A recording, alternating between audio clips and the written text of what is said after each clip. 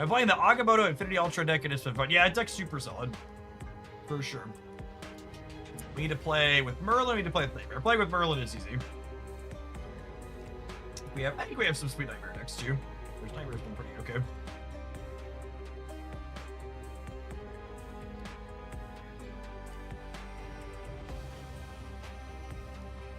Gosh, Shadowverse just has so much going on. I don't have time to refresh the DAO during the day.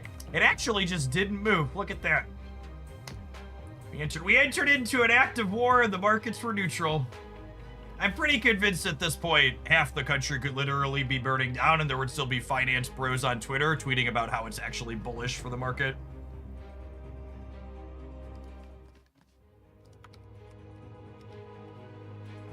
Half the country is engaged in civil war. This is why the line's still gonna go up. Putting the fine in finance, yep.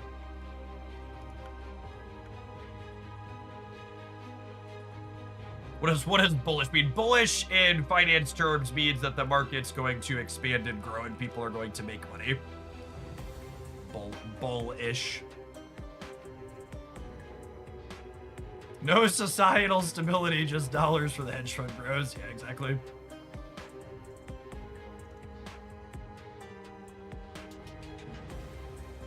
Chief Guard Beef, thank you for almost 2 years. Appreciate that. Welcome back. Gabe, coming in hot for the 20 months. Dochimo, thank you for the baker's dozen. The Lord Bonk, thank you for the 15. I really appreciate all the folks that have stuck through us trying out so many different things over the last year. Playing some Pocket, now some Shadowverse on top of the Snapple Lappin'. And I'm having fun doing a bunch of stuff.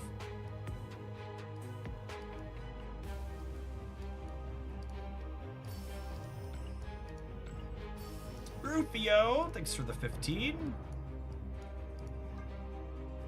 You want to start playing Shadowverse now. If you like traditional card games like Magic the Gathering or Legends of Runeterra, Shadowverse is the best traditional card game I've touched in a very, very long time. As someone who was basically fully out of the concept of playing a more traditional card game, I am fully sucked into Shadowverse.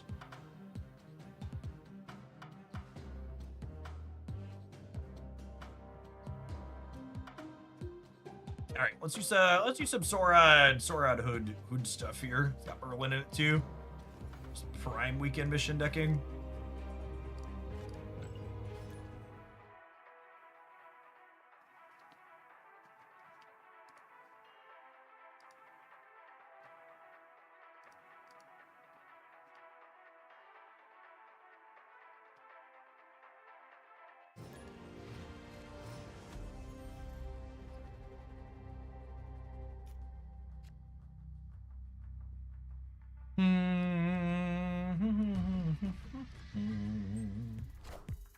This location isn't all bad for us, I suppose.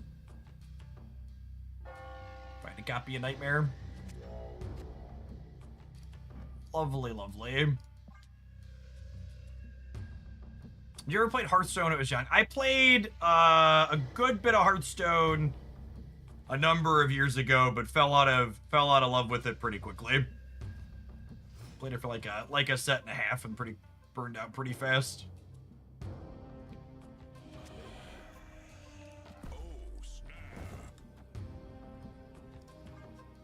I'm gonna snap other Krakoa plus the Nightmare here.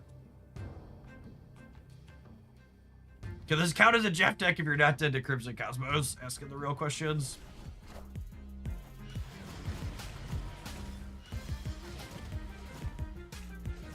I mean, it's a damn shame we re-rolled those, because that was really good to start. Lady Deathstrike, that could be spicy. This is Dracula, also not terrible.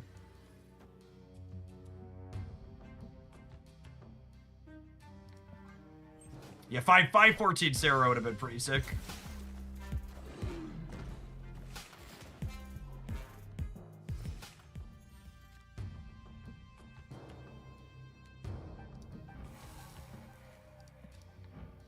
Spider-Ham.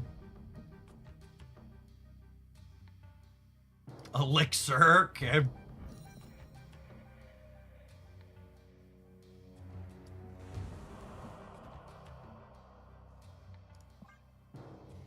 I don't love killing their Mr. Negative here, but this is my ability to put points to the left, so I think we need to do it. Can you replace Starbrand with Gladiator? I mean, that's a bit worse for... It's a bit worse for the Sauron aspect. I'd probably play Typhoid Berry in that slot. I'd be inclined to play Typhoid Berry in that slot before anything.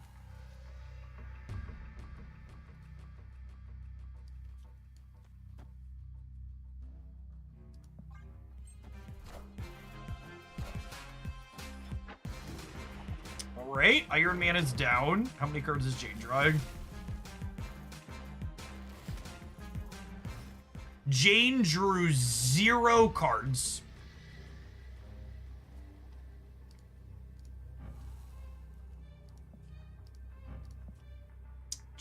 Jane drew 0 cards.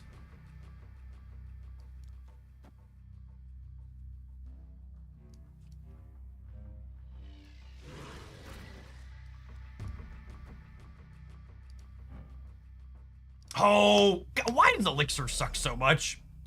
I was thinking I could Misery and then Elixir the card back here, but that's not how Elixir works. Elixir is unplayable.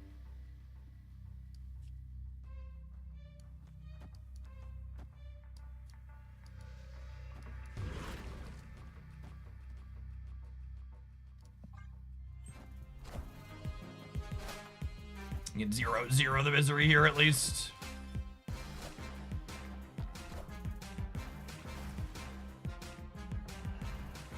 Ooh!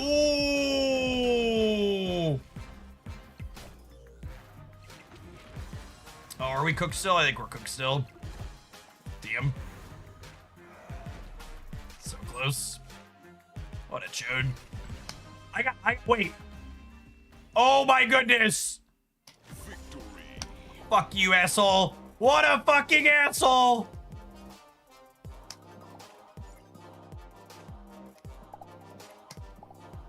I hate the social interaction in this game so much. This is Dracula. This is Dracula.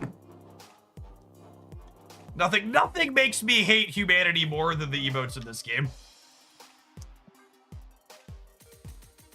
What an appropriate finish.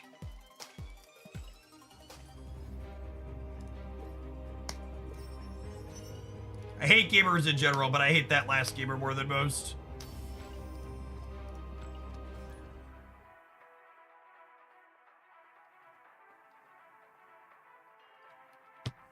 Praise Shadowverse having an auto mute emote options. Imagine having basic features in your application.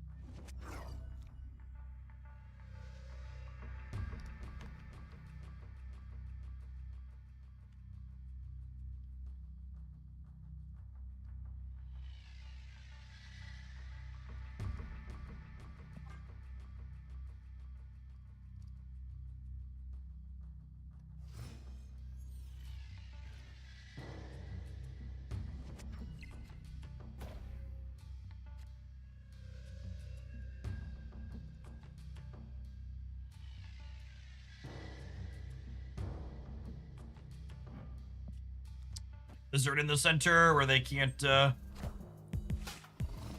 I supposed to hold Lizard with Nightmare? Maybe.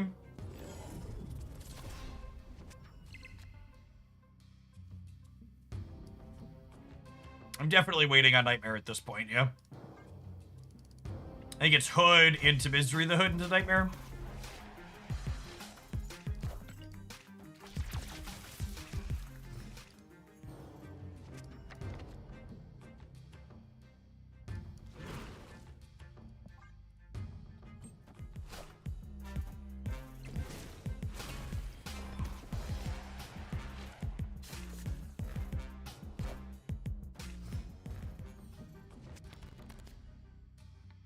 Oh me, oh my. Oh me, oh my.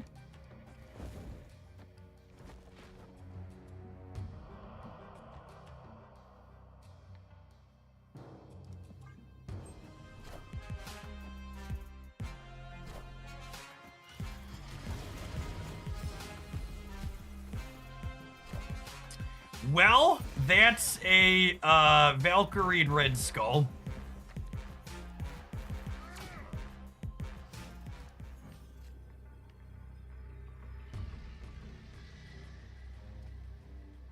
Opponent snapped.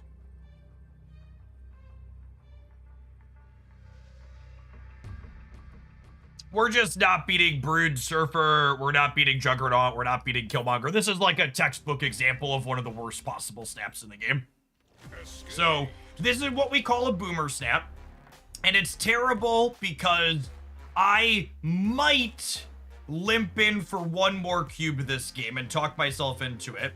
However, when they snap, it really makes me sit down and think about all the things that could happen here, and I leave for one cube every time. This is one of those pure negative EV snaps where like your opponent maybe gives you one extra cube making a bad choice, but like when you snap and it's like, oh, suddenly it's 3x and now I'm definitely leaving for one. And I don't know, maybe the bottom 3 cards of their deck are Brood and Killmonger and Juggernaut, and then it's a good snap, but statistically they have any amount of things here that we're never beating, and this is a terrible snap that I'm not giving them an extra cube from. One of those you're losing cube equity by making the snap because nobody reasonable is staying. Maybe most of the people they play against are terrible and they get paid out for snapping like that with some frequency. That could definitely be the case, but against anyone remotely reasonable, you're never staying in that spot.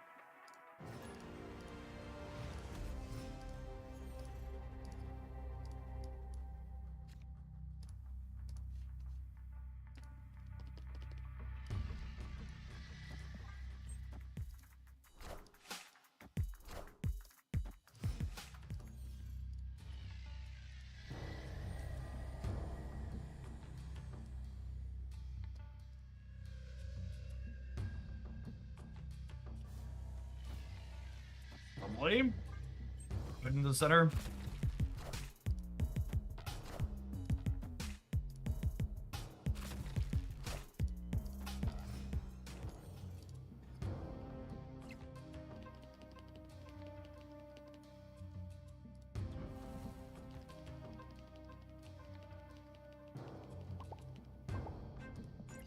Am I throwing Hood into the center now?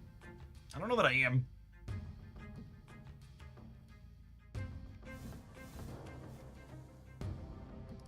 Gosh, it's close.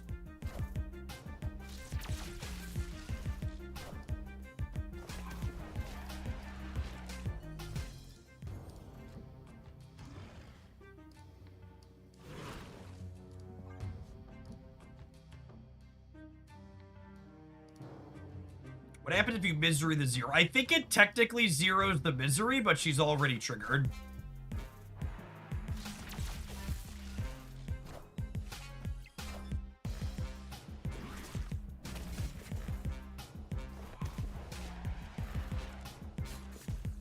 No, the 0 hits the cards you play after misery. Really? That wouldn't have been my expectation. I guess in the long run, I didn't really come out ahead here, huh? I guess it lets me put the Cull into here. How does Red Skull on the right work? Red Skull on the right would be 17, 20, 25.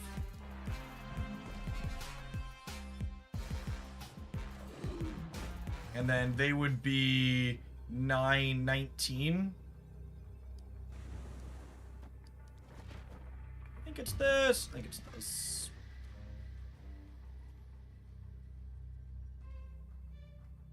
Oh.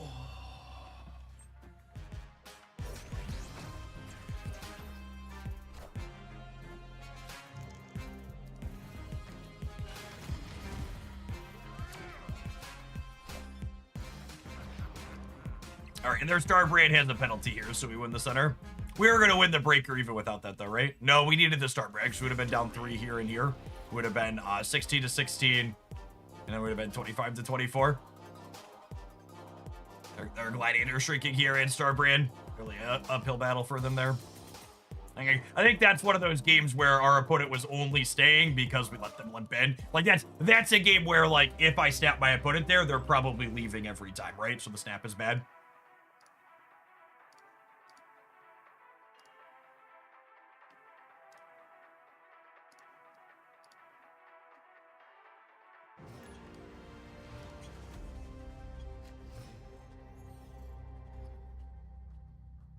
It's close enough that they're like, all right, we'll stay for one. Might be eating Ebony Maw here. If we don't top deck Hood.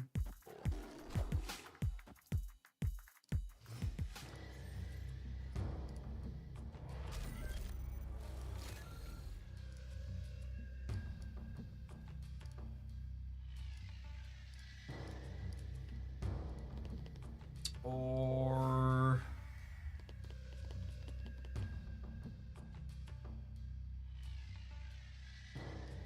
oh yeah, Phoenix Force is gonna revive whatever she eats, isn't she? That's fun.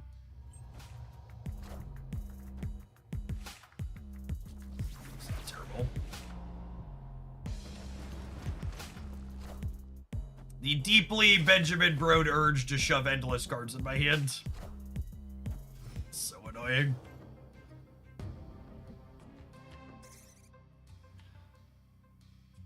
For the love of God, Brode, please, I have a family!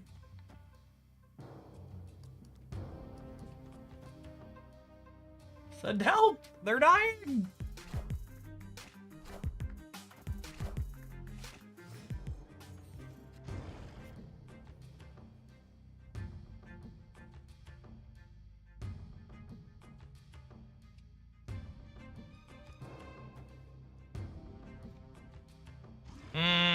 I can't Misery Hood here because then Nico. Because then Nico will kill the Misery. Alright, I guess we're just not playing Hood this game.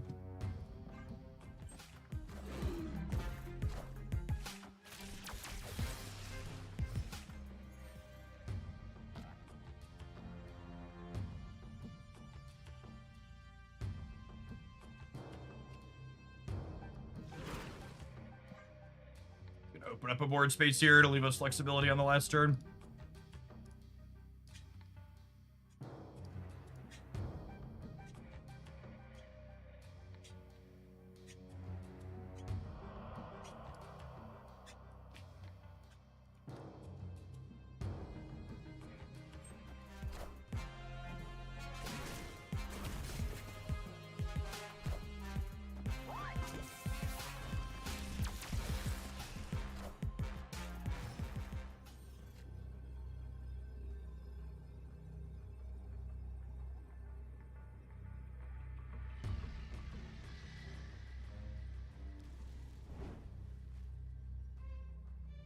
They could have Killmonger. That's great. They could have a lot of things.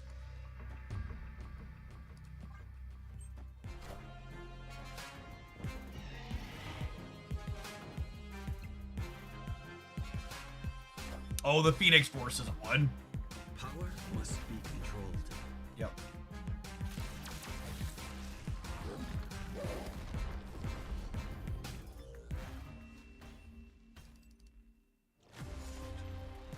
Yeah, Triskelion happened, they could have literally anything.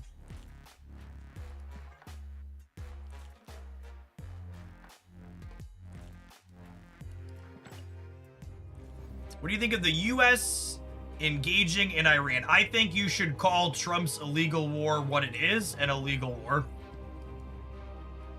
Congress is supposed to decide when we go to war, not unilateral action by the president.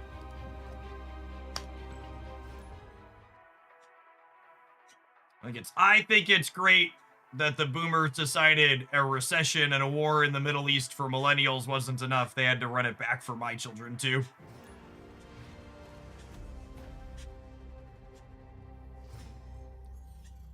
Like to give a special fuck you to every single person who unironically told me Trump was the peace candidate. You are some of the dumbest motherfuckers known on the planet. Anybody remotely reasonable knew that that was never going to be the case?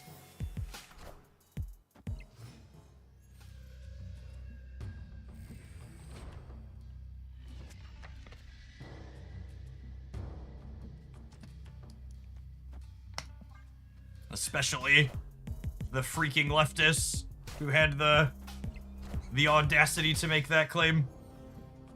We are super cooked. Alright, Killmonger deck.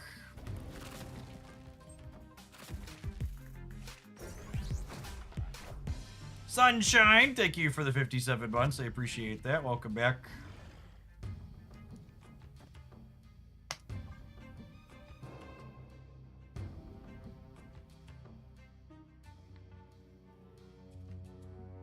Oh, is that an airship Deadpool? Oh, it is an airship Deadpool. You're right. Good show. Good show. Good show.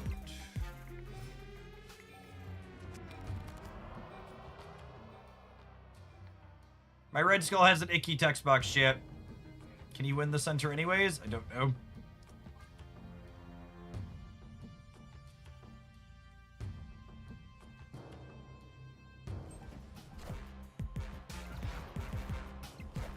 And also, I'd also like the record to reflect past the deeply obvious moral issues I have with going to war, because war is good for no one other than the warmongers who are looking to make a profit off of it, is that the eternal question of nobody ever asked the question, how are we gonna send B-52 stealth bombers into the Middle East to kill people? How do we pay for that? Nobody ever asked that question.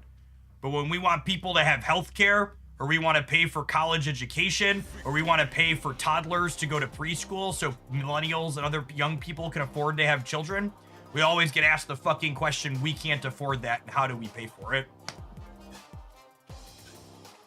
It's just such a deeply intellectually dishonest position to have. We're just like, anytime we want to do anything remotely reasonable that helps people who live in the United States, we have to pull out the calculators and ask, how are we going to pay for that? Do you want to drop bombs in the Middle East? Nah, blank check. Fire up the jets. Let's go. Is Congress able to do anything about what Trump did? So again, this is really important. So I need everybody to understand this. I think there's a lot of people still that don't understand this. Trump is not acting unilaterally on his own. Trump has the backing of Republicans in Congress behind him. So yes, Congress could take action to impeach and remove Trump, or say he can't engage in the way that he does. But this isn't just Trump. Trump is a symptom. He is not the entirety of the problem. Trump has the backing of the Republicans in Congress and the Senate. So yes, there is a check and a balance, and they could stop what he's doing, and they could remove him even if they wanted to. But they don't want to, because they're all complicit.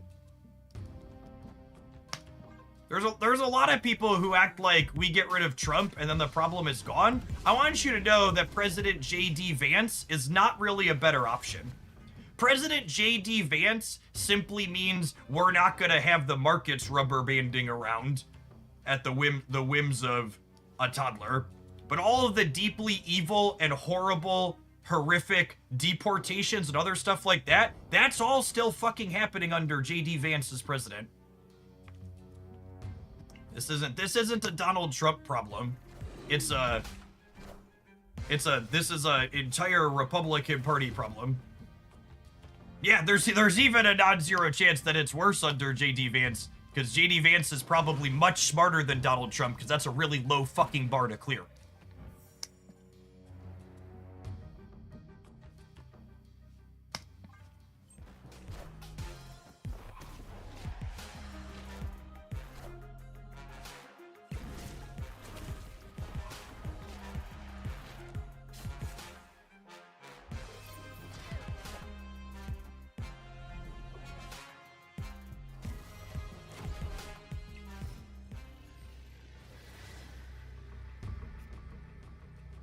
I'd argue it's an American people problem. It is absolutely a problem with the people in my country.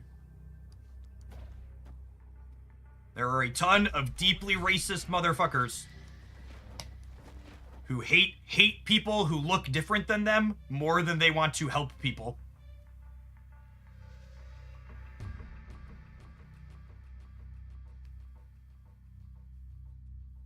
Just stone cold giant swaths of people deeply incapable of having empathy because they're just so full of bitterness and hate.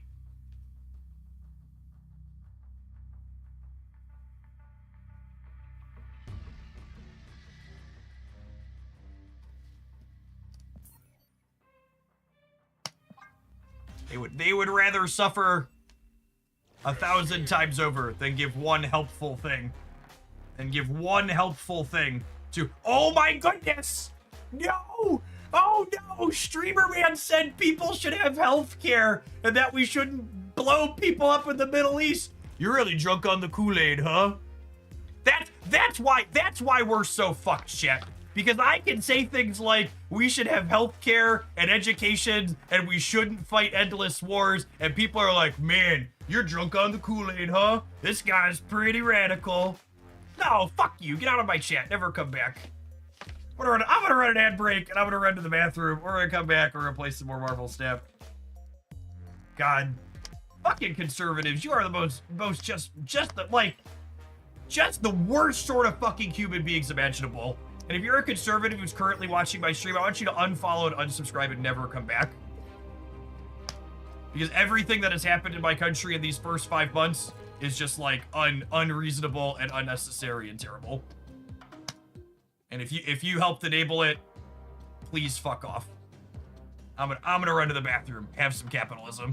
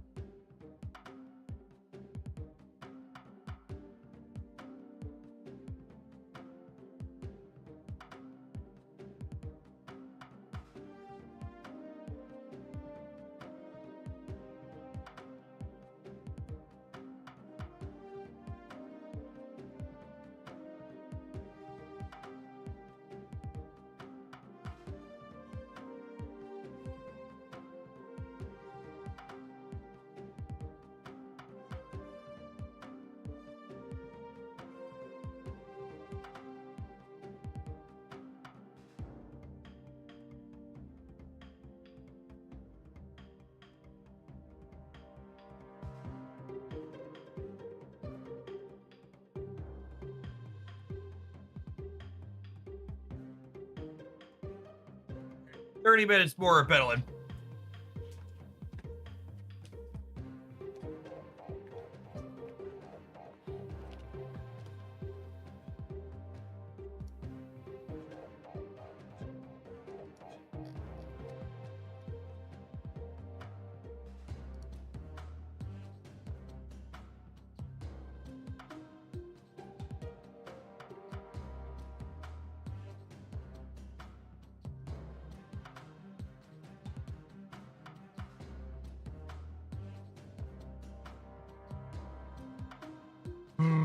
Our drop's over. Drops didn't happen this season due to technical issues.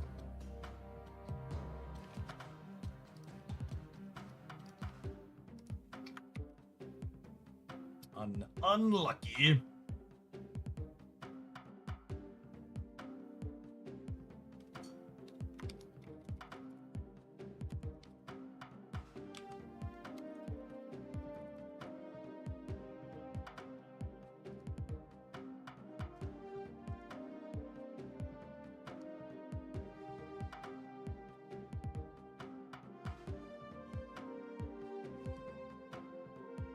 Oh man.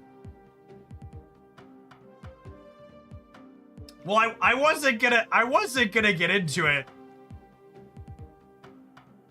But Regis apparently posted a 40-minute video titled "Let's Talk About Marvel Snap." Thanks for the biddies, Scissor.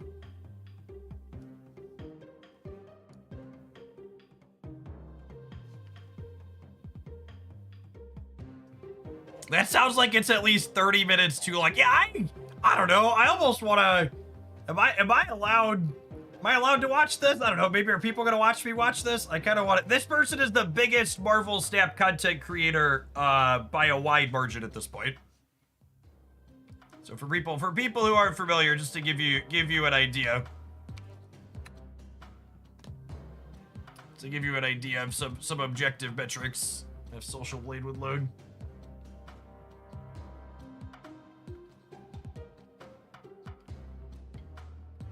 I don't know.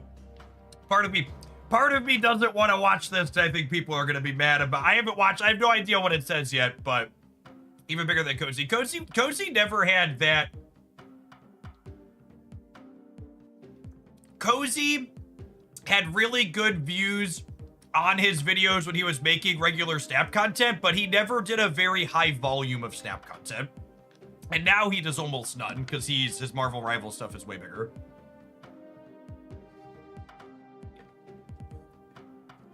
Weedix, thank you for will Social Blade work?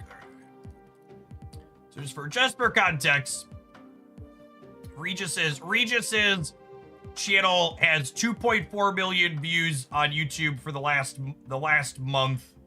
And I think that's actually a little bit low for him, right? That's about where he's been.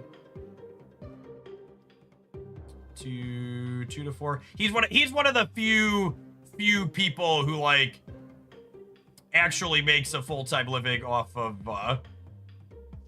YouTube content.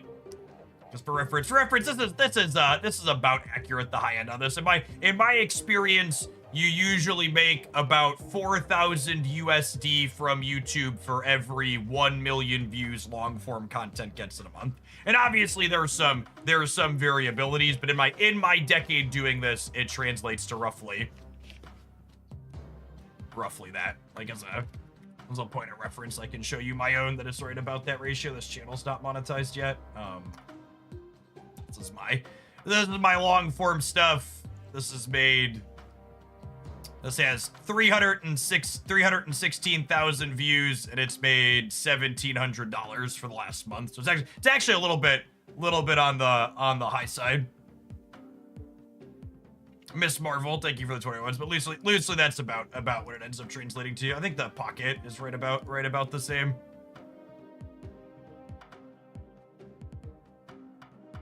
This one.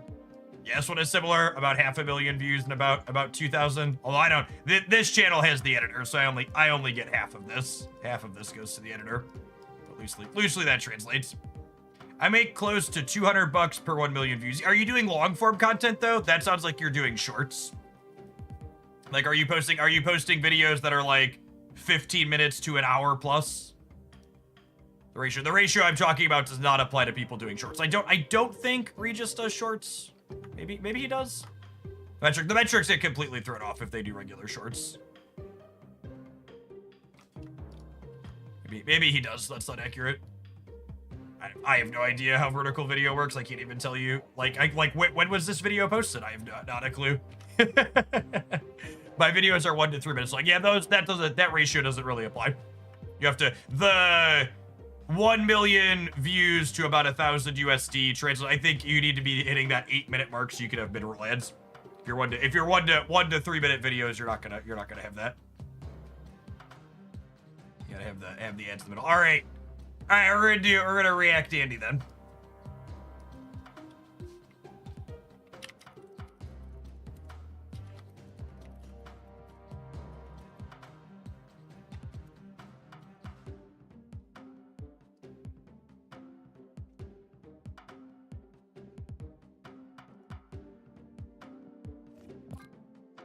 Close this. Don't have a background.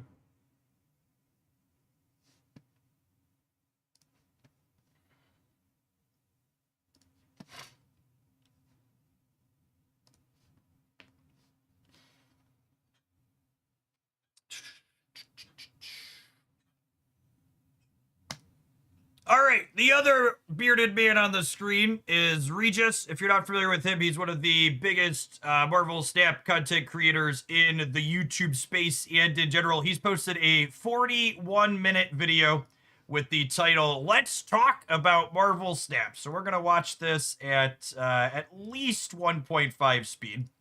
But I'm curious to see what he has to say, because I personally can't think what I would talk about for 40 minutes. So I'm curious to see where we end up at and what his thoughts are. Let's take a listen together, shall we? Oh, or I could unmute the browser tab. Yep. Of Marvel Snap. Is the game dying? Why are people so mad? What's going on with Kid Omega? Regis, what do you make out of all of this stuff? I've been asked all those questions and more like 1,000 times this week, and so many of you have asked me to make a video just, explaining where I'm at, how I feel about it, and so on. Which, if you go to my Twitter feed, you'll probably see a lot of thoughts already that are written out in a much more condensed and organized fashion. You're not going to get that today. This is going to be a ramble, a little bit of a rant. Probably some frustration will creep in. But all right, that's why it's 40 minutes. Let's see. We might not watch the whole thing. We're gonna give it a good long shot, though. Try my best to be organized. I wrote out this crazy long document with my thoughts for this video, so I have no idea how long this is going to take, but it really helped me organize and break this out a little bit. So that said, I'm just going to do my best to walk through this. I'm sure there will be some cuts and pauses as I explain things poorly and try to do it better, but I'm not gonna have any Subway Surfers running on the side. No Marvel Snap or whatever. This is just straightforward video. Just me talking to the camera felt like the most straightforward and honest way to do all this. But yeah, basically, I guess to start off with a little bit of a recap, right? Kid Omega comes out in the high voltage overdrive game mode. He costs a crap ton of in-game resources to get. It's more or less functionally impossible for a vast majority of players to ever earn the card through free-to-play mechanisms in the game mode. They're just, there aren't enough rewards, aren't enough missions and stuff to get it in a reasonable fashion. I actually think this framing, and this is framing that's not exclusive to Regis, but I just want to make one thing really clear that I think is disingenuous about how a lot of the framing around this conversation has gone, is gold in Marvel Snap is a free-to-play resource. So you could have Marvel Snap as a Marvel Snap player, get a free-to-play resource to get Kid Omega. Now, it's a good amount of resources. I think the amount of gold it takes is a month's worth of gold and then some. But the problem, in my opinion, with the Kid Omega event is that limited time game modes in things like Marvel Snap should not take you time and additional in-game resources. So I think it's fine to be upset that it takes gold to get it, but the idea that you can't get it free to play isn't true. It's not like a season pass card where you have to spend money, right? Even a crazy, it takes absurd dedication, I think, to get the card for free. I'm sure there will be people who do it, but it's going to be just the tippity top most elite players and stuff when it comes to win rate and time spent. It's just asking an unprecedented level of players to actually earn it for free. And if you want to buy it outright, it basically costs $100+ to do it with buying gold or whatever, which some people did right away. I did that right away as a creator. Other people would just skip the work altogether and just buy it outright, which $100 is just an absurd, unprecedented level for me for a digital card. I think that's just absolutely nuts. Marvel Snap, I always thought cards were already too expensive, and this just pushes it to a totally new level. This is basically just for the game itself, and really a lot of games, every other card game almost, I think from a digital aspect anyway, an unprecedented price for an individual card, or an unprecedented demand from an engagement standpoint, right? And that's why everybody reacted so poorly, right? It's just it's super expensive, but I would just like to and this is one of the things about Marvel Snap's economy that I think does it a huge disservice, is Marvel Snap doesn't hide what it costs remotely at all, right? It's really easy to look at Kid Omega and go, that's $100, which is outrageous. But just so we're clear, in the industry, it costs me over $80 to get a specific EX card in Pokemon Pocket with pack points. And in Magic Arena, it costs $18 to get a Mythic wild card, and you need 4 of some Mythic. So a playset of a Mythic in Magic Arena is also in the $70 to $80 range. So I want to make it very clear, I am not saying that this is an acceptable price. It's an outrageous amount of money. But I'm also saying it's kind of precedented in the gaming space. Those other games just do a better job of obscuring what they cost while being ridiculously expensive. So, again, I'm not telling you it's not expensive, but I am saying this is what happens in the gaming space, and the other games are just better about hiding it from you. Pushing things to a new level, asking more and more and more of players. And that made a lot of the player base snap and react really negatively on Reddit and Discord and everywhere else, right? A lot of people got mad, which frankly is not a new thing for Marvel Snap. This has happened numerous times. This might be a more extreme example, although I would argue I think Nexus events were worse. It's just that most of the player base wasn't here for that way back when, before the game like went wide with its release or whatever. I think Nexus events were worse because I remember spending like $250 to get two. He's correct. For people that weren't familiar, Nexus events, it would cost you upwards of 400 USD to get specific cards. I can't emphasize this enough that every time Snap's iterated on their economy, it's gotten better and cheaper and more accessible, but this is awful, but Nexus events were like a nuclear level, and a lot of people have compared this to Nexus events, and it's not remotely comparable. 2 cards for Nexus events, which pushes that price at like 120, or it maybe even been like $300 for 2 cards. It was somewhere around there, I think, for Nexus events. So we've done this song and dance before, right? And I kind of honestly thought like every other time this has happened, Second Dinner always says like, oh crap, okay, we pushed it too far, we screwed up, like we went too greedy with this or whatever, and they usually walk it back a little bit, right? It's like they push the envelope, the player base reacts, and they pull back on it, and they find a slightly healthier middle ground. Maybe still push too far from most perspectives, but usually they walk it back or offer some compensation. It's this little song and dance. We see this all the time in games where game companies want to anchor the conversation in a really aggressive way, and then they require this pushback to kind of pull it back to a more reasonable level. They're just pushing their boundaries and stuff, and over time that kind of creeps up, into being really aggressive in the long run. But it usually takes a while, and sometimes you get big wins as a community. I think in Hearthstone numerous times actually it's been pushed really far, and then they pull it back into a healthier spot. And sometimes you actually can win when you have these sort of community outrage moments. And I don't know that we've ever got a big win in Marvel Snap, but we've usually pulled it back some. We've usually gotten some return. They've met us, if not quite halfway, 30% of the way or something, right? Like they've come back a little. But this time, Friday, when they put out a statement finally regarding all of this, late on a Friday afternoon, by the way, is when they put this out, which you could argue is just because it took them that long to get it done, but that's also a time a lot of PR companies will try to hide things in the news cycle, like drop it right on Friday afternoon, at least in the US. And as people exit to the weekend or whatever, a lot of things will slip under the radar. So it might have just been a sneaky PR tactic. But they put out a statement that basically said, no, we're not walking it back this time. We actually think this is what we wanted to do. We achieved our goals. And they basically said like, hey, we just didn't set expectations well. So instead of saying like, yeah, we pushed it too far, they're like, we didn't warn you that we were going to push it this far, but this actually is what we want it to be. And that caught me off guard, right? That was like, oh, hey, wait a minute. This is the first time, at least for, I think, a major event, or at least first time I'm remembering anyway, where they didn't say, hey, crap, we screwed up.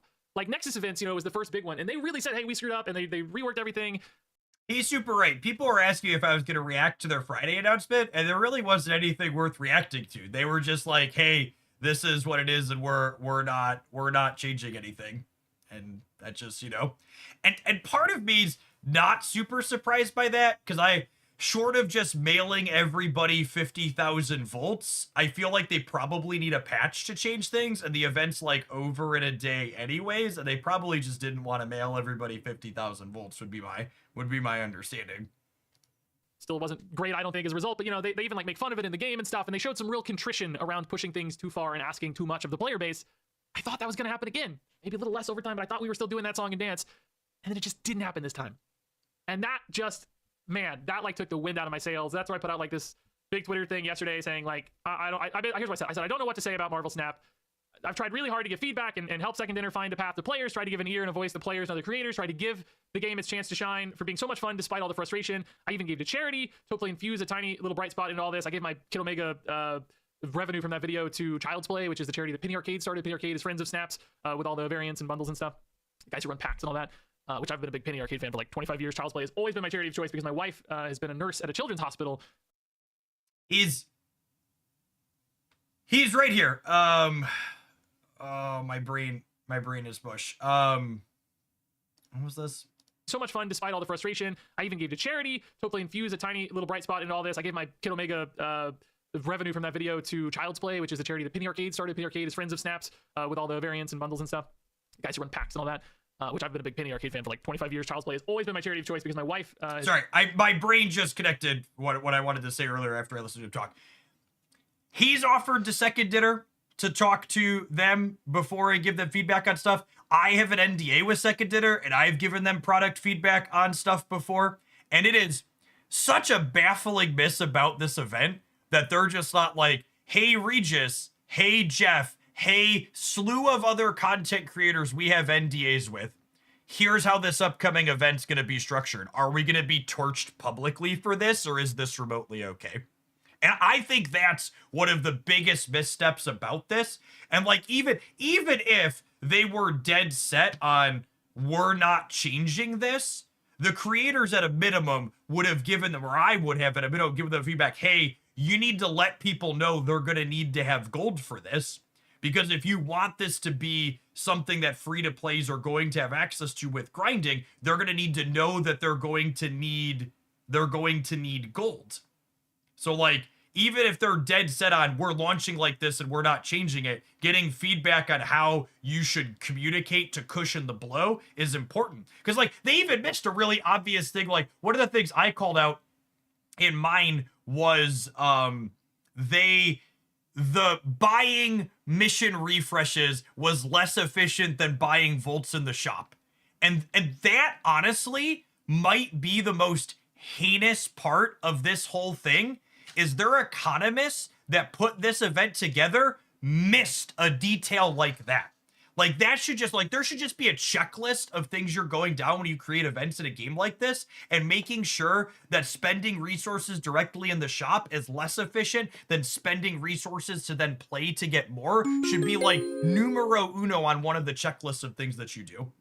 So it feels like that from a core design standpoint, they missed a really critical one there. Has been a nurse at a children's hospital for 10 years. Currently not working with a baby, but for 10 years she was a nurse at a children's hospital. She loved when kids got games, and it just brought so much joy to them. Anyway, totally an aside. Go support Child's Play, though. That's one positive bright note we can take out of all this. But anyway, I continued. But the game just takes and takes and takes. The Snap team's message today indicates that it won't be changing, and I fear it might be getting even worse. I'm tired. I just want to have fun playing goofy decks for you all. I guess I'll keep doing that for a while. I'm sorry I can't do more right now. I tried. And that's still how I feel. I just feel like tired now. I always had this like glimmer of hope, this promise that like maybe it wasn't going to ever get a lot better, but maybe it wouldn't get that much worse. And this week it was like, they finally just said, hey, no, man, it's staying bad and it might get worse. And it's just really frustrating, dude. Like, I've been trying so hard behind the scenes. I write so many diatribes to the Marvel Snap team, often unacknowledged, sometimes acknowledged, but never actually really taken into consideration. You know, I've pushed and pushed and pushed. I try to be a really positive guy. I don't know if I really try to be. I think I am just a positive person. I don't even know if I really try. I just have fun playing video games. Usually that comes across on screen. But man, behind the scenes, I'm actually more of a shark sometimes. Like, I'm a lot more fierce from a business standpoint, from like, I'm kind of a business guy behind the scenes, which most people never see. And I'm very direct and very, not rude, but very critical of Marvel Snap behind the scenes with other creators, with Marvel Snap themselves. It doesn't come across on video because I'm not talking about that. I'm just playing the game and having fun. I've really come at them so many times. Other creators will tell you, because they're in the Discord with me, seeing all the messages I write. I just write these like I've talked with other people. Like, I don't really know Regis as a person. He's not someone I collab or talk to, but like, I've definitely pinged other people in the creator Discord before. I've been like, they don't deserve Regis. Like, he writes like, has written like blocks numerous times of like well thought out stuff, and he's right. And on a number of times, just like doesn't even get an emote reaction from anybody on the team. Hopefully they're seeing it, but you know, it's impossible to know. Paragraph diatribes politely but like firmly, and it never goes anywhere. But anyway, you know, like, I've really tried, and this makes me want to give up on trying anymore. Like, I don't think I can impact change. I don't know what to do anymore. Like, I just don't think I don't think I have enough power or influence, despite probably being the at least the most popular YouTuber from a view standpoint anyway. Like, you know, most influential theoretically from a reach standpoint or whatever that means, right? I just don't think they care about what I think, or at the very least don't. You know, maybe some people do. You know, I think there's probably people who care, and probably people who are trying to do the right thing within Second Dinner, and other people who aren't. You know, there's always clashes in these company environments. So maybe some people care, but I don't know, man. I'm tired. But anyway, the statement on Friday just really, I don't know, dude. It just made me sad. Like, it made me sad. We'll talk more about all of this. But here's why, right? Here's why I think it made me particularly sad, because they just promised this new era of Marvel Snap. Because we had the blip earlier this year where the United States banned TikTok temporarily, and because of Marvel Snap's connection to the parent company ByteDance, Marvel Snap also went offline for a little bit, right? And because of all that, they decided to step away from their publisher Newverse, who's connected to ByteDance, and self-publish the game. And they tease, you know, this is a new era for Marvel Snap. We're taking over all these processes and all these things, and blah, blah, blah, blah. The game's going to get so much better with this new era of Marvel Snap. And a lot of us, myself included, naively thought, oh, hey, maybe that's true. Maybe they won't push players so far or ask so much of players in this new era. You know, maybe for whatever reason, the publisher was pushing a lot of these more aggressive monetization and progression and engagement demands out of players, and maybe it'll pull back a little bit. But this is one of the first big things that's been implemented since the self-publishing switchover, and it pushed things even further. It does not feel like a new era of Snap, or if it does, it feels like a worse era of Snap so far. I could maybe try to convince myself like this pricing or this event or whatever was set up before the swap, but it's like, man, this is one of the first like big publicly facing things since the swap officially happened. It was within, I think, the last month or so when they like officially pulled all the plugs and stuff. if it was set up in the previous environment, perhaps they should have gone and adjusted it to match their new philosophy or their new plan or whatever. Either way, it's a problem, but I don't really believe that. That seems just too naive. Once again, I don't think I can be as naive anymore in regards to their intentions. So yeah, the new era thing is I just don't buy it, right? Like I think it was always Second Dinner who was pushing things so much and so aggressively and was making so much of the player base angry. I would bet the monetization has always been a Second Dinner decision. And obviously it varies company to company and publisher to publisher, and like usually publishers expect you to make certain amounts of money or you pay them amounts, but usually core game decisions like that are being made by the actual devs.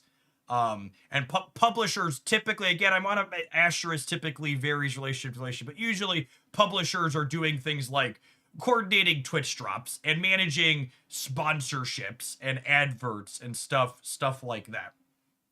I will say, behind the scenes, we know for a fact that the person working on the Second Dinner, the Marvel Snap Academy, or at least the person at the very top of it, they changed the public-facing person at a minimum. Previously, we had someone, I think their name was Stefan, if I recall correctly, had done like interviews and stuff in the past, and then I'm blanking on the new gentleman's name, but there was someone else that was doing interviews and like did the thing with like Binks and Nina and Guest, that was a different person at Second Dinner that said they're now in charge of the economy stuff. So that did definitely change hands at Second Dinner, who was in charge of that piece of the Snap pie, to my knowledge. So yeah, I think I think the new era is the same era or maybe just worse, which again, that makes me so sad. I was like so hopeful there for just a brief moment. So perhaps what's like most alarming about this to me is that it feels like almost like Marvel Snap is kind of cashing out on the player base already. In other words, instead of investing in a growing, happy, less monetized perhaps, but growing and engaged and happy player base, they seem to be instead focusing on how can we extract as much revenue out of this player base as quickly as possible. And that's alarming because Second Dinner is still ultimately a very young... I don't know that I agree with this. As someone who experienced Wizards of the Coast through their turn goodwill into cash at record pacing, I don't know that I'm going to watch all of this together. What is the next part? It's just business, more than a game. What can we do? I think in general, everything around this Kid Omega stuff has been largely blown out of proportion. And I've said this in a couple of response on other social media. Once is annoying, but it happens. Twice is a trend. We should get details on how Sanctum Sanctorum is going to be structured here soon. It launches on Thursday.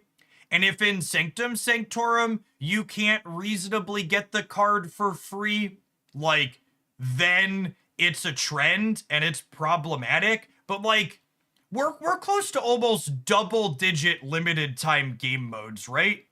And this is the first time it's happened where you takes a grind plus extra Sanctum Show, whatever. I always mess the name. You know what I'm talking about. Stop it, chat. And while this is obviously a huge miss, this Snap is dying. Snap is extracting revenue from their player base because they're trying to cash out and leave. Like, I really can't make it clear enough to people at home. If Second Dinner's goal is to cash out and just extract remaining value from the player base, they don't rework the economy this year. They don't.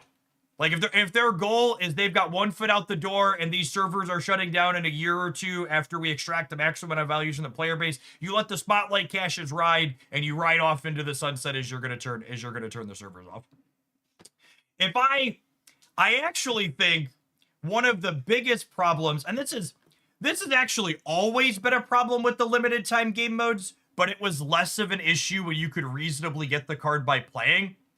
I actually think one of the biggest issues these limited time game modes have is that there shouldn't be a window where the limited time game mode ends and when you can buy the card for tokens. When High Voltage Overdrive ends here tomorrow or the day after, whatever it is, no one can get Kid Omega even if they wanted to spend money to get it until it goes into the card pool for tokens in the middle of July. And I actually think that's one of the biggest issues with this system in general. There should never be a card released into Marvel Snap where it's completely inaccessible and unavailable for a window of time while people are playing with it. Yeah, and once upon a time, this was a problem with the Season Pass. It used to be that when the Season Pass ended, the Season Pass card didn't become available for tokens or whatever the resource was until a month later. So like Merlin, the Merlin season would end at the start of July, and then you wouldn't be able to buy Merlin for tokens until August. There was a month delay. And that was awful, and they changed it. They made it available for tokens right away once the next season start. And these limited time game mode cards need to have that same experience. There should never be a card added to the game where people have it and play it, and people who have resources or are willing to spend money wouldn't be able to get it like we have with these current cards. Like I should be able to buy Kid Omega for tokens the moment, or a stat pack or whatever, the moment this event ends. And it's problematic that we can't. All right, a few people in chat really want me to watch this, so I'm gonna crank it up to 2x here and see if it's comprehensible. But that's my thoughts on the. I think a lot of people are overreacting about this in general. Company. And for these like early stage young companies, these startup companies, typically they tend to focus really heavily on user acquisition and user engagement. And they take those numbers and they say, hey, look, we've built something really popular. You know, people love it. They're engaging with it. It's growing. And they take those numbers and they leverage that into capital. They raise money, basically. You know, they get funding because people see a lot of potential in the product they've made. They're like, oh, this is very popular. Oh, it is growing. Oh, users are really engaged. And they're not really that worried about revenue typically this early on. They're writing initial investments to give them a runway so that they can spend this time building out users and engagement and acquisition to then, you know, take off and get more funding. Sometimes that is eventually, you know, like an IPO, which I don't think Secondary Team are close to an IPO right now by any means, but or just later series funding from venture capital. And speaking of which, Secondary actually just got, within the last year, they announced, or a little over a year ago, I think I saw it was in January, they got funded by Griffin Gaming Partners, which is a venture capital firm, for $100 million Series B investment. That was just a little over a year ago. I mean, I'm sure it was in the works before that, before the announcement and stuff, but they should not be burning through capital at a rate that $100 million has vanished, right? Like, they have grown really rapidly from an employee count standpoint, much faster than I thought or expected. I will also say they are very good about compensation and packages and employee support stuff, which all that's great. I mean, clearly I want employees to be supported well. They've scaled up really quickly from a company standpoint, right? So I was a little surprised that shift has already happened, where Marvel Snap feels like it's less about that early stage and more about that next stage where they seem to be trying to extract revenue from the player base at a higher rate. Yeah, I think this is just blowing one single card out of proportion. I don't think this one event means that this is a shift that's happening. And I think even with this change, with how the economy changed with the addition to this, we're still better off than what we had with Spotlight caches before. And again, I really can't emphasize enough that they really stepped in it, and this whole thing was a mistake. But it's just over the top.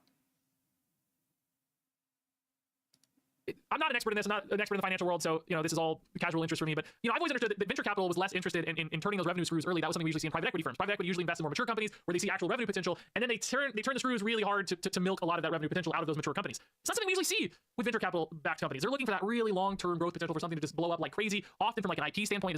If the player base doesn't say anything, won't it become a trend like you said? I actually want to tell you, and this is something a lot of people don't understand. While you giving public feedback matters to a degree, you know what matters infinitely more than your public feedback? How you behave. Which is why, rather than making a video like this, I didn't make a video like this. Part of the reason why is because I just said, I'm not going to engage with this, and I'm not going to buy the card.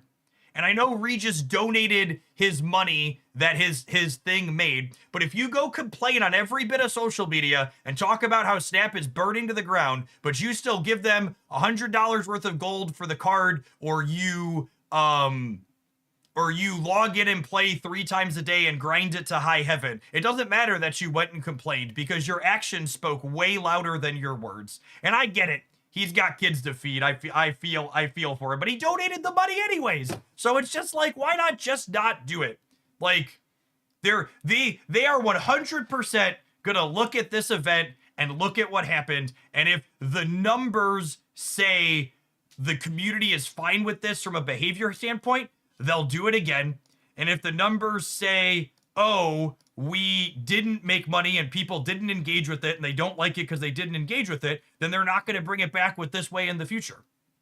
Your actions speak way louder than your words. It's just like all of the people. We've seen this with Magic the Gathering, friends. Like, I'm a longtime Magic player. For people who aren't familiar with my background, people constantly complain about Wizards of the Coast and they're greedy and they're all this stuff, and then they shovel money in and buy booster boxes that cost more than a PlayStation 5, and they just like complain, but then they keep opening their wallets.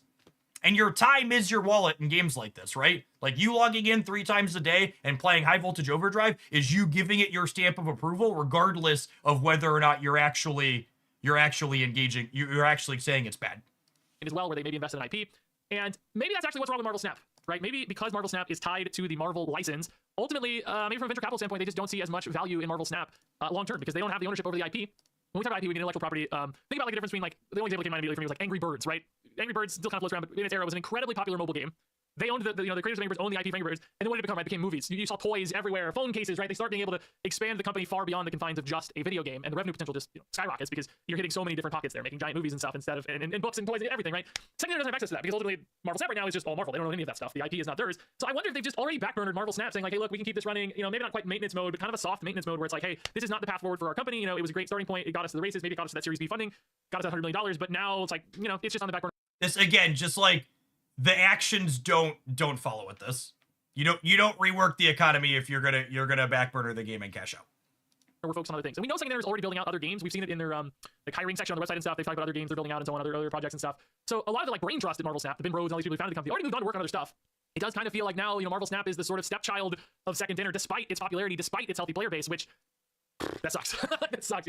It feels like to me that was too quick of a change for them. I feel like they had a little bit of a golden goose here, very popular game. They could have really leveraged this audience, this trust, this player base into a good head start on their next game. Whereas instead, I could see a lot of people being bitter towards Second Dinner, a lot of Burns players who might tank their next game. We have all these sort of like review campaigns and stuff now. People leave bad reviews, which, I think is warranted right now in Marvel Snap's case. Like, if you're frustrated by the game, having a bad experience, if it's not meeting your needs as a player, I think you're absolutely within your right to leave bad reviews. I think sometimes they're weaponized in worse ways and probably some ways I wouldn't agree with. But in this case, Marvel Snap, particularly, I can see that. I can see a lot of people using that against their next game and review bombing and that sort of stuff, which I don't encourage. Like, play the game if you like it's good, leave good reviews. If you don't like it, it's bad, leave bad reviews. But don't do it just out of spite necessarily. But that could happen, right? Like, I think you risk that when you burn a player base. Like, your reputation is connected to that, which again, they probably don't care because the scale of the Reddit audience, the Discord audience, my YouTube audience, or whatever, is just peanuts compared to the scale of what they're probably aiming for when you look at like an Angry Birds or a Clash of Clans type IP. They want to push to that crazy level, which we're not going to matter to them. We're just nothing in the scheme of that world. So to me, it's frustrating. Like, from a purely business standpoint, I don't know if I can say it's wrong or I would begrudge it. Like, it probably makes sense. It just feels like throwing us under the bus as a community a little bit, as a game. That's how I see it anyway. I don't have any insights into behind the scenes here, but that's what it feels like to me. The new era of Marvel Snap, in essence, feels like we don't care about Marvel Snap anymore. It just got us going. Got the engine started on this airplane, and now we have some runway. We're gonna try to fly to the next crazy thing, right? Which, man, I don't know. That's really frustrating. I don't know, dude. This is all speculation, but that's how it feels anyway. That's how I see it. That's how I see it shaking out. Which, I mean, I hope that means the game is at least supported and still gets content. And I don't think the game's actually gonna die, but I don't know that that's a good sign as far as like turning the screws on revenue. I think, boy, that seems to be their model. They just maybe need to make sure it's sustainable, like it's a viable, self-sustaining organism at this stage. And if they're not using it for growth or investment, they just need to make sure it's it's solvent, I guess. And maybe the way they make it solvent is by charging $100 for cards, which. So I guess next up, I have this line here. It's just business. Why do players care that they charged $100 for a card? Right? Like I've seen this sentiment a lot. Like, don't get mad at them. They're just trying to make money because they're a company, right? And like, yeah, I actually agree with you, right? I don't actually think it's a big like moral thing for me. I never use words like they're evil or whatever for charging $100 for a card. I guess I use the word greedy, which kind of has some values. This feels like a position that a person might take after a pattern is evident. I agree, Mather.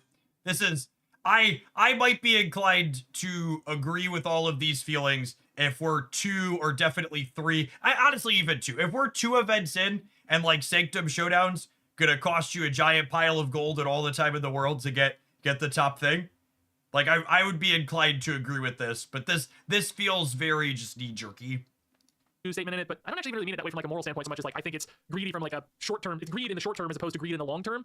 That's what greedy means to me, is like they're selling their future for their present, and that feels like a greedy choice as opposed to a smart choice to me. So like, yeah, I agree with you that of course they're allowed to charge $100. If they want to charge that's well within their right. They're a business, they can do that. But I'm not saying it's evil. I'm saying it's going to kill the game potentially. I'm saying that it drives players away. I'm not worried about whether it's evil or not. I'm worried about the health of the game. So a lot of people come in and say like, don't you want them to make money, Regis? Don't you want to keep the lights on? Don't you want the game to be solvent? Of course. Obviously, like duh, it's my job. I'm not arguing the game should give you everything for free always. That doesn't make any sense. I'm arguing that this pushed things so far and asked for so much now up front as opposed to over time that it burns people out. It pushes people away. It creates a breakpoint where people decide to leave the game because they think they're being disrespected. They think their time is disrespected because of all the engagement this mode demands, and they think their money is being disrespected because being charged $100 for a digital card. I think it's just asking too much of players. It's just Marvel Snap is trying to take. And I don't think players owe the company anything. I think every player should engage with the game to their own best interests. I don't think you have an obligation to support Second Dinner or Marvel Snap or whatever. Your obligation is to your fun and nothing more. I think, you just want to have fun playing the video game. And if the game fails to deliver that amount of fun in an affordable or reasonable way for you, you don't owe them anything. Complain about it. Leave a bad review. Leave the game. I think that's how the relationship should work. It's transactional, right? Like, they have to be able to provide an experience that is worth it to you, or they fail as a game and company. And I don't think this experience is proving worth it to any player. Or, there are some, obviously. And by the way, I don't begrudge people for buying Kid Omega. If it's worth $100 to you, again, like, okay, do it, I don't think you should have to be charged $100, though. That's where I stand. It's like, I think it's outrageous to charge you $100. I think you should be getting it far more affordably. And that... I'm way less generous than Regis here. And I think if you think what he's saying here and you think them doing events like this is the beginning of the end for Marvel Snap, you should absolutely have negative feeling towards people who are engaging with the system and sending the message loud and clear to Second Dinner that they should run events like this. Because again, you can say whatever you want, but when push comes to shove, the thing that matters is how did you actually engage and behave with it. And if you're worried that this is going to kill the game, I'm not even worried it's going to kill the game. And I chose not to engage with it just because I think it's bad for the game for events to be structured like this. So the largest message I can send is don't engage with it, and tell other people if you don't like it, don't engage with it. That would, in turn, make the game much more sustainable long term because you have a healthier player base who would engage in a healthier way. I know that there are obviously monetization models that suggest otherwise. We all know whales drive mobile games, but I think there is a middle ground here somewhere that's just not being hit with a $100 card anyway. So yeah, anyway, they're allowed to sell a $100 card. I'm just telling you, it's going to drive tons of players away from the game. It might technically be worth it from a revenue standpoint, particularly in the short term. They may say, hey, look, guys, we only lost however many players, but we made this amount of money, and that shakes out for us. I just don't think it's sustainable long term. I think it's, number one, really bad for people like me, of course. Like, obviously, everything I say is sort of nested in this context of, like, yeah, this is my career. On that note, it's definitely always a part of the conversation for me, but I will actually be fine whatever happens to Marvel Snap. If Marvel Snap went offline tomorrow, I would suck. I'd be very sad about it, but it would not ruin my career. I actually have a healthy second channel, my Hearthstone channel, that could actually just support us. Like, particularly if I spend a little more time on it, I could still be in business. You know what I mean? Like, tomorrow, if I needed to be. I wouldn't even have to make that many more videos. I've always lived very frugally. We live well below our means. I have a long runway. I would maybe have 5 or 10 years to figure things out, frankly. I have other projects I'm working on, which have a lot of potential upside to me, which I'd love to show you, by the way, but it's not time. It might not ever actually be time. But enough on that. Feel that. So, like, yes, of course I want Marvel Snap to survive. It's my, it's my number one thing right now. It's my focus. It's a large part of my revenue. Like, obviously, like, I'm biased inherently, of course, right? Where was I going with this? That was all of it an aside for some argument here. I guess I'm saying I'm not just looking out for my own interests here. It's still about the interests of the players too, and the viewers and the people that I represent, right? Like, I want to look out for all of you to have a good, fun, healthy relationship with this video game. And I don't think Marvel Snap is serving you well, right? And I think ultimately that's going to be bad for the video game. I want Marvel Snap to stay in business. That's why I am constantly telling them, hey, this is not sustainable. This is not viable for a majority of players. Because what's eventually going to happen if they keep doing this is they're going to keep extracting value out of those top percent that are willing to do it, right? The people who are willing to spend $100 on Kid Omega, whatever it is, top 5%, top 3%, whatever, right? And it's going to make sense in the short term, but it's just going to continually erode the rest of the player base and erode and erode and erode. And what we know is that these whales, they need guppies to play against, right? They need people at the bottom to feed into that system. It's not satisfying to play. All right, I'm gonna give the most blazing take I could give on this whole thing. All right, get ready for the clips. You're ready to flame me on Reddit for this one, I think. If Kid Omega is like, if the Kid Omega situation is like the reason like you're done with Marvel Snap, you are probably almost already done with Marvel Snap. Way too many people have deeply unhealthy relationships with games like Marvel Snap, and they keep playing them well past a point where they're having fun. And you not getting a card that's going to be fringe playable in a B+ tier deck, like, unless you are like, I live to play Nimrod, you don't need Kid Omega. It's a Nimrod card, right? Like, think of how many cards you have in your Marvel Snap collection that you never play. That you bought them and you were like, nah, this just doesn't vibe with me. It doesn't go in decks that I enjoy. Or how many cards you looked at them and you saw me play them, or you saw Regis play them, you're like, that only goes in decks I don't like playing. There's no reason for me to get this. Like, there's so many cards, and it's just one more. And that's why this is such an overreaction to one card. It's crystallized FOMO is a great way to put it. It's like, if this was happening every single limited time event, it becomes problematic. But this is one limited time event out of double-digit limited time events. And we'll see where it goes. But I've said this a lot. You know what the number one thing you can do to enjoy Marvel Snap more is? Is play other video games. Anytime all of your enjoyment is in one basket, whether it's only Marvel Snap or only Pokemon Pocket or only Shadowverse or only anything else, and that game makes one bad decision or has a bad metagame or balance patch or whatever, having all of your joy in a single basket is one of the worst things you could do. And it doesn't even have to be another video game. You could make a point to read books or watch a TV series or something else. Just make sure the ways you have fun aren't all in on one thing that you're expecting to always be fun, because it's never going to always be fun. It's always going to hit a moment where eventually where it's just not good. And if you have all your joy in this one place, then it becomes not good. You become very bitter and the sky is falling and the game is dying because one bad decision happened. Play your shiny Kid Omega and just beat bots all day. You need players. You need to show off all this stuff to real human beings. And if the game erodes and shrinks and shrinks and shrinks, eventually the whales are going to leave too and find greener pastures. They have the funds and the revenue to leave and find a new game and instantly commit and invest. They don't actually have as much loyalty always into a game because they have a lot of freedom to move on. Like, yeah, they've invested a lot. At the same time, it's, you know, sometimes functionally less commitment because they just know they can sort of do it again in another world. And, you know, beyond that, like, Snap is really more than just like a game. Like there's this sort of, you know, consumer product business aspect to all of this, which is often logically how I look at a lot of this, but I can tell while you know, discussing all of this. And I sort of think about the relationships between consumer products and stuff very often, but it's Snap is actually so much more than that if I really think about it, you know, and not to sound like too, I don't know, philosophical or like silly or I don't know, dramatic or whatever, but like it is really a community of people now, you know, over the last few years. There's so many like friends made and like Discord groups and alliances where people take it seriously and like friends who just engage in real life with the game with each other and like share off their decks and like people love sharing off their cosmetics and stuff and their borders, which I will acknowledge, like, I don't really engage much in any of that, you know, maybe with other creators to some extent, but I'm kind of a loner anyway. So to me, you know, it's kind of just a game and a job sometimes, very fun one. But I don't even necessarily engage in the community stuff, but it's out there. I see it all the time. It's actually really cool. I'm like sort of jealous sometimes of all that like community that people have. And on that note too, it's commitment, right? Like so many people have spent so much time and money and thought and excitement and planning into building out these like Marvel Snap collections, not just buying cards. And this is a really good point that doesn't come up often enough. People talk about how much they're invested in the game. And usually people focus on, when people talk about I'm invested in the game, they talk about the money that they've put into it. But investment in live service games like Marvel Snap isn't just your money.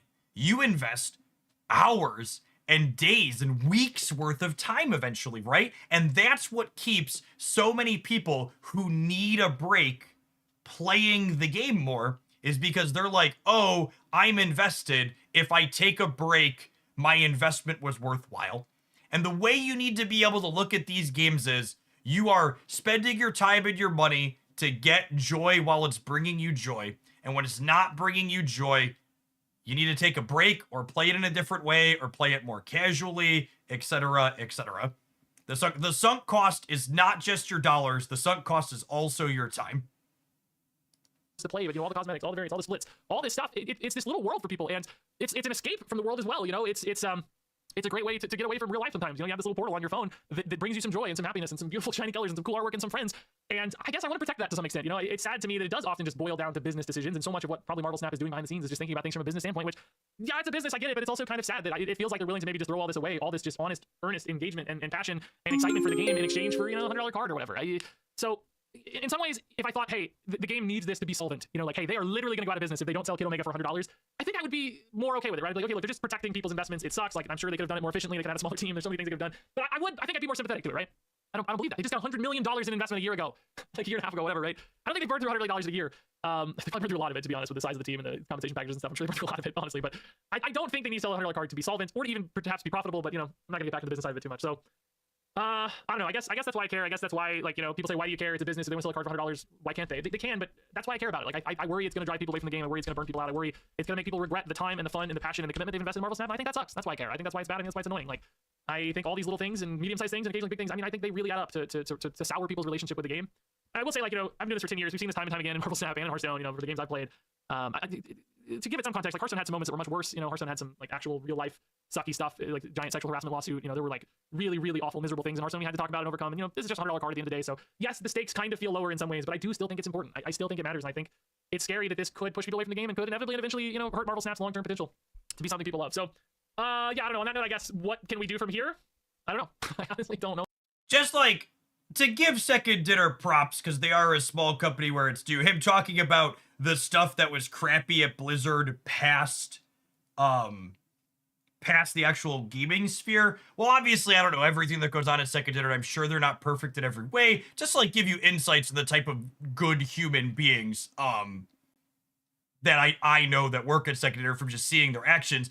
Brode left Twitter because of all the transphobia there, because trans rights are human rights, and he put his money where his mouth is and moved to a platform that has less reach because of all of the bigotry that happens on the Nazi site. And then even on the Nazi site, the community manager for Marvel Snap Griffin, I follow his personal account. That man was duking it out with fascists the other day on the Nazi site. So, you know, props to him. Good people with good policies. You love to see it. But all of my interfacings with the actual people from Second Dinner on an actual human level have been very reasonable in the years I've been working with Snap. And that's, you know, to the credit, like, I'm someone who doesn't, when I worked with Wizards of the Coast, they wouldn't work with me because of my desire to tell certain types of people to fuck off and be polarizing. And Second Dinner still throws me bones periodically. They're all right with that. So. No anymore. As I mentioned, you know, I've tried so hard to communicate with the Marvel Snap team to level the game in a way that's healthy for players. And it's not just me, tons of other creators have been standing up for you guys too. I've seen almost no creators, you know, not go to bat for the players. There are sometimes people going more to bat for Second Dinner, which it's fine to have some devil's advocates here and there, right? But pretty much everybody always is really standing up for you guys, which is cool to see. But it hasn't gotten us anywhere, and I honestly don't really see that changing. I've talked about before, like, I just don't have a great relationship with Second Dinner at all. I, for years, basically didn't talk to anybody. I would just leave these long blind messages in a Discord group, and they wouldn't get acknowledged that anybody ever saw them. Other creators would acknowledge it. They were like, yes, Regis, thank you. You're saying great things. I was like, yes, cool, I said something great. But nobody from Second Dinner would really ever acknowledge it. I guess it's gotten a little better lately. Like, I'll get a little smiley face or something on it, or a little note that it was seen or something, but it never really seemed like it made an impact or anything, at least not notably or visibly to us. So I don't really think that got me anywhere. I've been vocal on it publicly as well. You guys know I've made these sorts of videos every once in a while when something like this pops up, just talking about how much it sucks, how annoying it is. I mean, I was like the first person who came out and said this game is outrageously priced in a video anyway. Like, I made that video. I spent $2,700 to get every card in Marvel Snap, which that was years ago, so God knows it's much more now. But, you know, it was kind of a big stand. I think probably got me some hate from Second Dinner a little bit. I don't know if that's true, but it feels like $2,700 laughs in Pokemon Pocket Cosmetics and his nearly fully gold Marvel Snap collection. Imagine only spending $2,700 on Marvel Snap. I haven't really worked with Second Dinner ever over the last year or two. So I don't know. Sometimes you think speaking out, you know, costs you opportunities or whatever. I don't know if that's totally true, because I think some people have gotten opportunities that were also vocal about bad things. That said, I was actually in conversations with Marvel Snap to do a thing, like to do an official Marvel Snap thing. We were literally in the final negotiations to do a thing, and this week I turned him down. I just didn't feel right about being an official representative of the game right now. I told him to cancel the thing. We're not doing it. I don't know if it's totally gonna go through anyway, but it just didn't feel right. So now I flipped the script. I don't know. So listen, I don't know what to do. You know, I've seen people like asking for boycotts and stuff of Kid Omega or otherwise, like not buying the season pass or whatever. I think that's really noble. I think that's really cool, trying to speak with your wallet. I'm not confident it's going to move the needle for Second Dinner.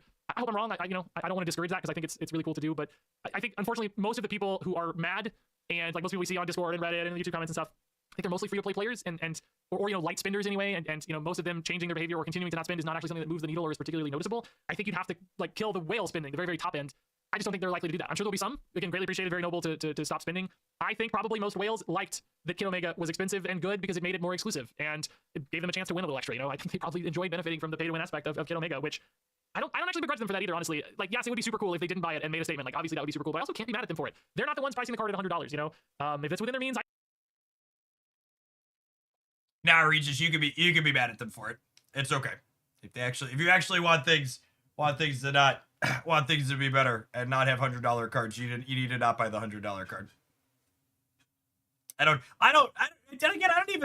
think whenever people call these types of games pay to win, I think it's very silly. I think it's extra silly, especially in a game like Marvel Snap, where the Snap team very carefully makes sure that older cards stay competitive. There's basically always decks full of piles of older cards, and like the newer shiny things get more play because they're new and shiny, but like to truly be competitive and hit goals, like too much of the pay to win aspect really is just people who are sad they can't have the shiny new thing. And I think it's fine to be sad you don't have every shiny new thing, but I think it's also misrepresenting what's going on, that acting like you have to have it to win, because that's not true. I think those people would be more genuine and would have a bigger impact if they would call a spade and be like, I'm sad I can't have every shiny new thing, rather than saying it's pay to win. I think it's okay for them to do it. I know some of you disagree with that, and some of you think that they should boycott it. And again, I think that'd be awesome if they did. I would encourage that, but I also can't be mad at them for engaging in the system as it was made. I think I've actually seen a lot of people blaming the wrong people, getting mad at other players, getting mad at streamers. I think you should just direct all of that energy to Second Dinner, right? They're the ones who created all this. They're the ones who put us in this world. How people interact with the really shitty systems that Second Dinner made. I'm not going to begrudge people for that or hold it against them. I'm going to hold the really shitty systems that were made. That's what I'm taking to task here. So I hope I'm wrong. I hope there's some boycotts and stuff. I hope Second Dinner sees the light of day. But honestly, I suspect Kid Omega was considered a success by Second Dinner. I bet they made money, and I bet they're really happy about it. And that's why when the statement came on Friday, they just weren't walking it back. I think if it had failed, if they saw the numbers shake out, like, oh, we're losing too many players, oh, people aren't supporting it, I think they would have had the same contrition they normally do. But what I think happened is like, oh crap, that worked. We made some money, and I think we're screwed. I think that's what happened. I think it just worked, which I don't know what to do about that guy. So I do feel defeated a little bit. I feel like I was helpless. I don't know what's left. I think we just have to try to make as much fun out of it as we can. Like, if you still enjoy playing the game, if you still have some fun in it, I think that's great. I think I will try my best to do the same. I think there's probably still a lot of fun to be had in Marvel Snap. I think there are just going to be moments that suck, and we're going to be frustrated. And I think there are going to be other people who don't have any fun left in Marvel Snap. And I think that's also completely reasonable. I totally understand why you would feel burned or disrespected or pushed too far. And if you want to leave the game or stop watching me or whatever, like, I totally get it. I cannot begrudge you at all. Yeah, I think well, and so V3, I think they hammered on that in the post that they said. It's crazy how much they changed for this game mode in Tildo. And I think that was a big part of it too. And they acknowledged that in their response on Friday, that, like, we didn't they had set expectations like double digits into this, that you can play the limited game mode and get the top reward just from playing. And I heard some other people mention that too, that if they had known they were going to need to spend gold to get Kid Omega, they would have skipped the Hydra Bob bundle. They spent their gold, they plan out their gold carefully and their resources as a low spender or free-to-play player, and their resources were now spent wrong because Second Dinner didn't tell people that the structure was going to be different. And I think that's the most valid, reasonable critique of this, is that if they were going to do that, I think they shouldn't have done it. But if they were going to do it, they should have communicated to people that this was going to be the expectation, because gold is a free-to-play resource, and you can get Kid Omega without spending any money. But you are absolutely going to need to allot your resources accordingly. And people made decisions under the reasonable presumption that the limited time game modes would continue to be structured in the way the last dozen had been structured. And I think that's a fine takeaway, is that they needed to communicate that in advance. All right, so again, to Jeff's takeaways on this event, that this is why I didn't make a dedicated video and we're reacting. I think the structure was bad, and I think not communicating it into it in advance made it worse. I think one of the biggest misses about all of these limited time game modes, not just this latest one, is that there should absolutely not be a gap between when the event ends and when you can buy the card for tokens / in snap packs. It's completely unacceptable that Kid Omega leaves High Voltage Overdrive this week, and then it's not available until the middle of July for other people to get, whether it's buying it in a bundle or buying it for tokens or buying it for gold. There should literally never be a card that's released in Marvel Snap that's not currently available to be acquired in some way. And this isn't new to the Kid Omega card and this event. All the events have had this delay. It's just past events, this delay was less of a big deal because you could reasonably get the card inside of the event by playing it, so it didn't really get brought up. I've also pointedly provided this feedback to a contact at Second Dinner who was like, oh, yeah, you're right. That probably shouldn't be that way. So obviously that's not a promise that it's going to change in the future, but I have directly sent the feedback, hey, there should never be a card that's in the game and not available for purchase or acquiring in some way. I think once is not a data point. Once is not a trend. If the next limited time game mode or the one after this one is structured in the same way as this, then it's problematic and it's something that we should be concerned about. But I think all of the Marvel Snap is dying and I'm leaving the game because of this and all this other over-the-top hyperbole, I think it's very silly. I think it's fine to be critical and talk about how they stepped in it with this, but the idea that every single event is going to be like this is not something that we've seen. We're going to find out the details on Sanctum soon, and maybe I'm going to be saying something very different if those details match this Kid Omega event, but I'm going to wait and see. And I know that wait and see doesn't generate clicks, and it doesn't get people mad, and it won't make me money, but that's the reasonable thing to do, so I'm going to do it.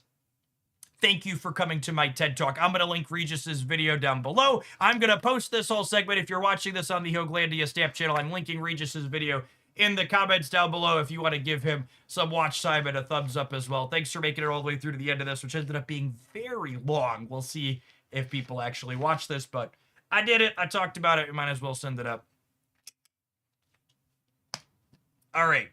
I'm going to run a Twitch ad before it pops up automatically in the middle of stuff. Thanks everybody for hanging out and don't go anywhere. Someone asked me, Jeff, are we gonna do the tier list today? I completely forgot, and I need to download all the card images in advance to do that. So I'm gonna go set a reminder on my calendar for tomorrow morning right now to do tier list, so I can get those card images loaded up. S45 tier list.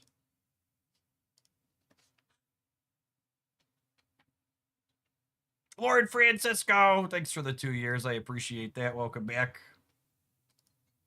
Does delay receiving Kid Omega also apply to Cobra? Yes, it also applies to Cobra. All of the event cards have waited.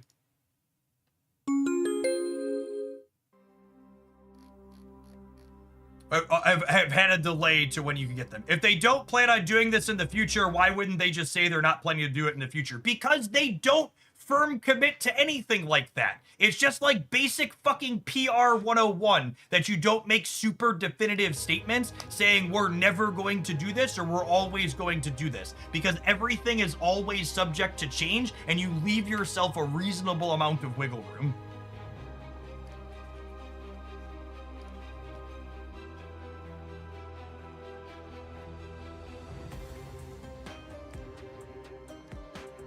So it is not remotely reasonable to expect Second Dinner to be like, yes, we're going to commit now that the event's never going to be structured like this again, because they don't have the data from the event, because they're not going to make a decision on how they're going to structure their events based on people whining on social media. They're going to look at their metrics and see who paid gold for it, and they're going to look at their metrics and see who spent whatever, and then they're going to make a data-driven decision based on it all.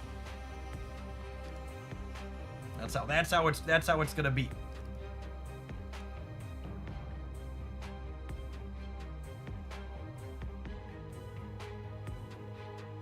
Big bans are an example of why Second Dinner should never be free. Yeah, unironically, one of the few times Second Dinner was like, we're definitely going to be firm. One of the big reasons why Second Dinner is like, we're never going to, like, the one time they gave a really firm answer on something, it's still biting them in the ass, right? Hey, End Stage. Welcome to the end of the Shillionaire Road. Thanks for watching so much over the last year and more. Ping me in the Discord server to get access to Beverly Shills. We'll make sure our trickle-down economy stays in action. 999,732 shillings. All right, I need to win one more with Nightmare at least, then a few more with Merlin.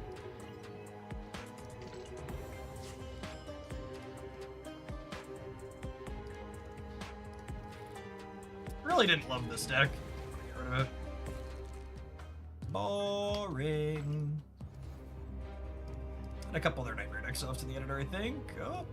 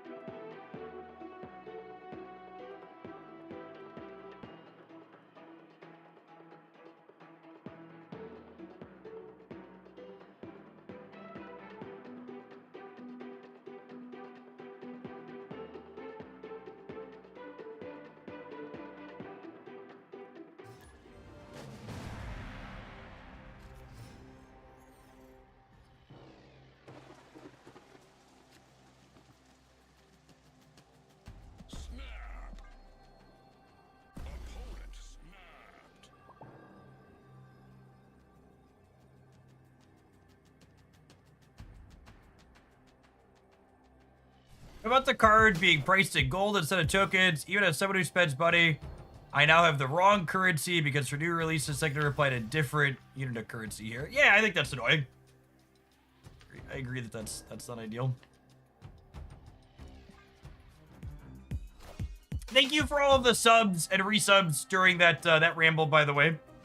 TJ, I appreciate the threads. I'm gonna read out a bunch of names here because I wasn't verbally responding to them while the what's it called was going on. Ooh, that's a fun one. Zoidborg, thank you for the 24 months. Snake Nerd, thanks for re-upping for a quarter of a year. Lord Francisco, coming in hot for 24. Lilford Legend, thank you for the 2/3 of a year. Bill Kinton, thank you for the 5 years and more. Irby Face, coming in hot for 10 months. P. Psalm, thank you for the 8 months. Manta Ray Burrito, 3 years, appreciate it. Janestown, thank you for the 29 months. Twilight Storm, I appreciate the 1.5 years. Tachyius Rex, thank you for the 25. And Oni, thank you for the 22. All right, what do we get? Jubilee, that's fun. Khazar, yep, not useless. Groot, that's a fun one. Nightmare! Agent 13.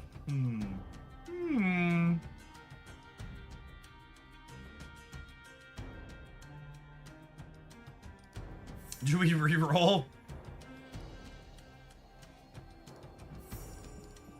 I'm gonna reroll because it's fun.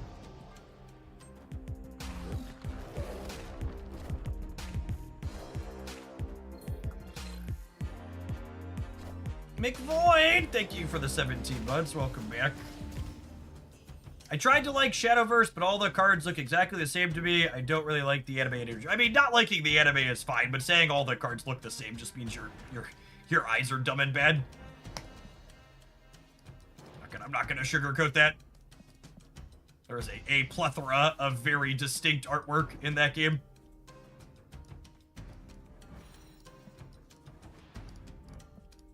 That is 1000% a you problem.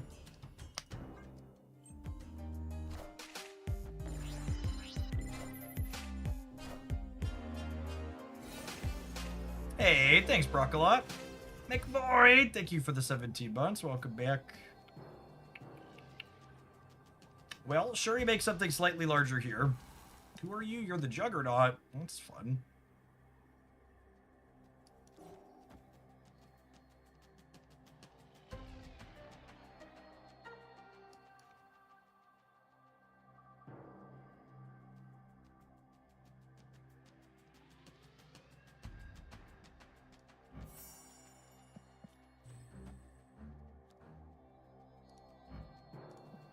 I'm like 1 point short, yeah?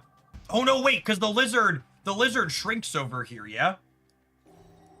We totally win then. Because the lizard shrinks. I forgot the lizard was shrinking. If they don't Luke Cage us, we got him. Got him sick. I'm the Juggernaut. Nightmare's such a silly card.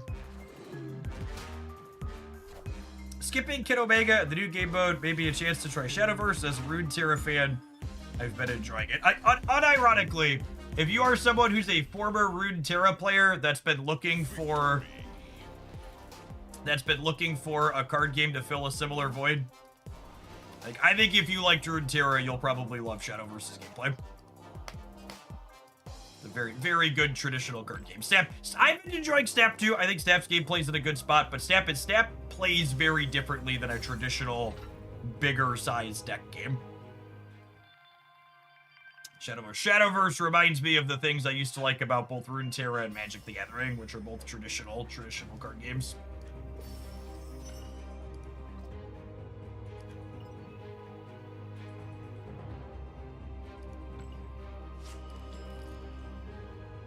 Yeah, traditional card games are very, very different than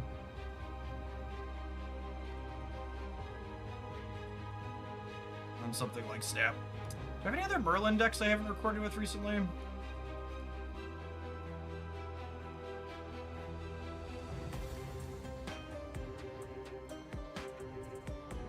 Is this one a Merlin deck? Let's try this one.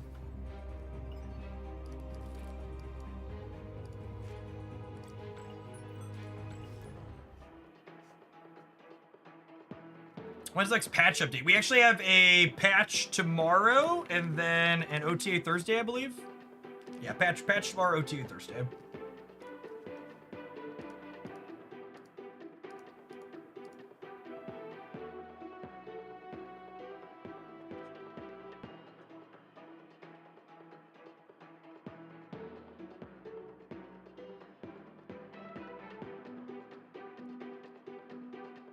DRS, thank you for the 20 months. Welcome back.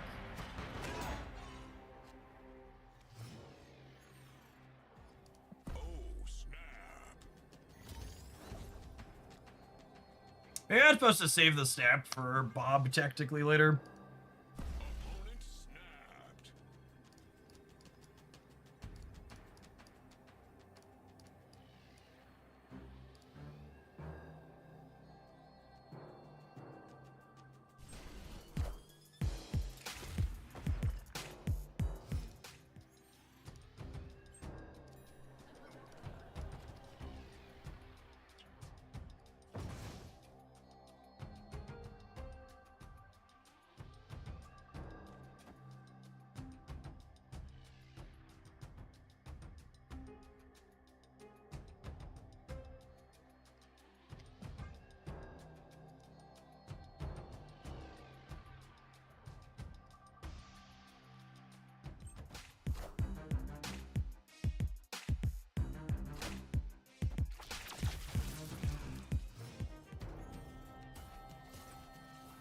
What card do you most want to see buffed? I don't know, just something that currently doesn't see play. I don't think I have a super specific one that comes to mind.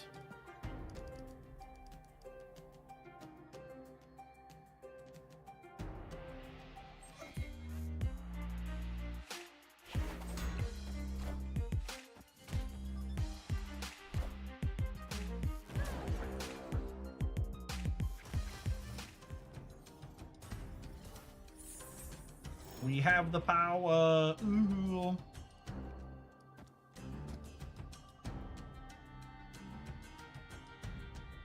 Oh yeah, Taskmaster back to 5 is a good call.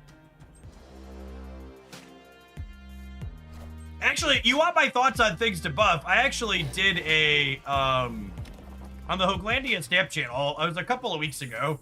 The cards I want to see buffed was a video that I did. You should absolutely check that one out.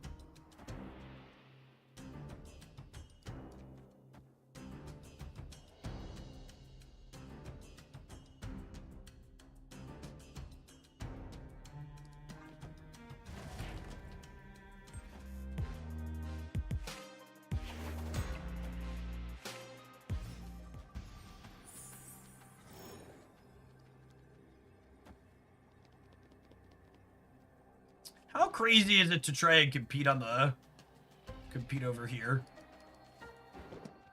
I think I want to.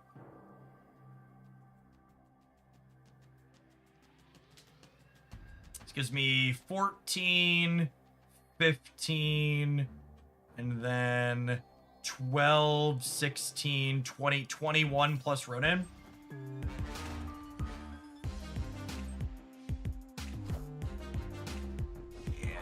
These gamer. Oh, we're about to get Ghost Rider. I think we're about to get Ghost Rider somewhere. I should be winning wherever they don't Ghost Rider, yeah?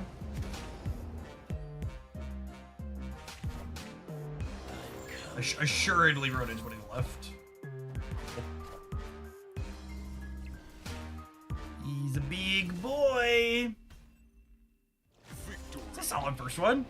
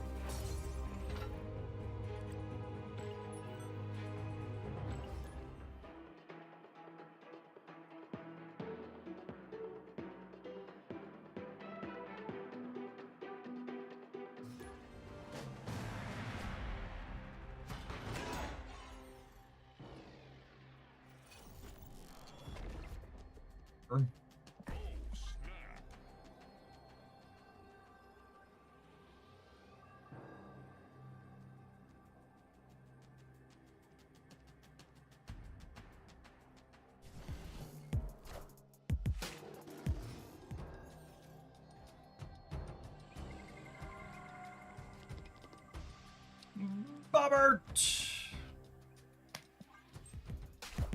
All right, can I win this priority flip, please? It's a big, big 50-50. When you're tied on board, priority is a coin flip. Well then.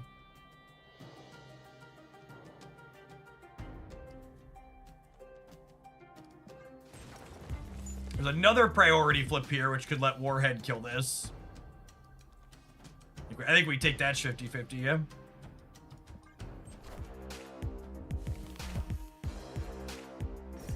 Good night, Enchantress. We lost a shield, but I think we came ahead on that one.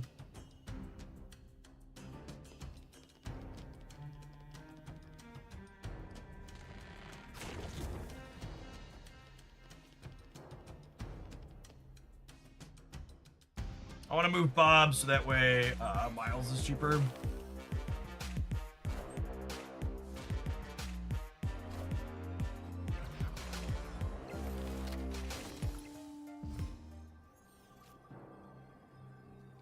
Mogwai's delving into Shadowverse. I think he's gonna really like Shadowverse. I think all the old Runeterra hats are gonna absolutely love that game. I think unless you are incredibly turned off by the anime art style, you are going to love Shadowverse if you like Runeterra. Victory.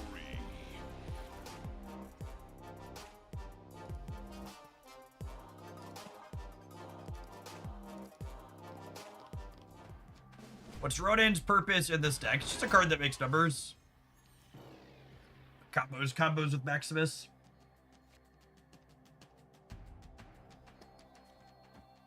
Opponent snapped.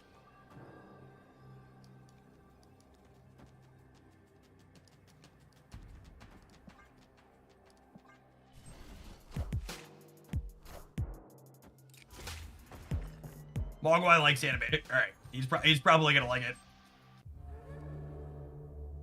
I am Ego. And Do do do do do do do do do do do do do do.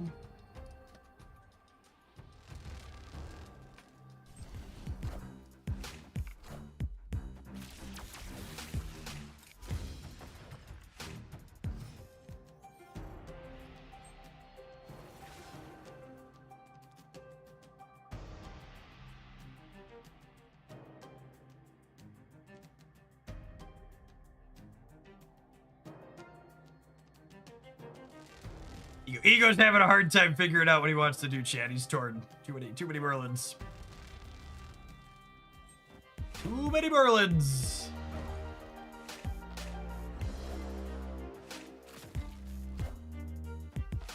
Ego just zeroed Ebony Maw?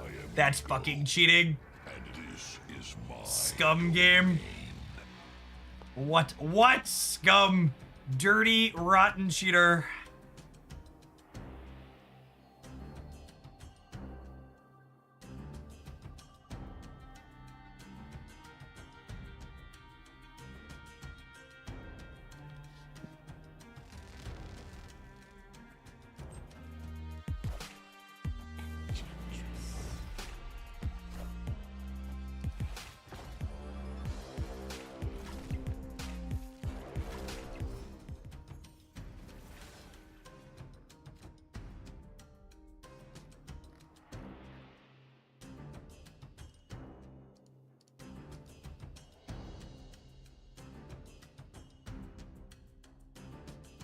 I don't know why it keeps lagging. It's so weird.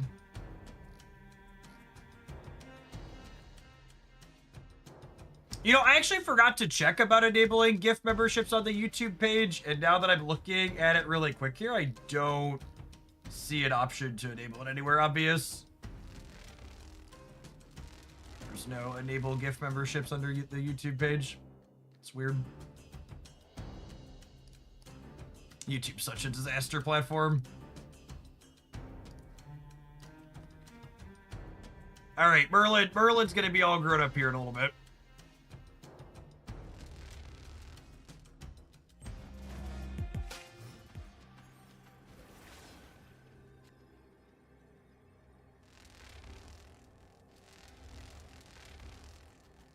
YOLO.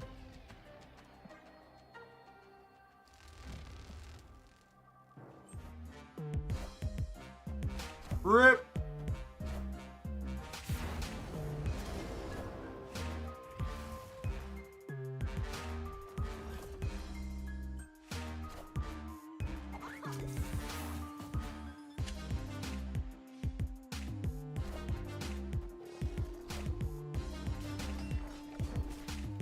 Rats.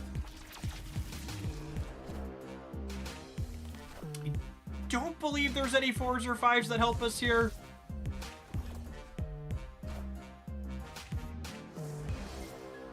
Or 3s. Unlucky.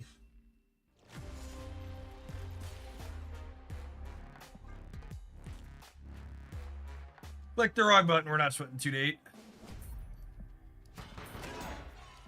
The egos have to talk amongst themselves before making the plays. That's fair. That explains the short delay there.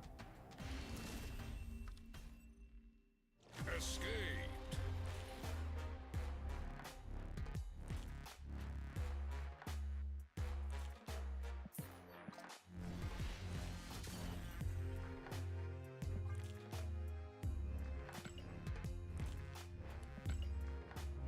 If you want to know the state of the Marvel Snap community, we actually dropped off viewers when we stopped doing the React video.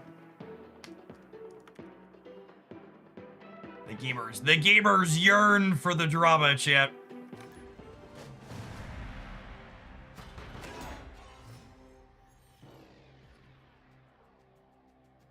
Opponent snapped.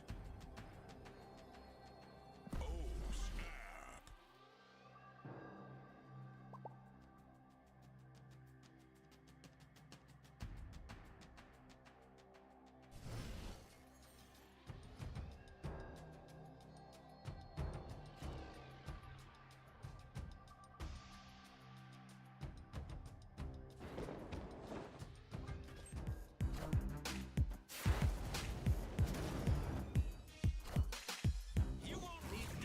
This good for them or bad? They discarded a swarm.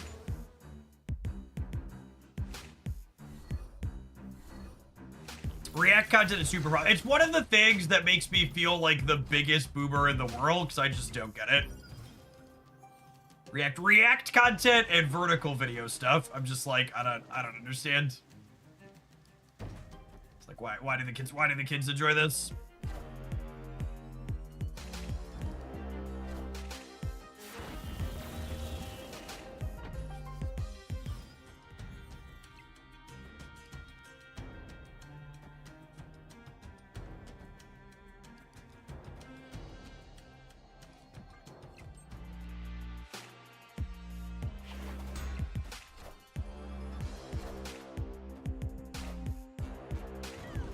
Ooh, doggy. Victory. Boop. Little snoop boop there.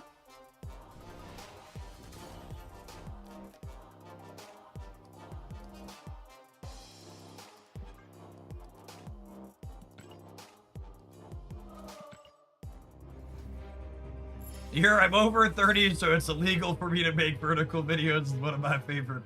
I try.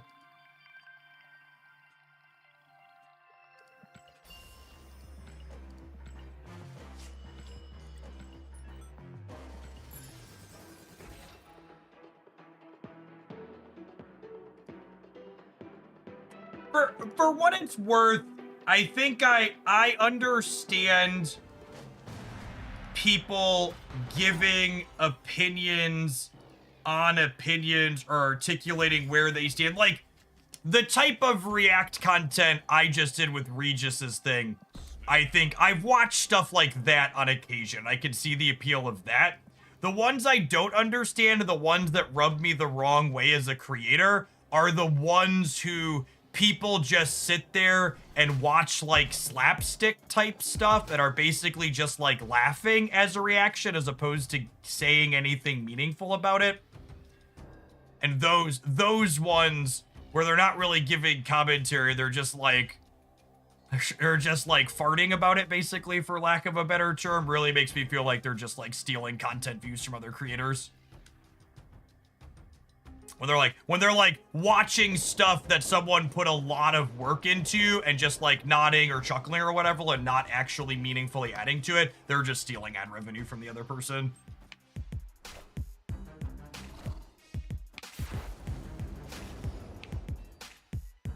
Jeff hates America's Funniest Home Videos. Yeah, but people sent their stuff into America's Funniest Home Videos, right? Like, you volunteered to have your stuff there. Opponent snapped.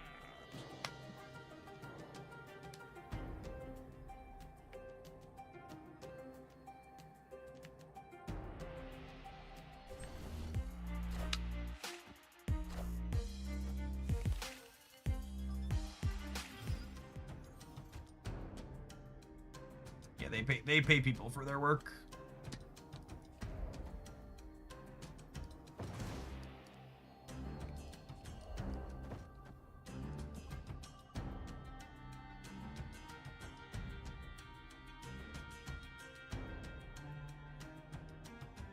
It happens on TikTok a lot. Just a person in the corner showing a clip of a TV show or a movie. Yeah.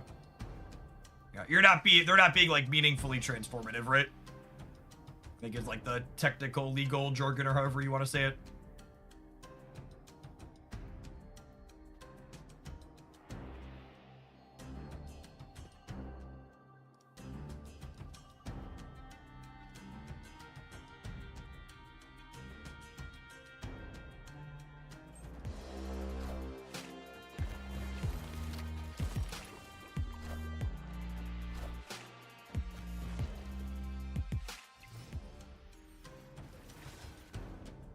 Oh yikes! So they're a Luke Cage deck. So I think we're just dead.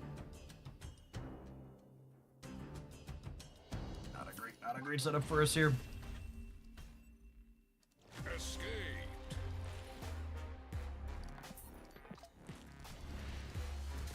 Yeah, that's a good way to put it. From Inshu over on the YouTube side. A lot of React content is just basically a watch party. Yes, that would be a good descriptor of ones that I don't understand the appeal of that often have a lot of views. They're effectively just running a watch party.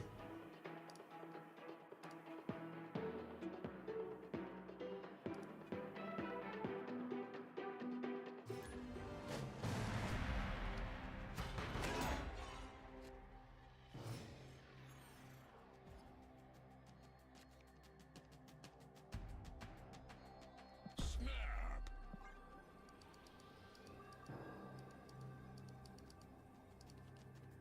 I'm not super familiar with Jack's films, but he did come across my feed on the Nazi site for flaming Mr. Beast over his AI thumbnail tool, so seems like good people.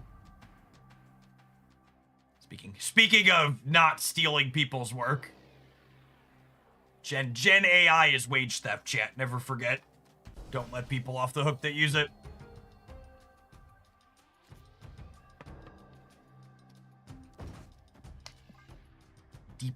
Deeply unethical in its current form. We're not a particularly good Alter and Death deck, huh? And they're a Psylocke deck. It's probably going to be bad for them.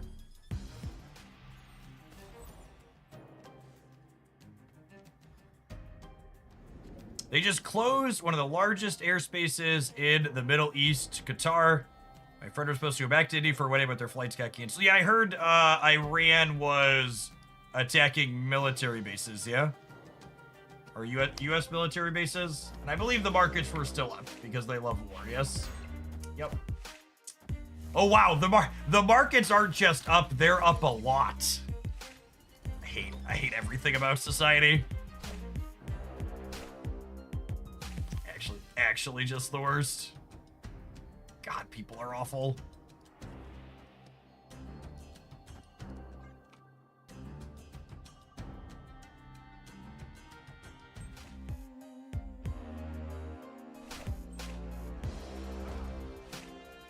Is this, are they Surfer, maybe? Or are we doing the Galactus at Brood?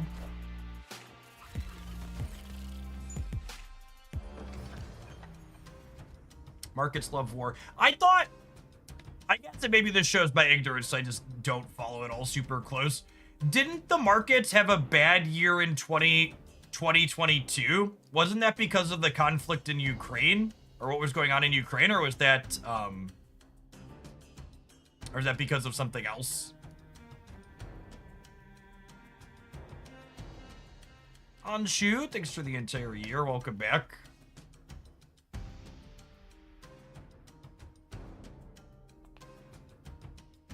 It's one of those years and there was a real bad year, right? At the end of COVID, maybe? Uncertainty is bad, but we feel like we know how this one's gonna go. All right, that's fair. 2022 is part of the COVID slump. Okay.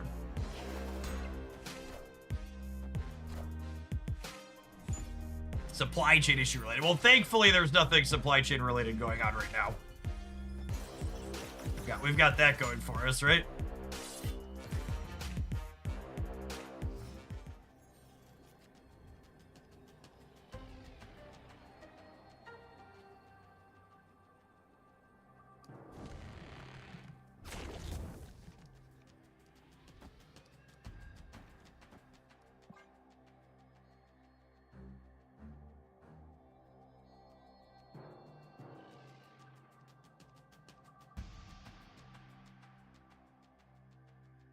Warhead was tasty. Love to see it.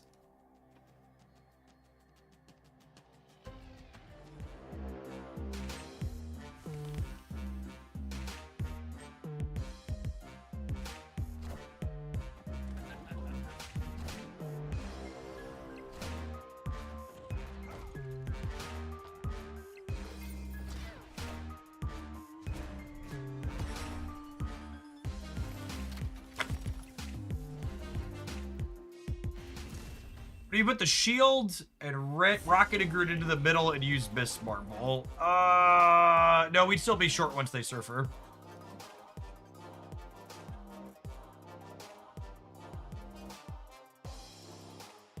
Gosh, chat. It's 1:30 and I've completely forgotten to eat lunch today. It's fine. Well, if an ad break soon and I'll run and grab something. Just been one of those days. One of those days.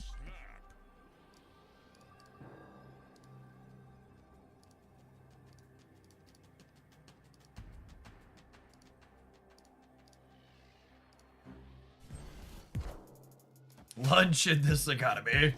I'm not gonna eat a whole meal, I'm just gonna eat some snacks, okay?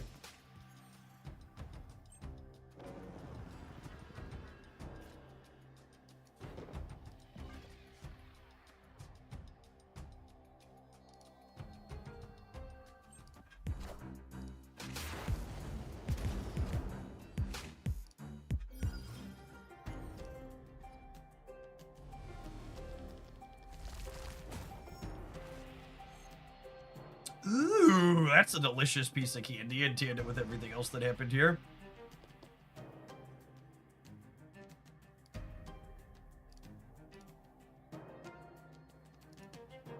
Nummy nummy.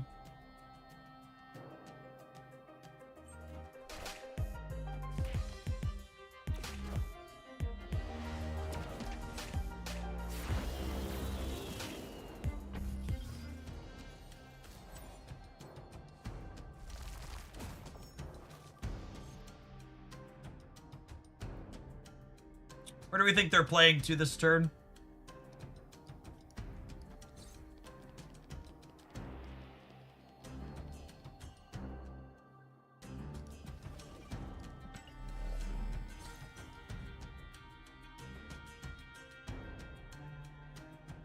That's so close. Could be either of these.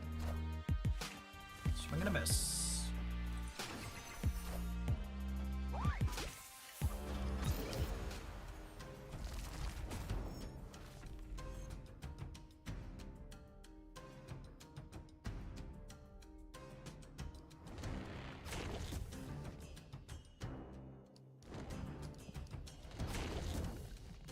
Want to move Rocket and Groot for Miles?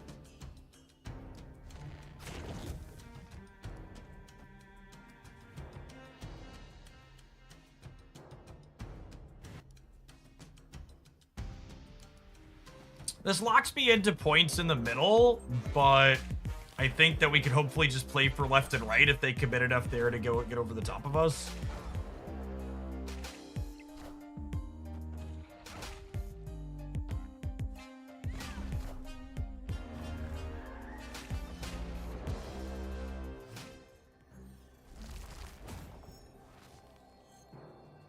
Max was the best draw on my deck.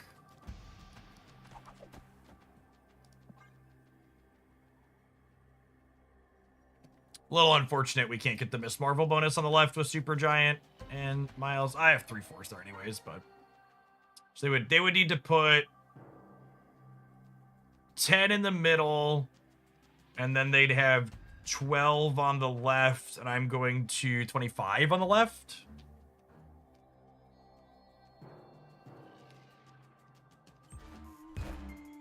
Oh wow, they didn't play for the left at all.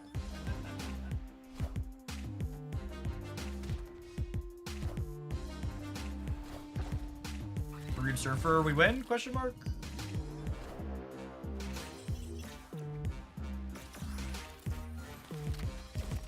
Yeah, just like we drew it up. Put enough points into win the center, and then we win the sides.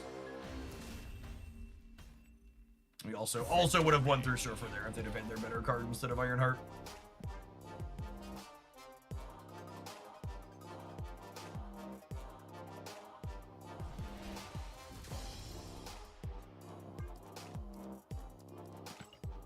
This one's been amusing. We're gonna take a pause for the cause, let some adverts roll, and so I can run upstairs and grab my lunch. But I think we're gonna continue playing some games with Ronin and Supergiant. Fun mix of novel cards. Iron Patriot. Iron Patriot always impresses me in these Supergiant shells. He's not quite the generically busted card he once was on release, but when you build around him with like Hydra Bob and some other cheap stuff like Warhead, he tends to feel quite reasonable. Thanks for hanging out. Don't go anywhere, gamers. We got plenty more snapping coming up this afternoon.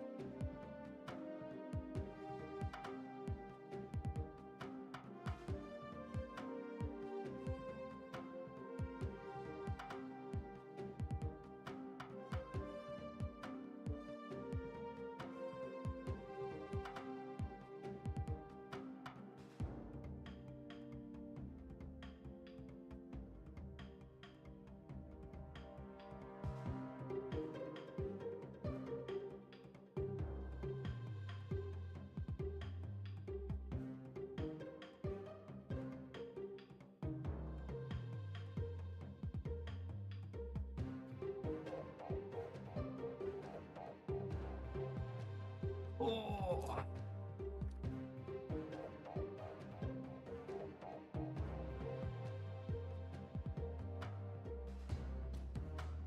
Almost out of hummus, chat. Need to go to the store and restock.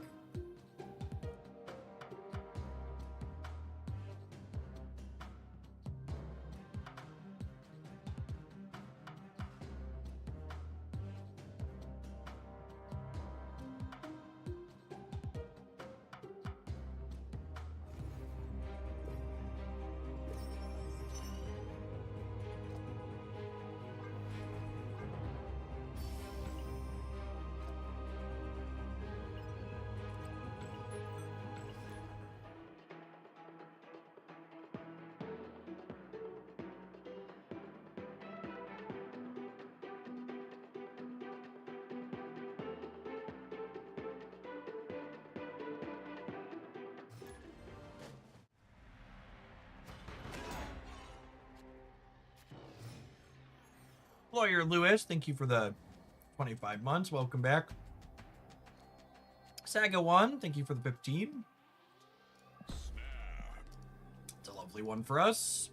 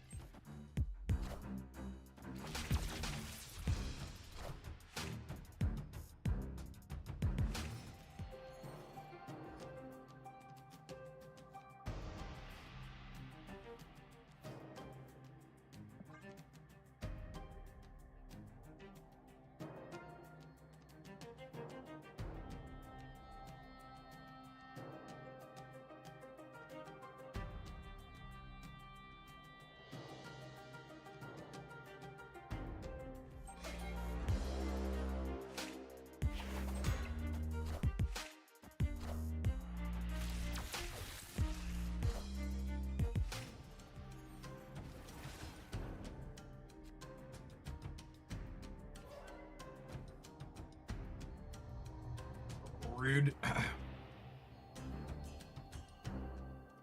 think we're super gianting. I think we're super gianting.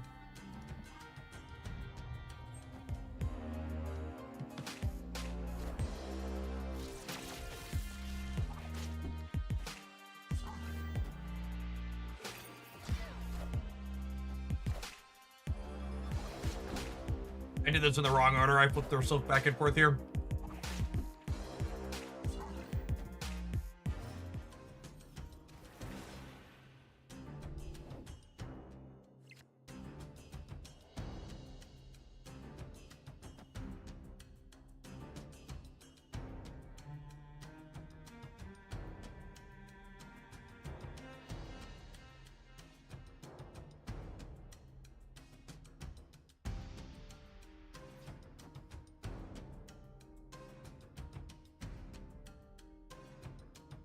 I don't think I'm contesting here.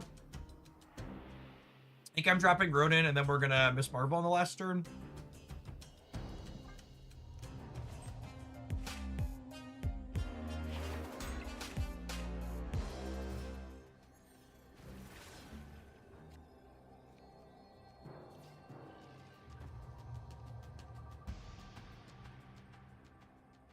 Or we are contesting.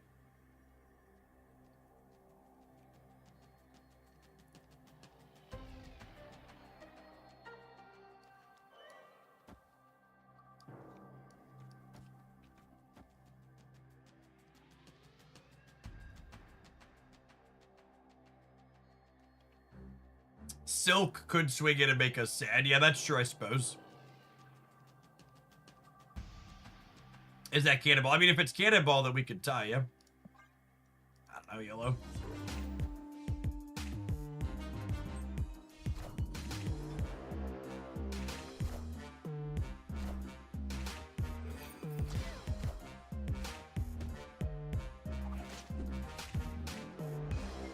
Friendly neighborhood Spider-Man here.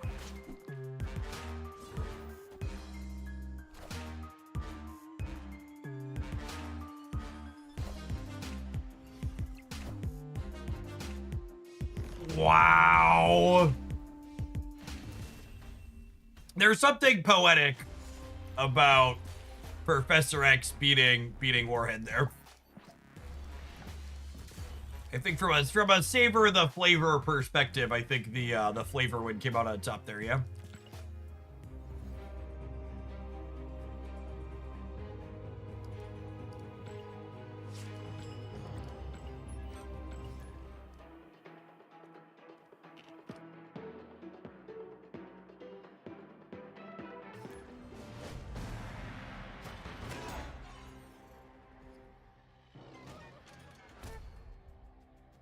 Oh, snap. Opponent snapped.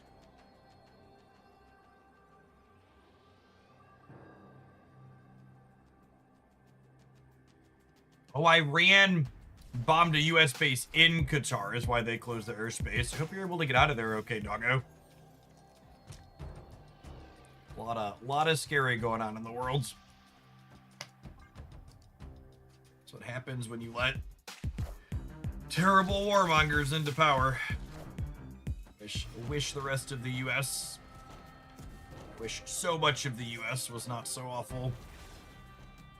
It's terrible that so many of these people wanted this.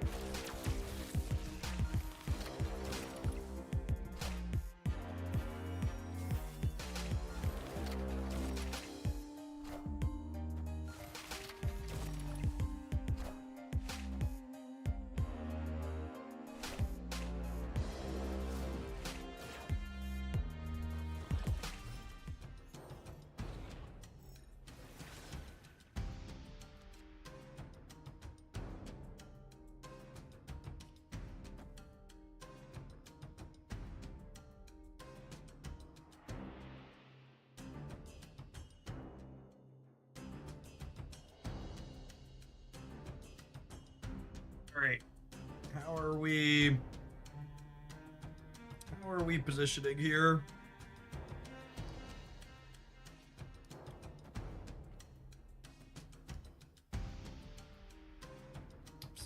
Seven energy this turn.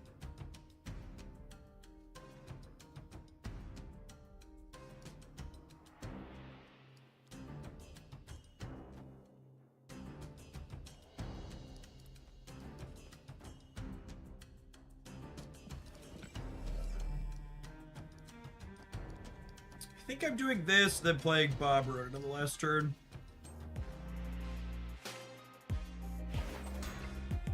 What are they doing that fills the center? Weird. I guess they had to fill somewhere. You've got to be forking shirting, babe. That's such a tilt.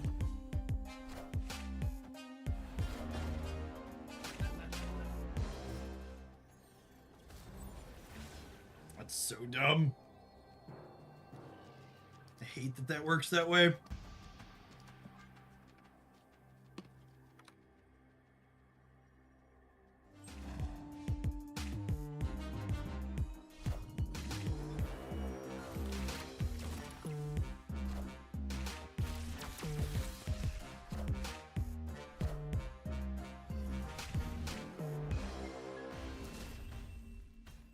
Oh, hey, the turn 5 Super Giant stopped Strange Supreme from triggering. That's interesting to note.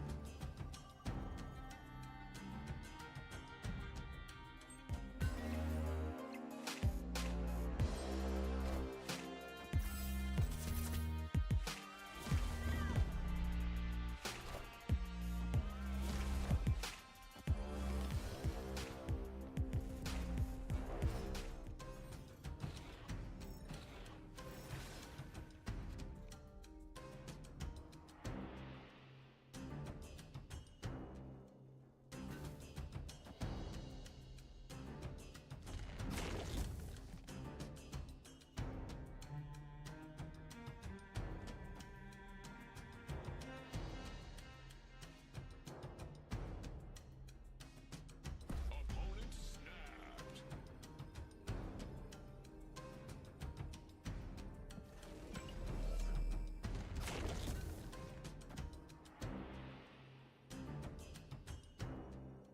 What do you want to do here? They're obviously a deck full of tech cards. Think about a once in future the shield.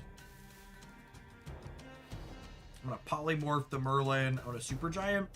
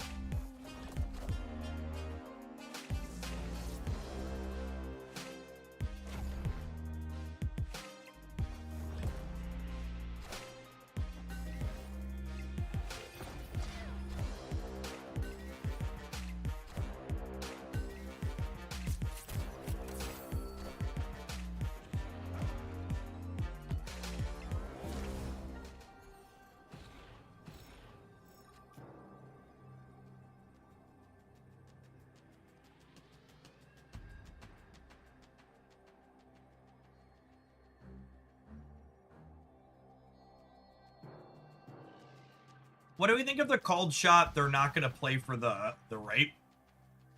That feel right? Feels right. Lucky.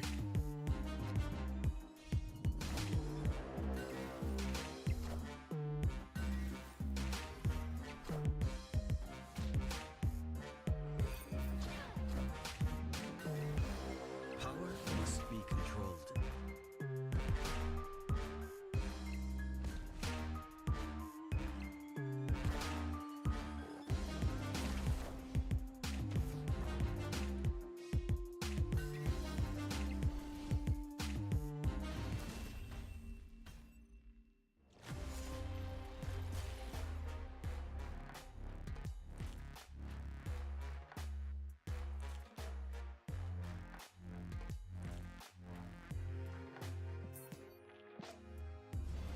And the polymorph fitting max was unfortunate.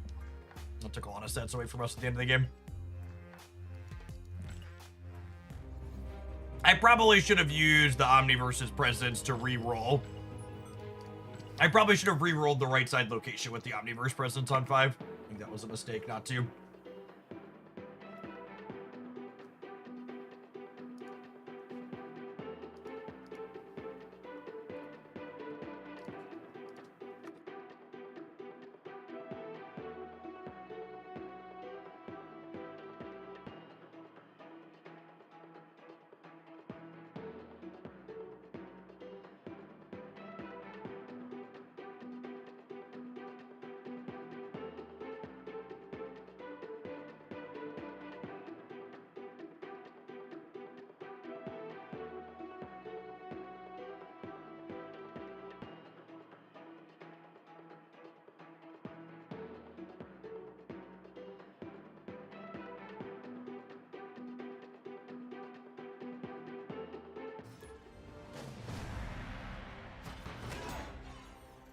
For Shadowverse deck list, there was a website someone shared on the supporter Discord server.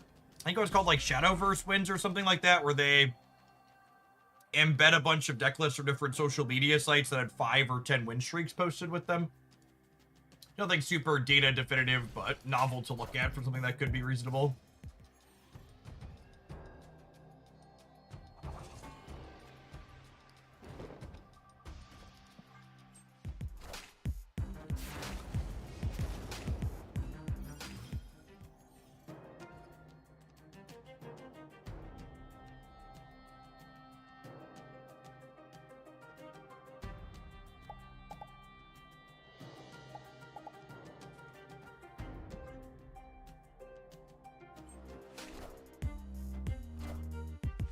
The official Shadowverse website will have Metadex out tomorrow. Oh, why is that?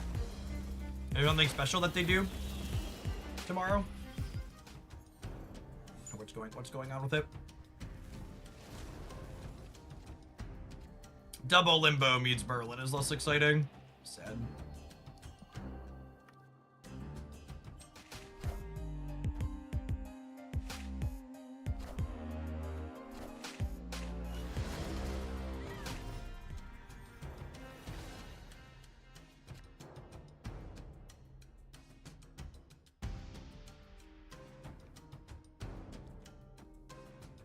Their website just has the deck list feature that said it would release tomorrow. Interesting. Let's neat. A company with a good tech stack that shares data too? That sounds exciting.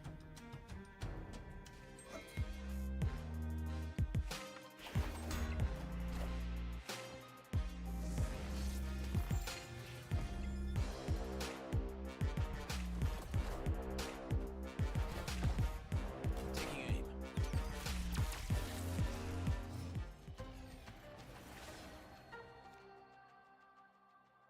Man, we cannot catch a break with these freaking polymorphs today, huh?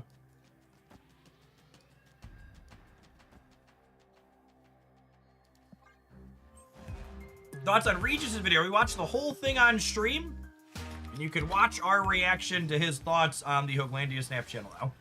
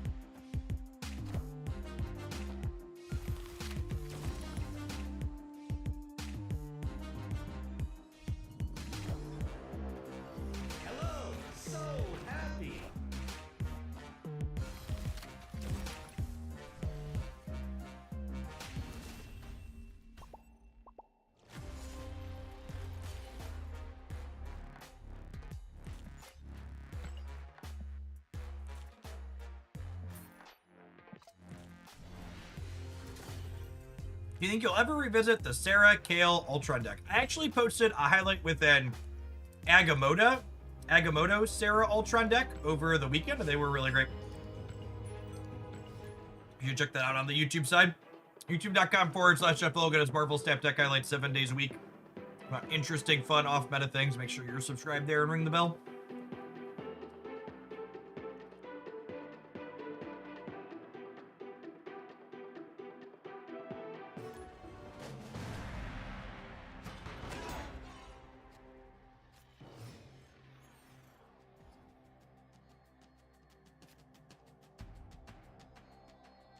Oh, snap.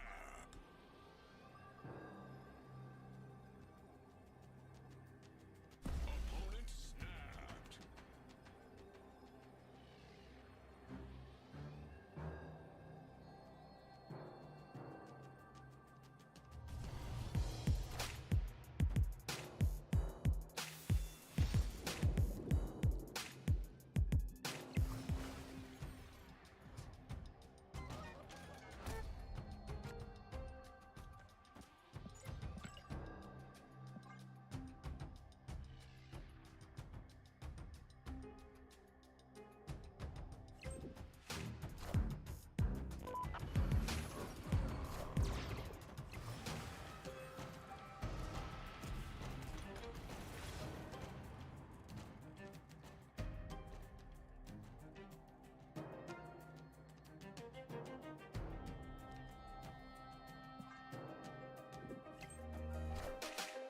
Gosh, they, for fuck's sake. Before Galactus.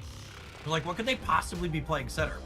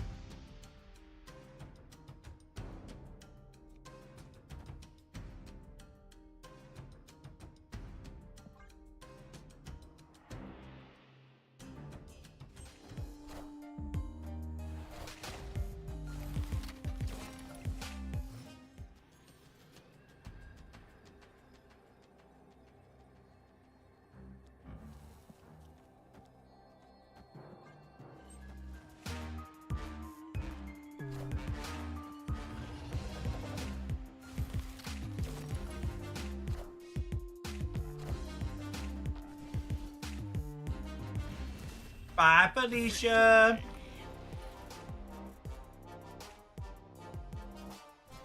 Shout out to Hydration Robert for bringing that one home.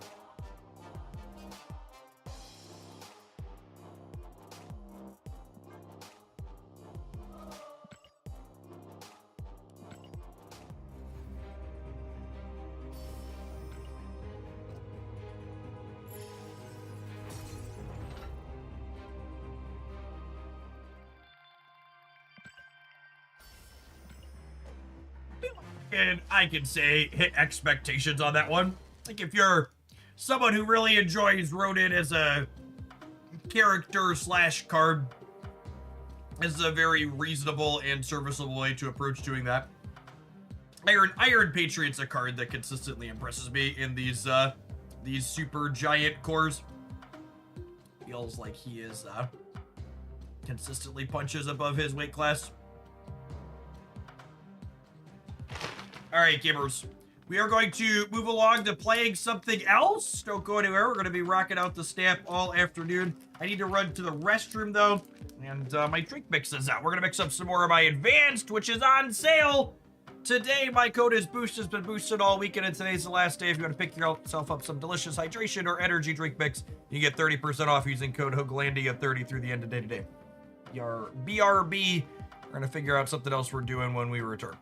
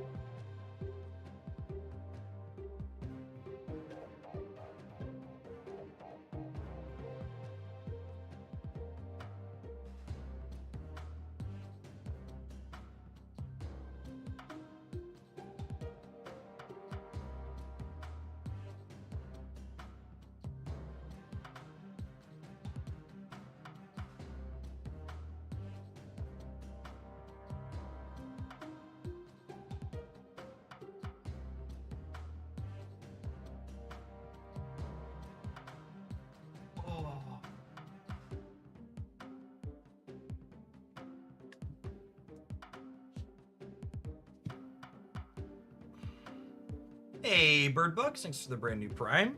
Appreciate it. What do we want to play? We'll try this one. This is a deck list we had farted around with a little bit in the past. It's been a minute since we played it, but it's a fun idea. I enjoy an excuse to play my domino variant.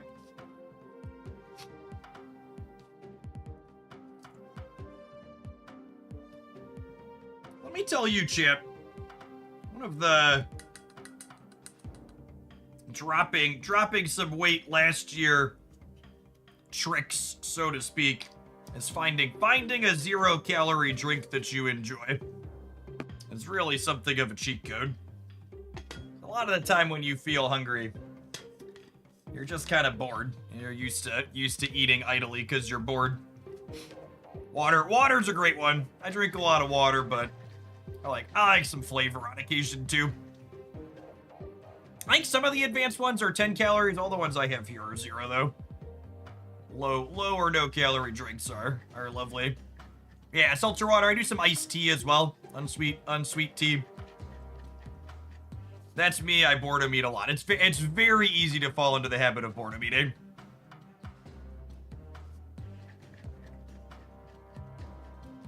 All right, what do we got in the shop this afternoon?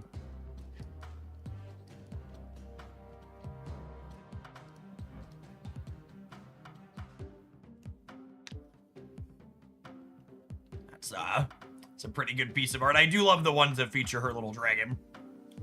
Mashu-sama, thank you for the 17 months. Welcome back. Roxy, you can see Kitty Pryde just fine.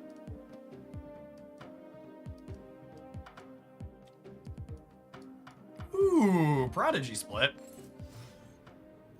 I've been playing enough Prodigy that we're gonna go for gold on him, I think.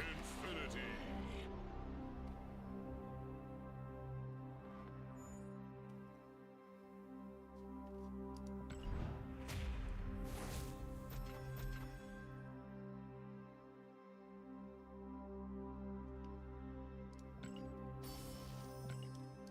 Any OTA wishes? So I'm pretty happy with Balance and Marvel Snap right now in general. I think they've been doing a consistently pretty good job. That being said, I posted a wish list of things I'd like to see buffed on the Hoaglandia Snap channel.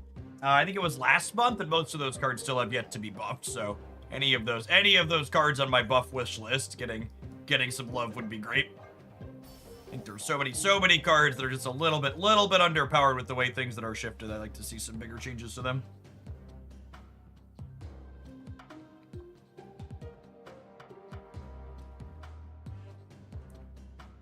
Delete Airship. Evergreen delete Airship. Buff Cyclops on both the YouTube and Twitch chats. We are of one mind, gamers. I think it is beyond offensive that Luna Snow got a 6th point of power before Cyclops got a 5th point of power. Like, I don't know who's making these decisions, but like, please, for the love of God, help my boy Scott out. He needs it, gamers. He needs it so desperately.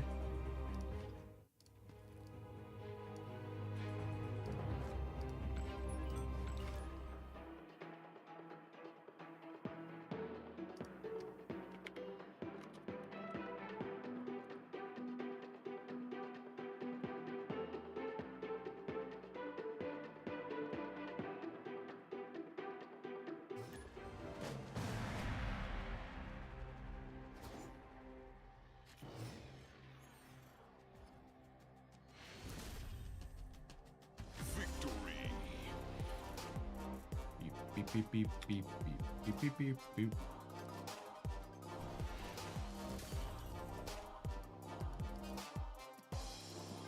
By the way, for the regulars, I haven't talked about the schedule a ton for this week. Today and tomorrow are going to be Shadowverse into Marvel Snap. We have new Marvel Snap card release tomorrow. Looking forward to building around Dormammu. Seems like an interesting build around. Wednesday, I am going to be off. I need to take a personal day to do a thing. I'm volunteering for a thing that the kids are a part of. And then Thursday, we'll have a new Pokemon card pack, as well as Sanctum Showdown coming back. So we'll do Pokemon in the morning and then Sanctum Showdown in the afternoon. Personal day request denied, rip.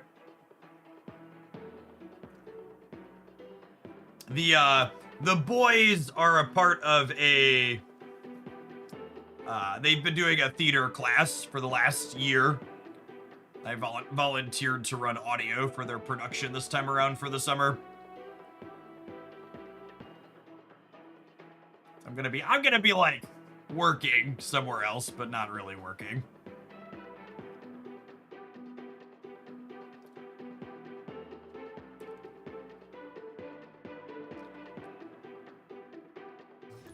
Dormammu tomorrow, Clea next week.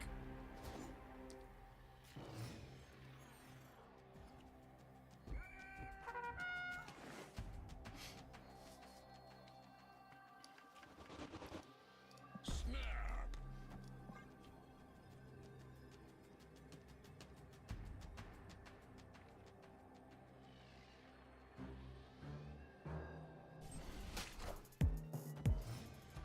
The boys are in the show, Socio. What are the odds? What are the odds? We'll never know. We'll never know, Domino. Is that a lay high surge? No, this makes 3s. Do do do do do do do do do do do do. Beep beep beep do do do do do do do do. Dormammu is a card that feels like it's gonna be near impossible to really know how good or bad it's gonna be without logging some actual games with it.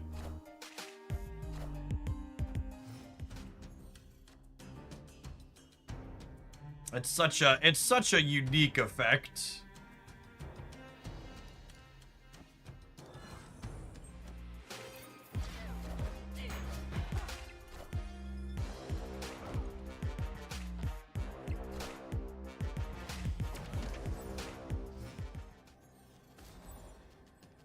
I could definitely see a world where it's just too clunky to be competitive.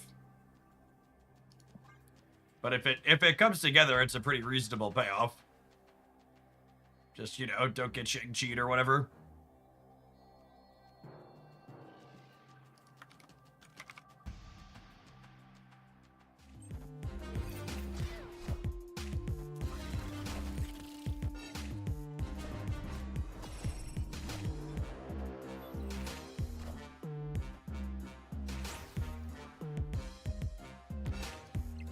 Oh no! Oh no! Hey, Horsey and Castle.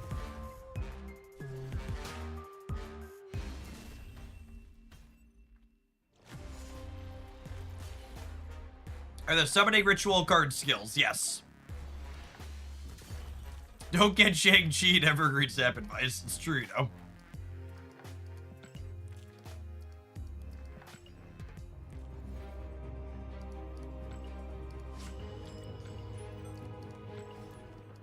Do I have the schedule? Like 6 different people have asked me to confirm that it's not Dormammu tomorrow. I'm pretty sure it's Dormammu tomorrow, yes? Untap says Dormammu tomorrow.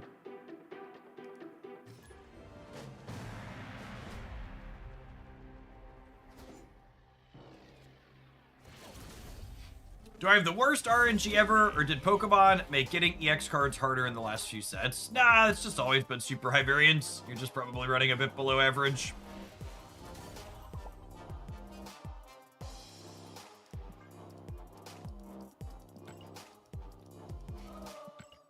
So, the key to Dormammu being good, I would bet, is you need to be getting value from the things its spell does, with the body at the end being a fine thing that happens, but it can't be the only thing going on.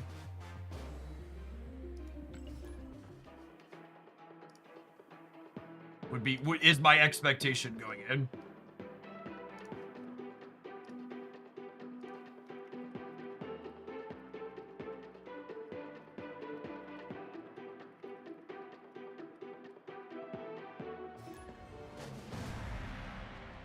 Cue the marketing memes, yes, exactly.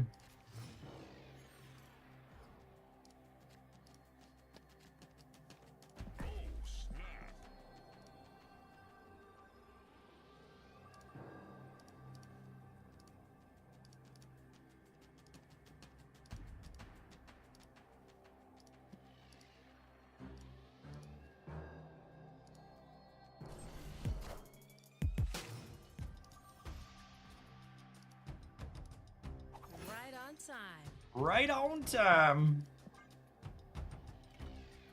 Opponent snapped.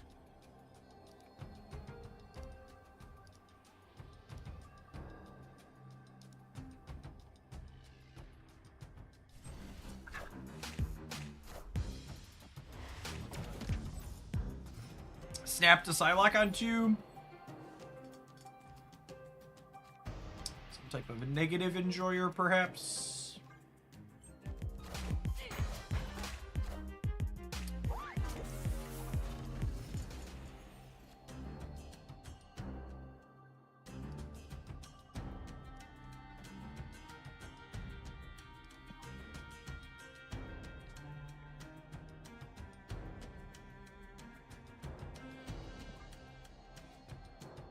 Do I play this to keep Wiccan active? No, I want to Berserker it.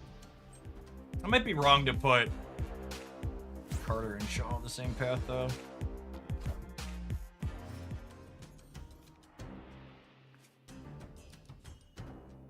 I am sad.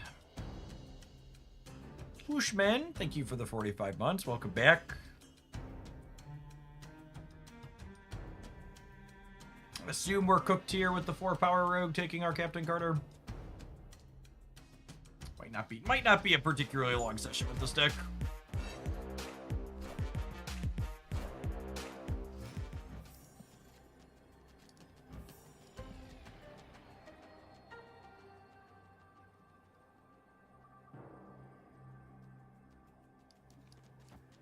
Well, I mean, I think this is my out to win. I don't know that I expect it to work, but that's the line.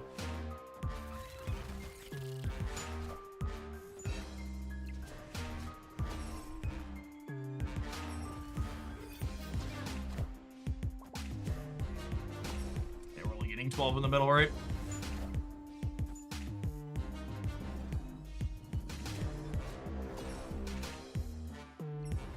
The Snap developer video has Clea before Dormammu. Does it have the dates in it though, or does it just show her before it in the order they did the reveals? The order of the reveals in the developer update aren't always accurate for the order they're actually going to drop in.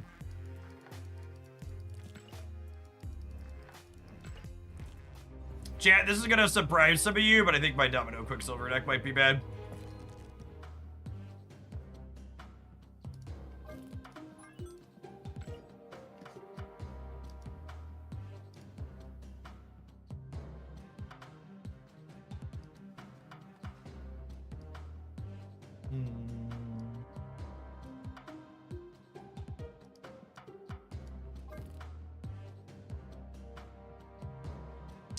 Let's try Stature Club. I can click on the Conquest button.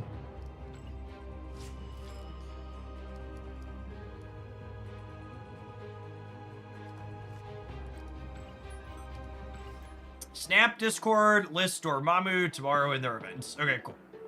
That's probably it.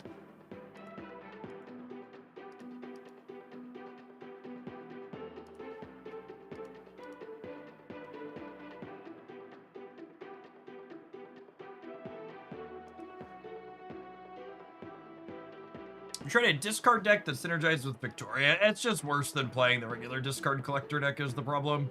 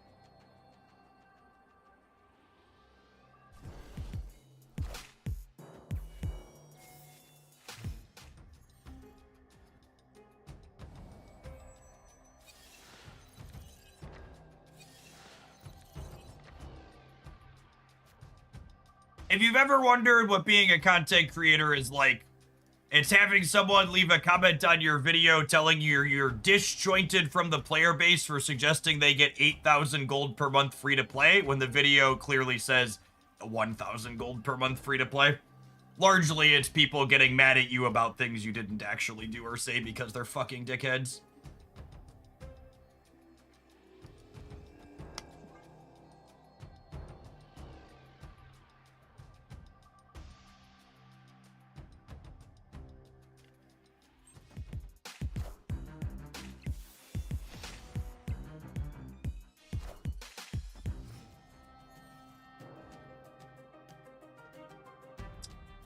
I don't know what that shield's going to be particularly useful for me.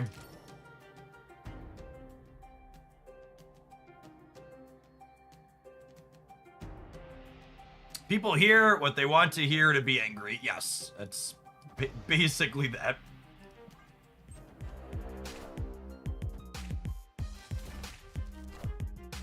That's a great way to put it. People hear what they want to hear so they can be angry.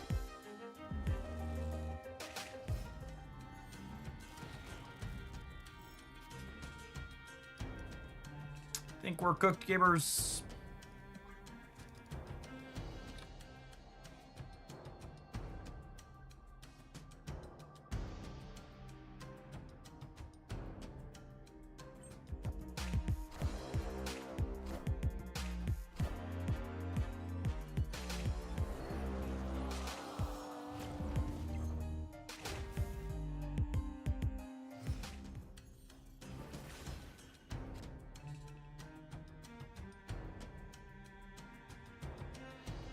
All right.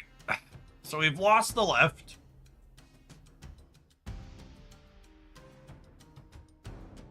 Almost assuredly.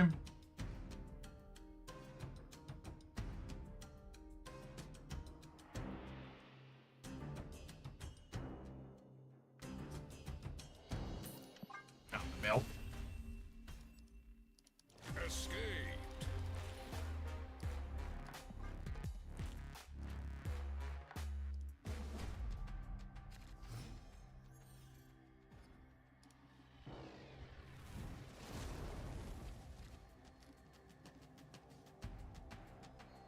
Oh, snap.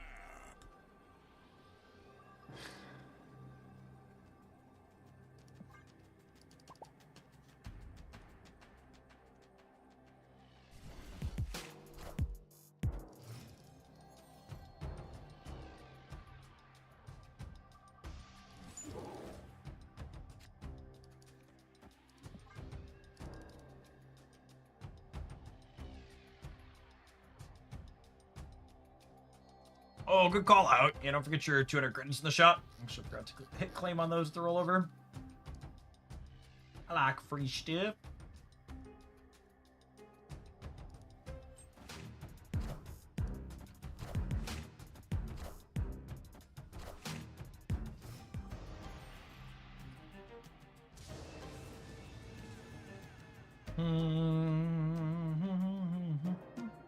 Opponent snapped.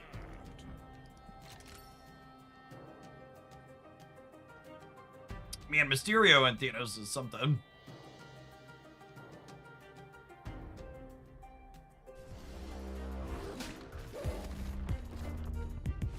Cute.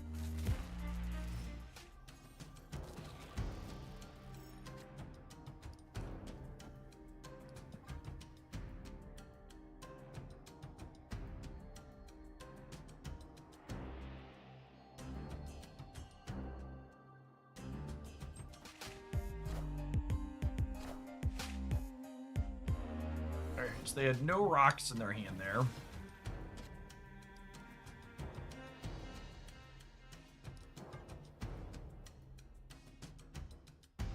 How many plans for Dormammu? It's probably like an Uncle Ben. It's probably like an Uncle Ben card, right? Like Uncle Ben and Bucky Barnes. Would be my expectation.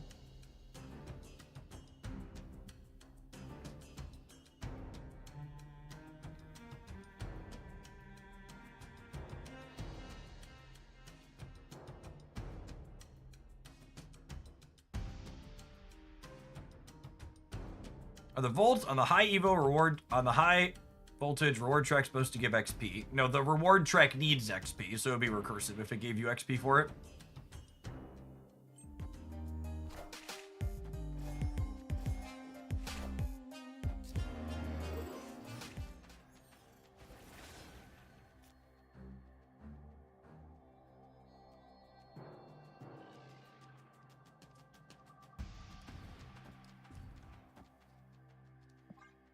It's gonna try and dictate the terms of where your card goes here. Then we technically have them locked in the center. So the question is, will we be able to win the raid?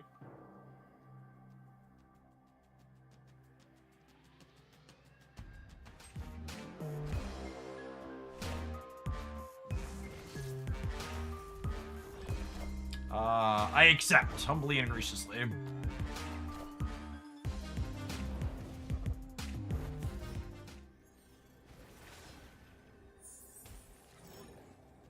That was not the Moon Knight I wanted for Christmas.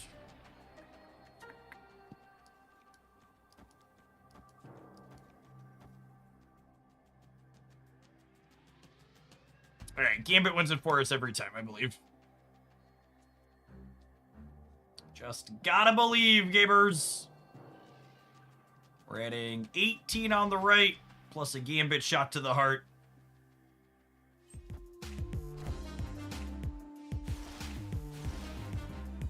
Might not even need the Gambit shot here.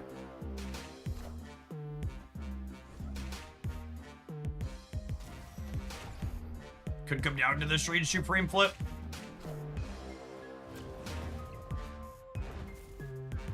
Are we good? In it to win it. Hadouken. Victory. Nailed that. We just needed to dodge it eating Monster Island, yeah. Would have been +8 here. I got us.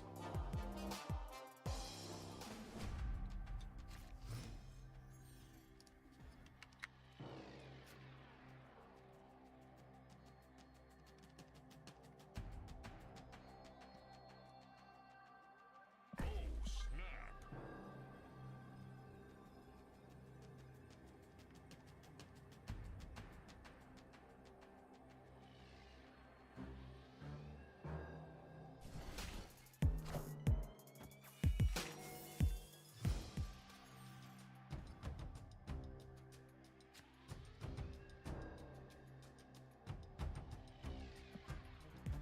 That's potentially a piece of candy. Well, I guess it's good for the rocks, too. That's annoying. So I initially wanted to Moon Knight this turn. Now I gotta get the dog out, because I don't want to discard it by mistake with the Proxima.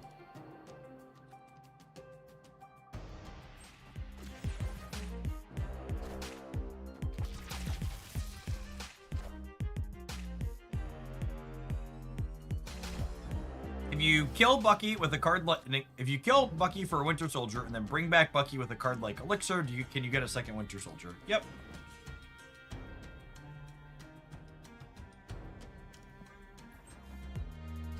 Oh wow, they just didn't compete on the left.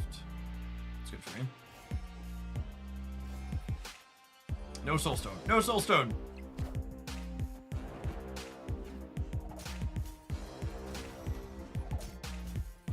That's unfortunate. I was hoping to hit the Thanos there. Ooh, I guess we still could, technically. Huh. Hmm.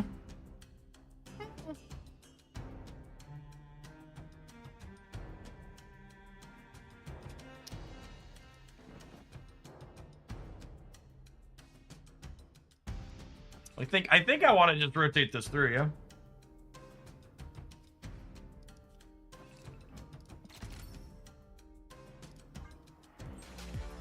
We get a Black Bolt here too as well.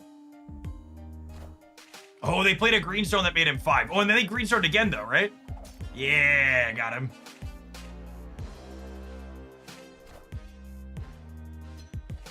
We're hoping for Black Bolt here. Too easy.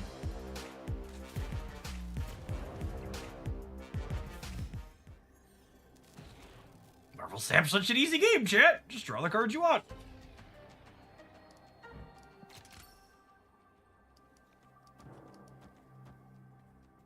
So this gives us +7 in the middle, +4 on the left, and on the right we gain Thanos +10, and they lose a rock.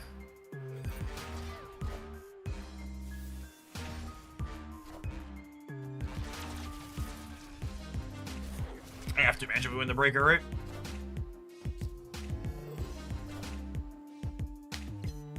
Sick.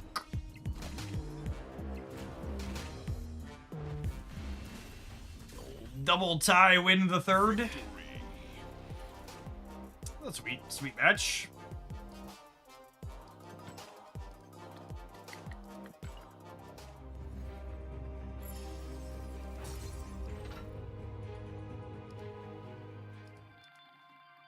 Things you love to see. It.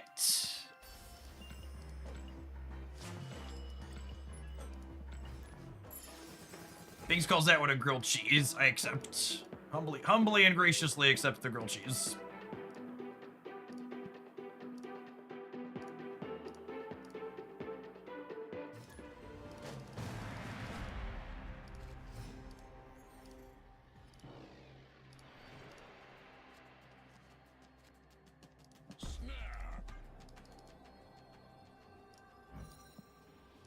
Electra doing some work with one of the best variants in the game, obviously.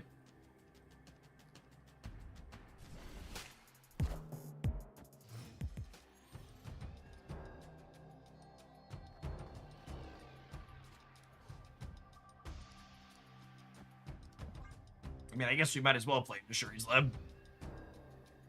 Everything's gonna slide to the right.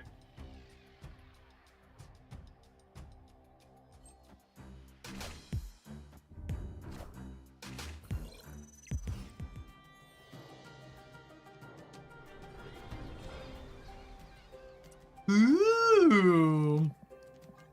That's a piece of candy. That's a piece of candy.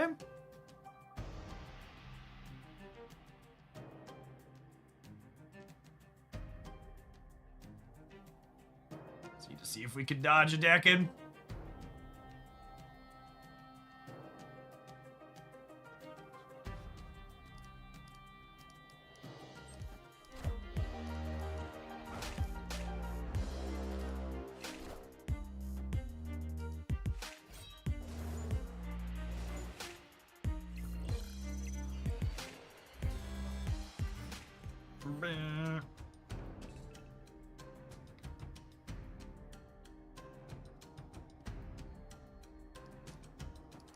What do you think of this? Just like lock them out of the ability to get points doubled and slid to the right here. Hopefully they play Dakin out this turn.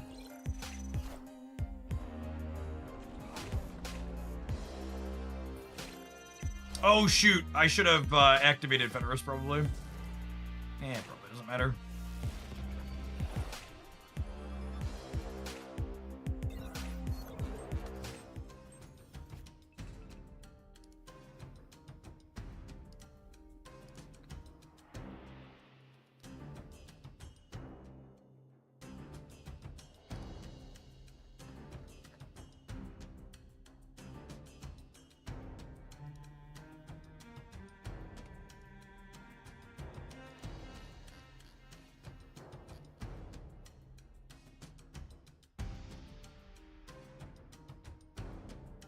Gamers are real strange. I think the extra funny part is when someone came to a platform to tell me they were unfollowing, and like I can click on their Twitch profile and see that they just followed the stream today. These are the type of people who are my greatest detractors, who just like have never faced a form of accountability in their lives and are used to being able to lie and other stuff like that, and just like have no blowback. Just big like, sir, this is a Wendy's energy. We haven't seen them discard Apocalypse, right? It's just a bunch of swarms. Just barging in here to say I'm leaving, yep.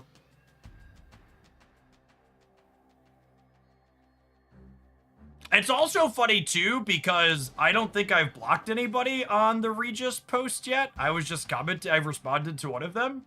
I responded to one. I didn't block anyone, so they probably just posted something so inflammatory that the auto mod caught it. Good night, Mr. Meek. Hope you had a good one.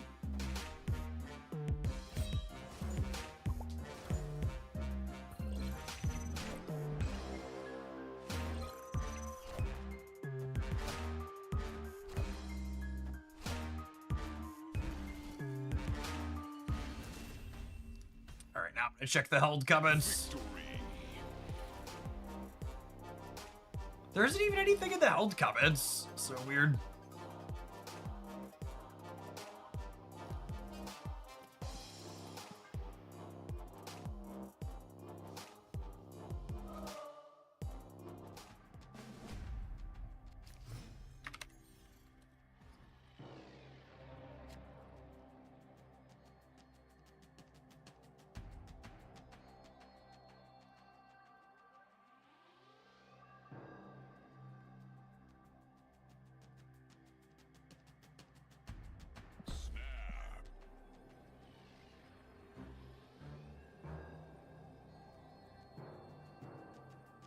Yes, that always makes me chuckle, Evie.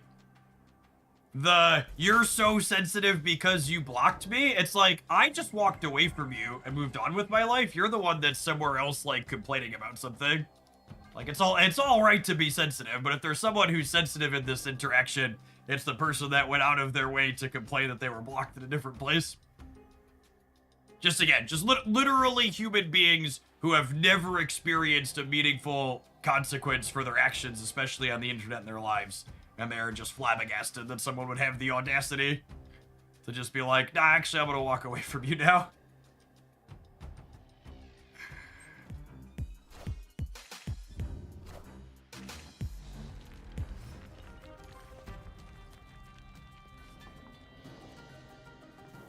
Opponent snapped.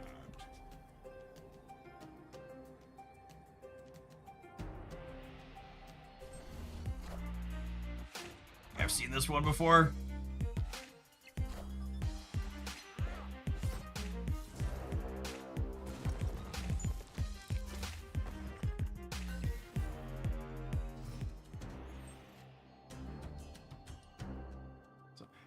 People often ask, you know, if you could go back and do one thing differently in my your content career, you look back. I would tell Jeff Hoagland from a decade ago that he should block more people instead of engaging with them. Life is short, and the person who wins an internet argument isn't the person who messages last. The person who wins the internet argument is the person who spent the least time engaged in it.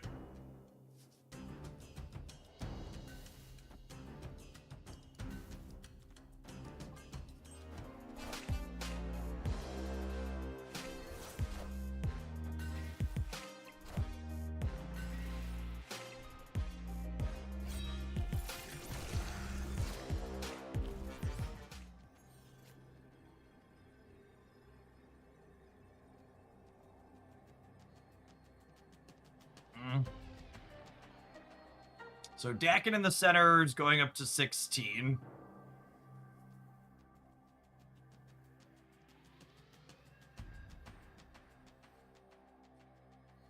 I don't think we could win from here. Double Dakin's a tough one.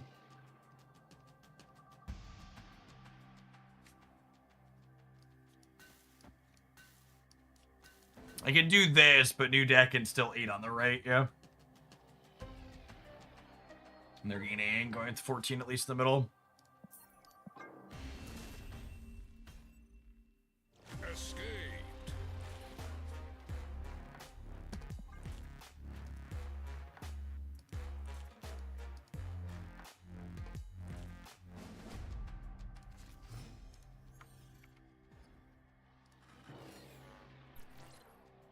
Oh, snap.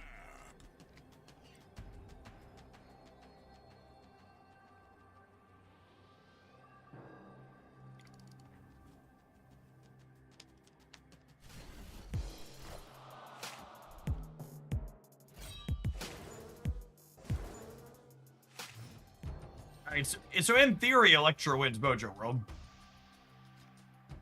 I guess Juggernaut could too. I think I'm gonna play the Electro proactively. It's tough though.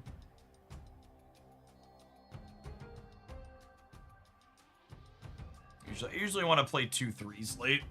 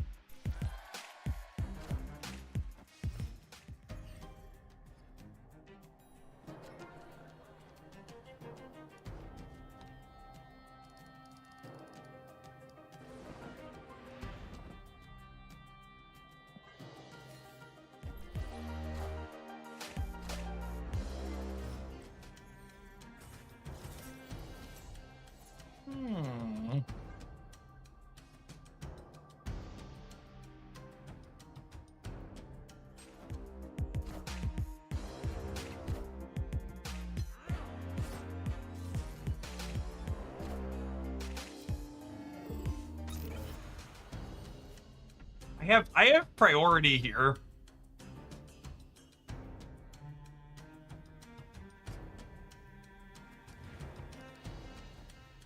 Can Red Guardian their bullseye? If I Red Guardian the bullseye, I can't win the left though.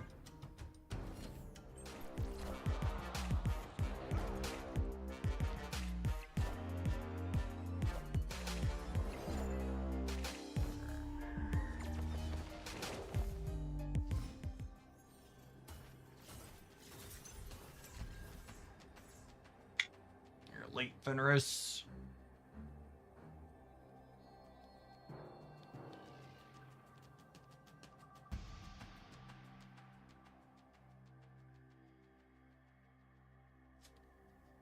Opponent snapped.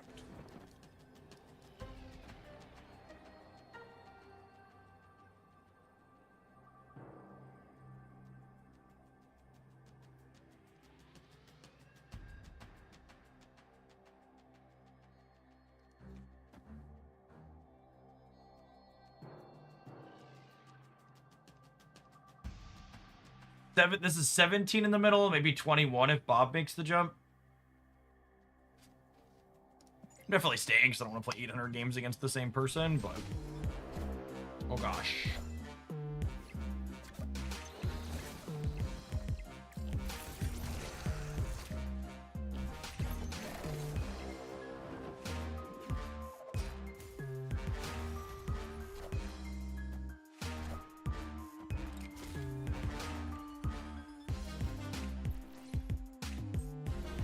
Well, that was certainly one of the boomer snaps of all time.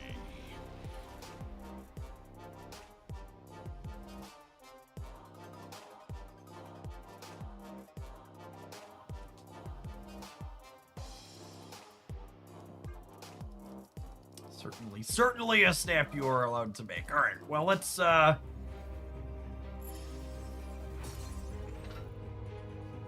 gonna play some more of this when we get back. We need to take a brief pause for the cause to let some adverts roll. Appreciate everybody hanging out here on a Monday afternoon. Hope you're having a wonderful start to your week. Don't go anywhere, gamers. If you're watching on YouTube, consider tapping the like button. It doesn't cost you anything. It helps the content reach some more people. Appreciate all the folks that have done that already.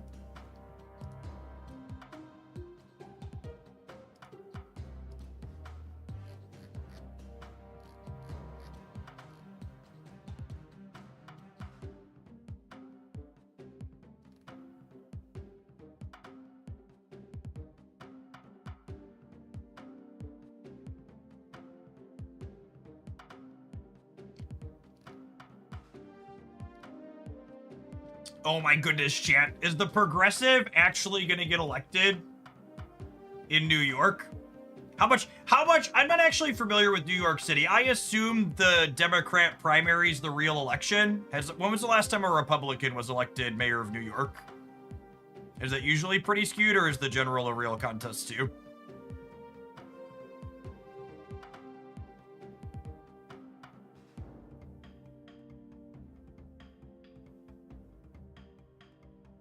Rudy, how long ago is that? I don't know. He's ancient shit. That was forever ago, yeah.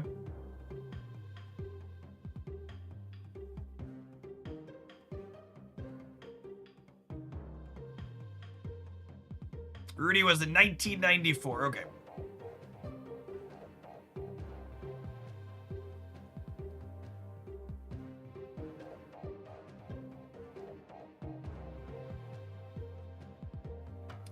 Quite the contrary, Ben. I think ranked choice voting helps people like progressives that a lot of people would want to vote for, but otherwise think it's not safe to cast their ballot for.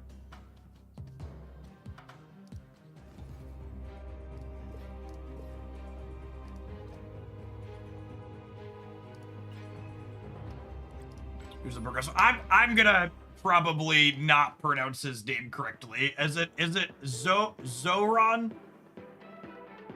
Mamdani? Zoran Mamdani? How far off am I?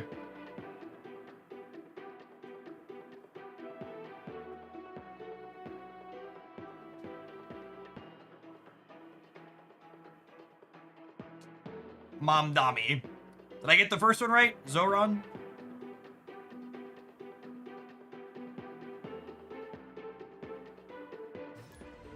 Shout out to asking how to pronounce something and getting 3 different phonetic descriptions from chat. Average case. Mulligan the Rickety Bridge. Escaped.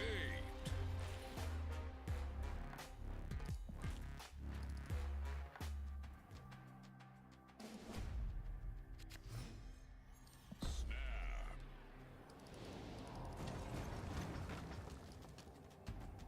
And just because I lose track. But to confirm my understanding is correct here, Andrew Cuomo is the man who resigned as governor in disgrace of New York State, yes?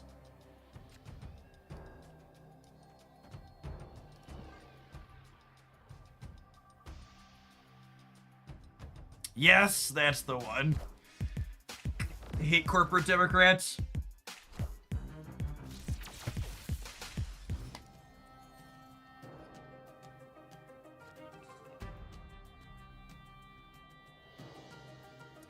Just the worst.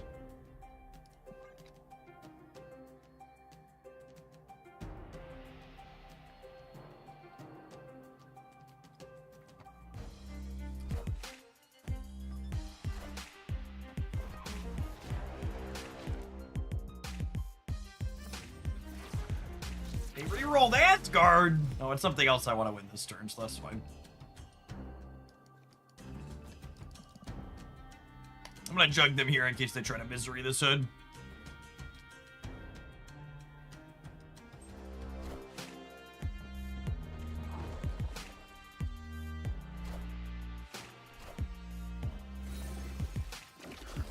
Oh my goodness! Get fucked. I mean, I guess,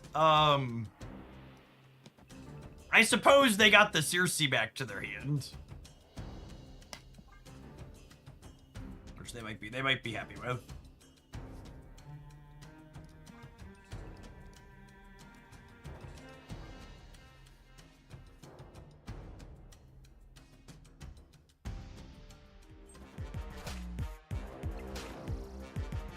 Yeah, Adams was a Democrat, but he was a Democrat the same way, what's his name was running as a Democrat? Andrew Yang. Stop electing crypto bros to position of power, please, gamers, I'm begging you. For the love of God, please stop.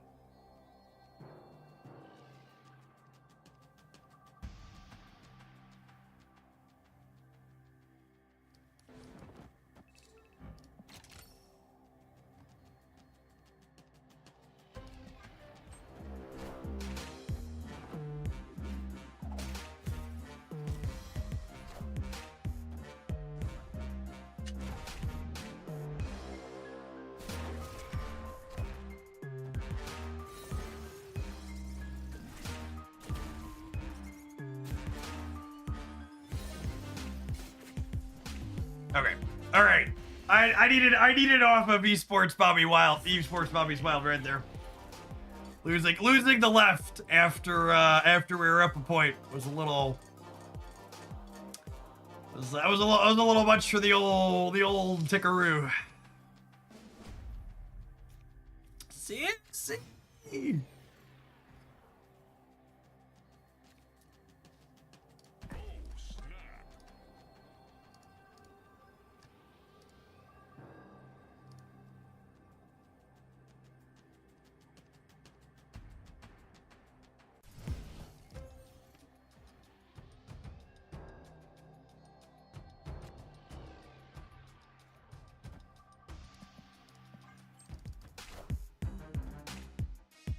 Andrew Yang is what we would call a progressive conservative here in Canada, a fiscal whack job that still believes in human rights. Yeah, that's probably a good descriptor. I like that. I'm gonna juggernaut them on the left, so maybe we can get some of their stuff with Oscorp Tower.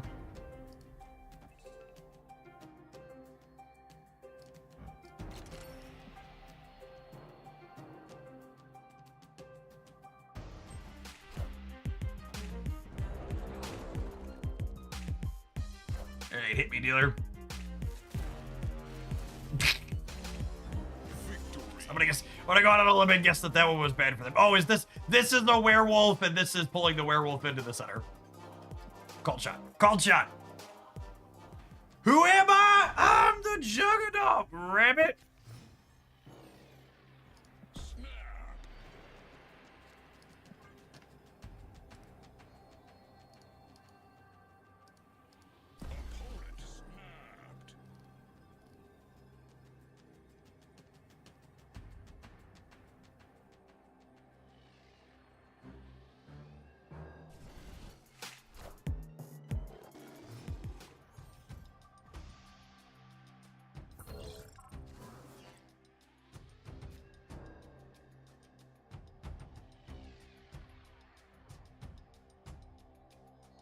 think we're chilling for now.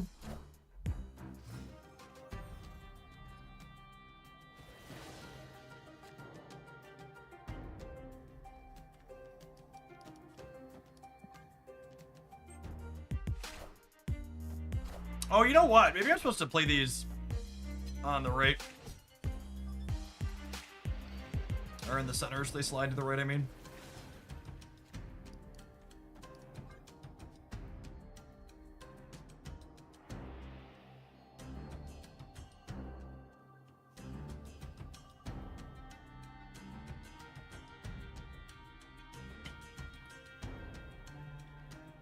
Hey, Evan, thanks for the entire year of support. Let's get you a mod sword to go with that sub shield. Welcome back.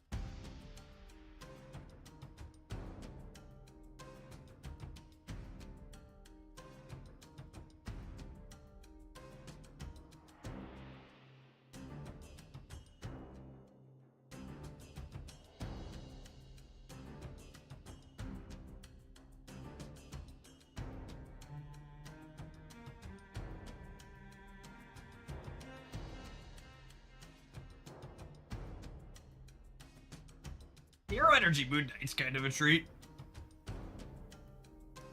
This is gonna jack us up though, huh? It's a real shame I can't. It's a real shame I can't Juggernaut this.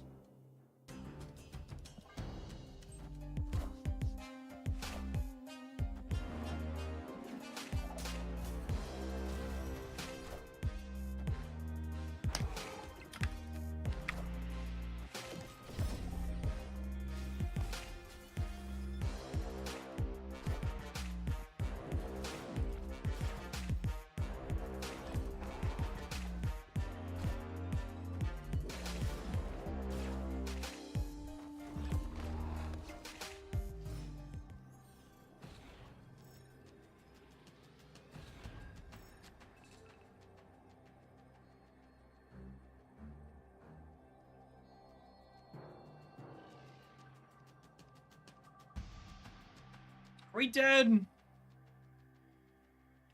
Yeah, nothing particularly good here. Tagged a hub card. I guess Circe would concentrate a lot of power over here.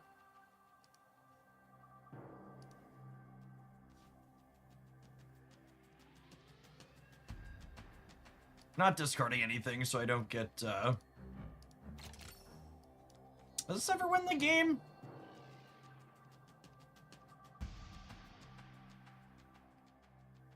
We could cope Gambit. That's true.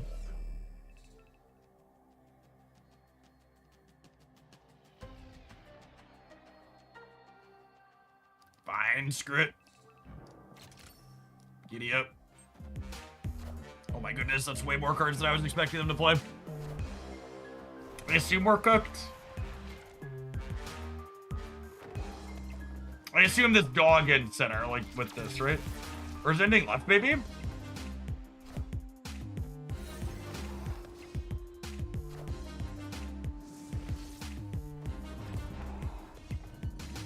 Alright, Gambit, take the wheel. So close, Gambit!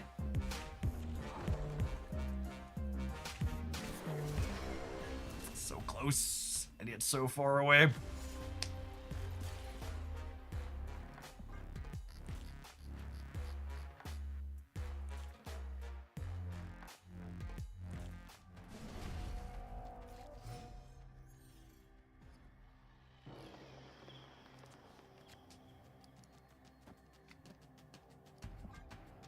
I'm gonna wait a turn to snap so that way I can go Jennifer Kale into here.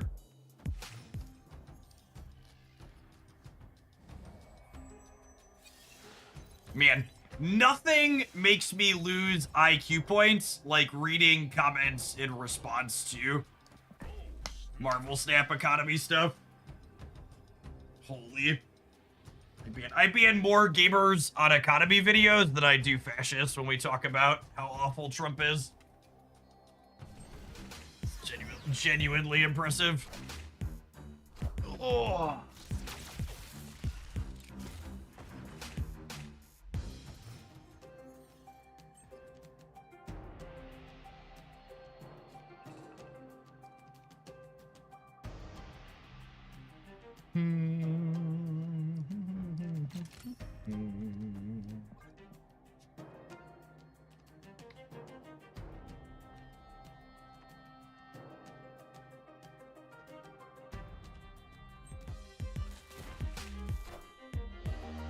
I think my favorite comment on this one so far is someone letting me know that Kid Omega's too expensive, but also it's free to get EX Pokemon and Pokemon Pocket because they've never had to pay money for them.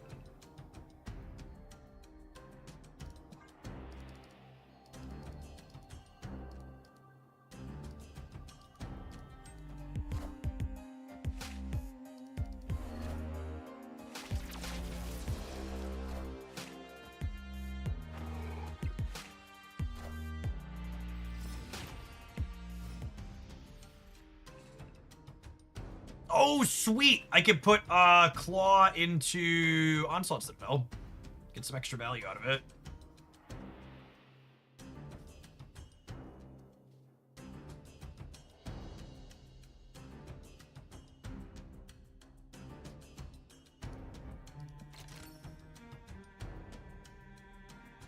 Jeff, don't do it. You're not my dad. You don't tell me how to live my life. I'm gonna Fenris Wolf the Juggernaut here to hopefully mess up their werewolf by night.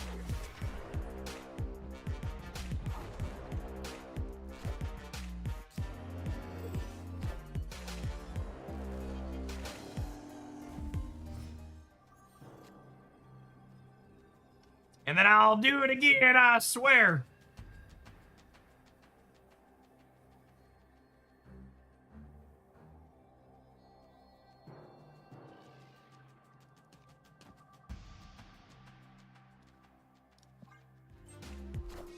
Really? Oh, shoot. I forgot that Annie was from their hand. I forgot the Annie was from their hand. It didn't have any upgrades on it, so my brain processed it as a hub card. A randomly generated card. It was base art with no border. And it was to my shortcuts defense, it came out of a location. I just didn't parse that they also had it.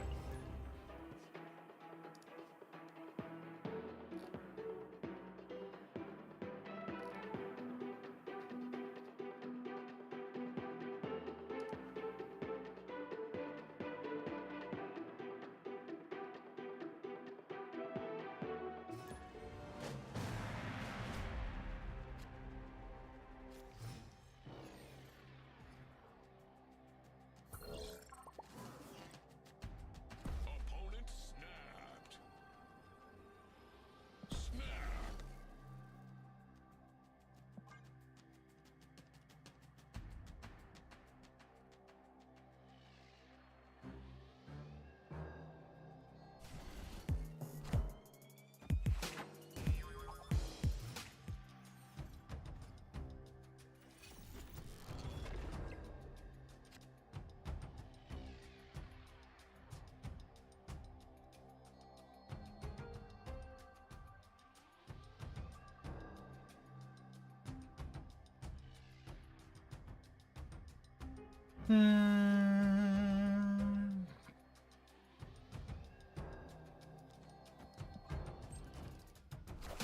Let's get in the way of our Proxima.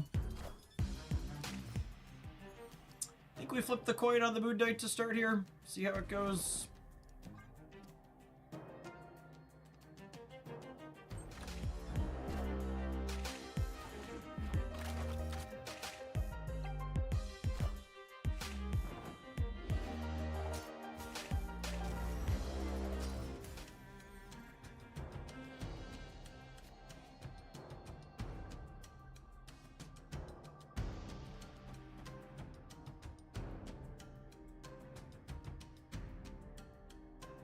Do I do this so that way I can play the sentry out next turn? I think so. Yeah. We had a copy of Merlin, which isn't huge, but it's like pretty big on the right. And then it fills the right to let me sentry here.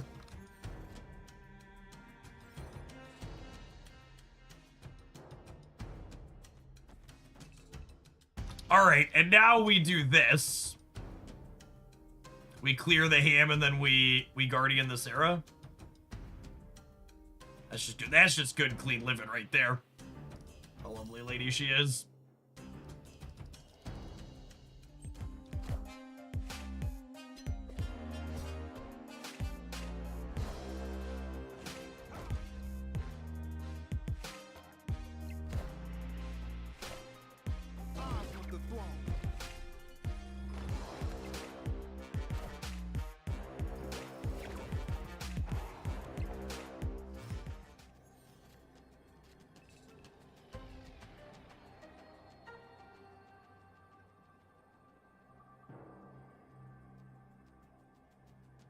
All right, so... Oh, I forgot to activate Jennifer. It doesn't matter.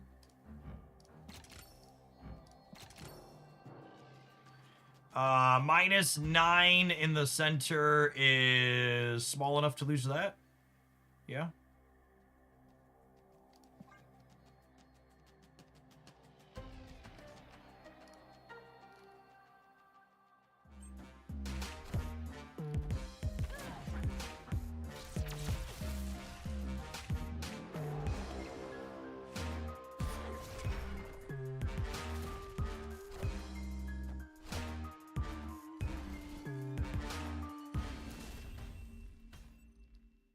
Victory.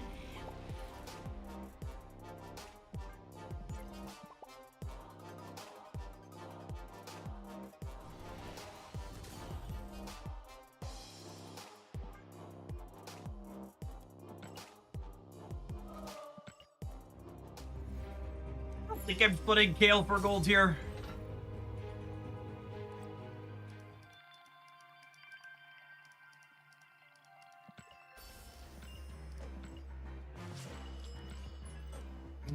Did our heat wave break yet in the Midwest, chat? Or is it still hotter than sin outside?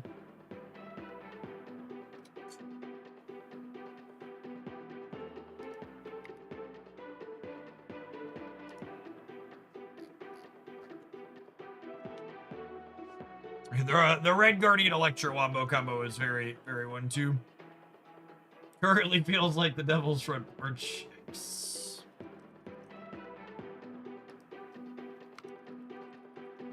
I think I was supposed to be done tomorrow here. Yeah, currently feels like 105.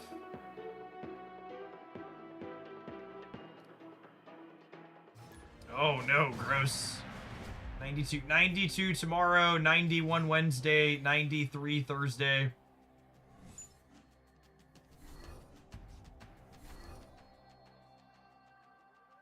Back.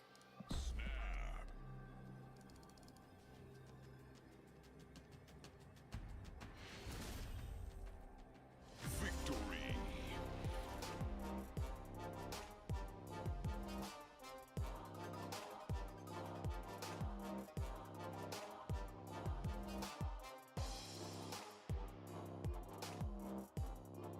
Hello? Opponent?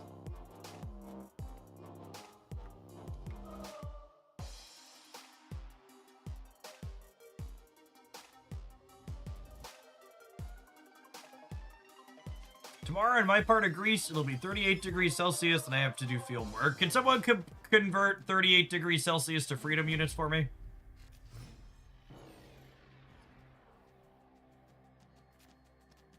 Oh, snap. Hey, how many is that?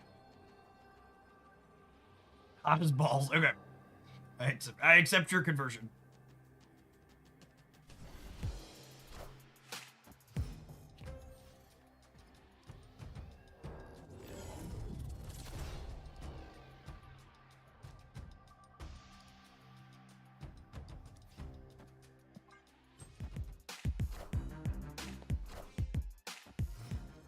About 104. Okay. Yikes. Yikes. Domino Quicksilver, eh?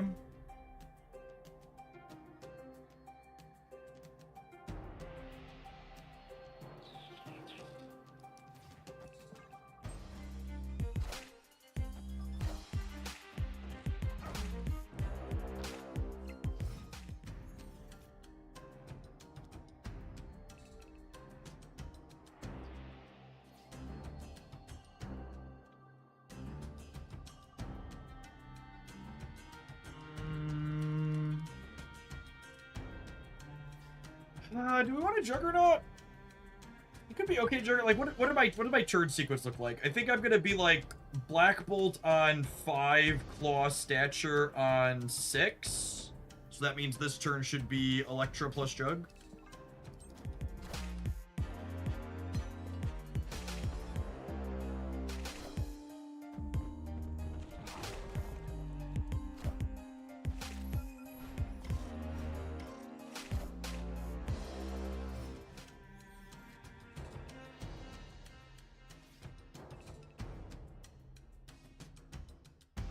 Alright, so Quicksilver activate here is a free roll.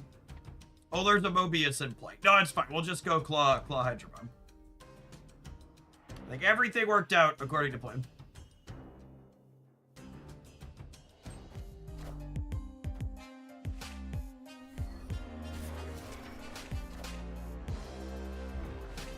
Nobody panic.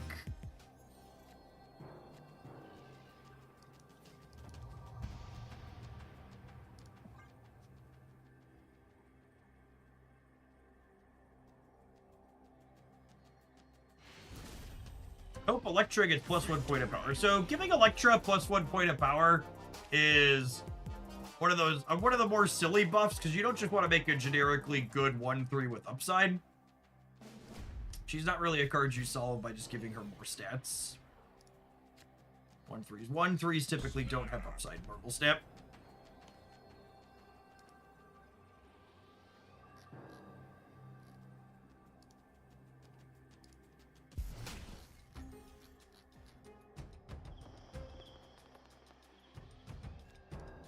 Speaking of the heat. This one just came across my feed when I glanced over. A heat wave in Missouri caused the road to split open, creating a mini ramp for the incoming driver. Watch it here in the center. Climate is coming for us, chat. Hottest summer of my life. Hottest summer of my life so far. Opponent snapped.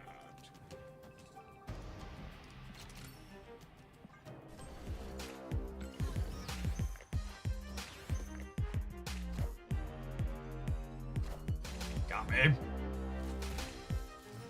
Still activating.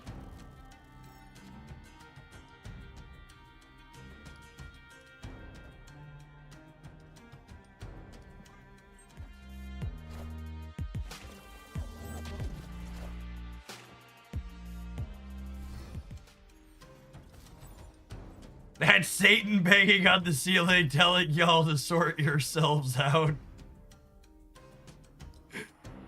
Oh, man.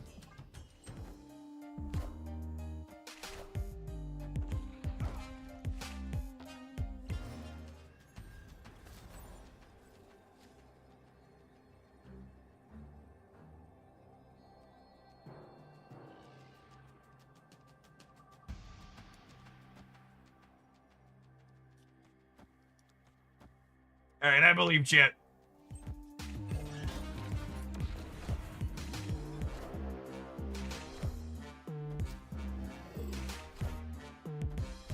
Wait, they're losing?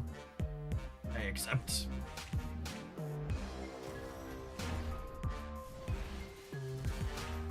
I accept. Victory.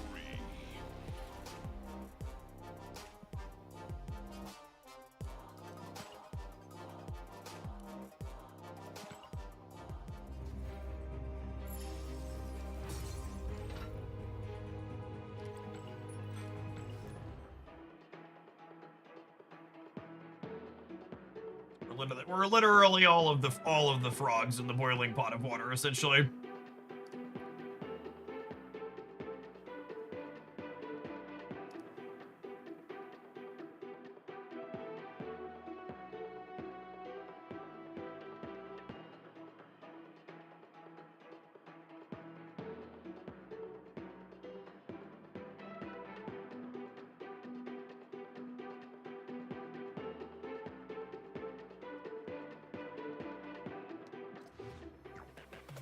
Even maybe I should just close these comments, but even stuff like this is just like so detached from reality.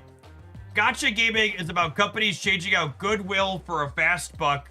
Regis said pushing the envelope and moving the goalposts for players outraged. I don't think Snap is dying, but I think pretending this isn't classic gacha gaming strategy is too hopeful for me. It is literally typical in gacha games for limited time game modes to be completed without extra resources needed. This event is literally, I'm gonna get rid of literally here. It is typical in gacha games for limited time game to be completed without extra resources. This event is literally running counter to how gacha games work, which is the core issue with it. The literal problem is that the event doesn't work how gacha games are supposed to work. Card games and booster pack games have always been gacha games, and for whatever reason, people don't seem to understand that. But like that's the core of the problem. The core of the problem isn't that they're monetizing like a gacha game. The problem is that they've always been a gacha game, and this limited time game mode is structured in a way that's different than players are trained to expect gacha games to work.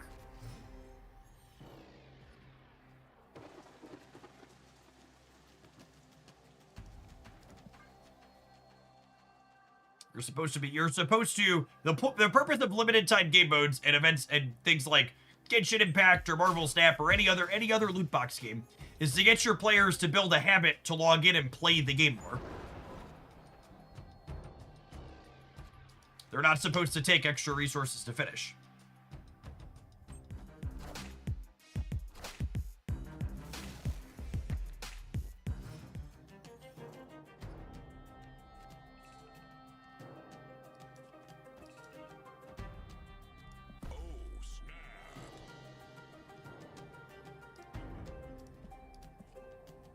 I don't know if I want to activate this or not. I don't have a good 5 in my hand.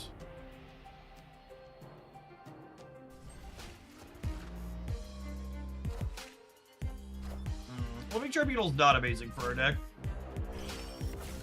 You're not good at playing for multiple lanes. Or not good at adding total power to the board, I guess I should say. Well, that's a pretty good one.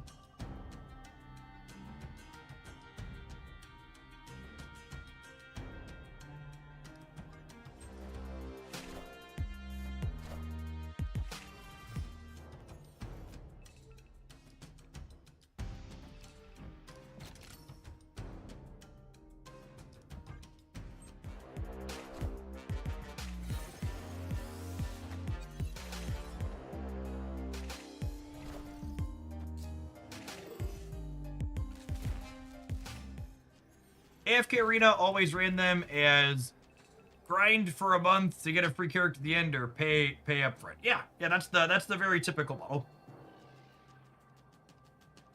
Oh, was I not supposed to?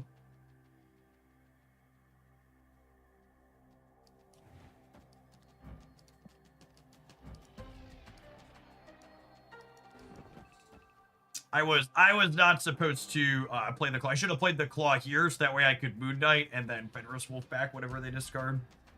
Although they have our Proxima, right? Might be bad for me.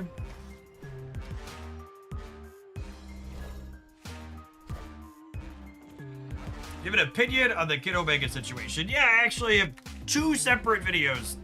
Thoughts on the Kid Omega situation. Check out one or both over on the Hooglandia Sep channel.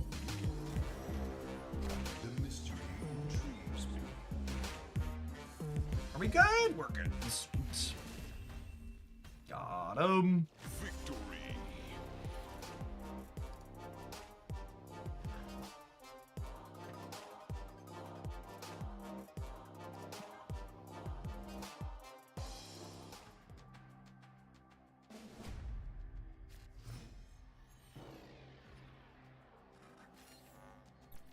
Snap. Opponent snapped.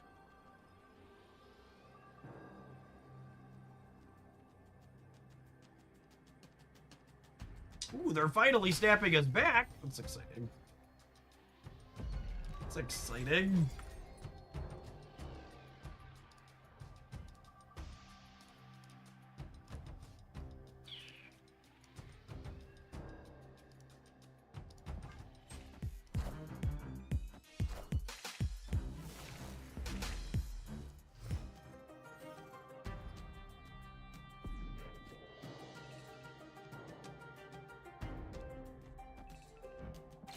Activate this in case we draw one of our 2/5s here.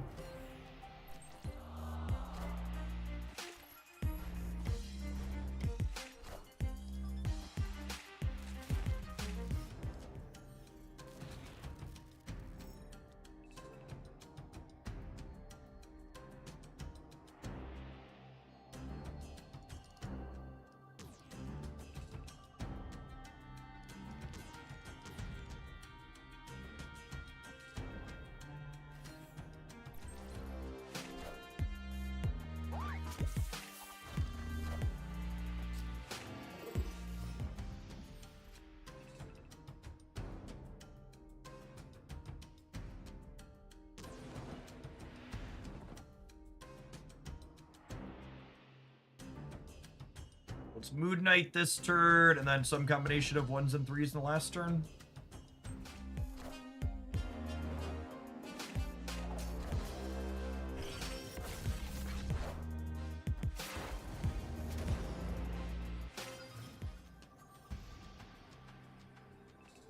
All right, Frosty. I love a good bit of data.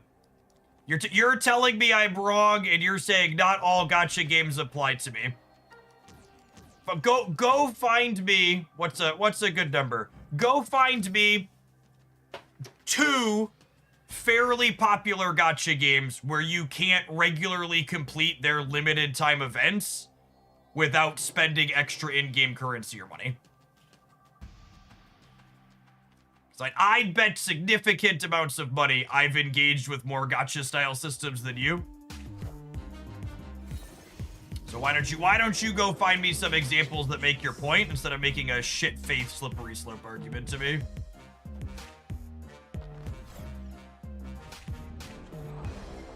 Oh my goodness, are we gonna lose to this Circe Captain Marvel? I'm currently losing to this Circe Captain Marvel. No, we're good. No, we're good. That's one of my least favorite interactions that regularly happens on the internet, is when people like Frosty come in and they're like, Jeff, you're wrong here, and they give me no examples of why I'm wrong. If you're gonna come into my house and tell me that I don't know something, you better bring fucking receipts with you. Because when you come into my space, I'm the authority figure. And I'm wrong all the time. You can ask my wife how frequently I'm wrong about things. But you better believe that if you come in here and you're like, Jeff, you're wrong, give me an example of why I'm wrong. Even one very good, clean-cut example.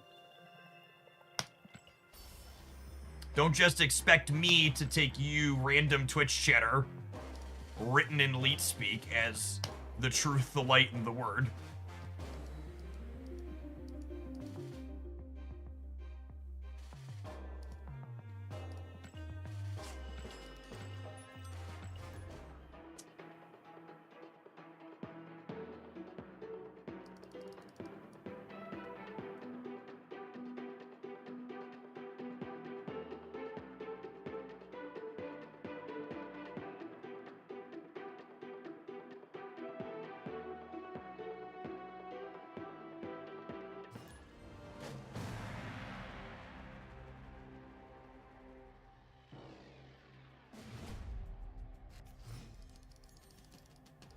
And that bit there, right?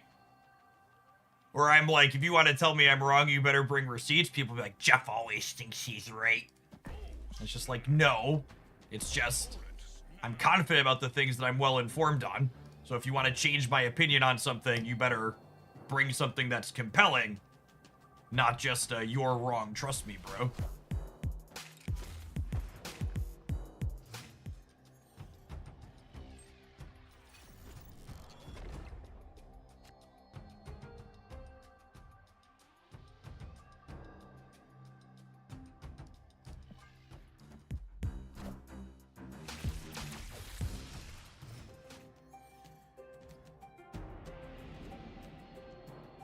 Do you plan on releasing any type of economy video for Shadowverse? So I actually talked about that today during Shadowverse, and this has been a wonderful refresher, Cry Freedom.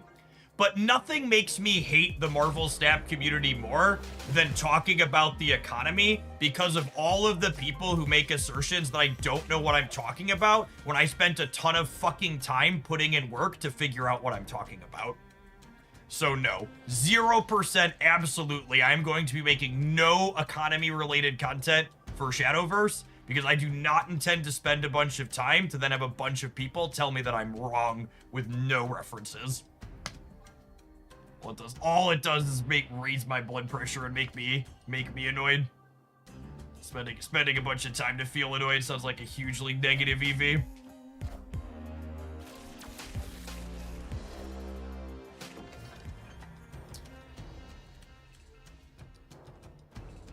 Cry Freedom, thank you for the 2 years. Welcome back. Speaker Ender, thank you for watching so much. Welcome to our latest Shillionaire. We had 2 of those today. Let's get that trickle down economy in action so it can keep being cheaper for the folks at home. Make sure to ping me in Discord to get access to Beverly Shills.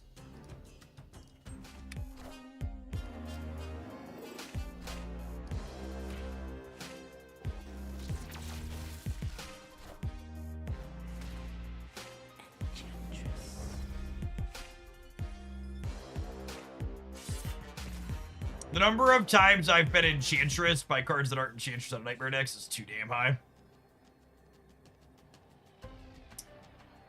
Well, I wish I knew what this Typhoid Berry had for a text box, but alas, we don't.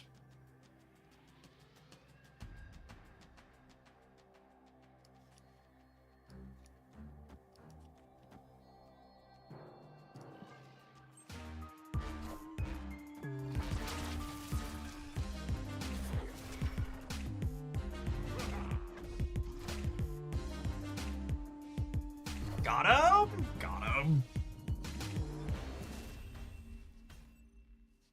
Victory.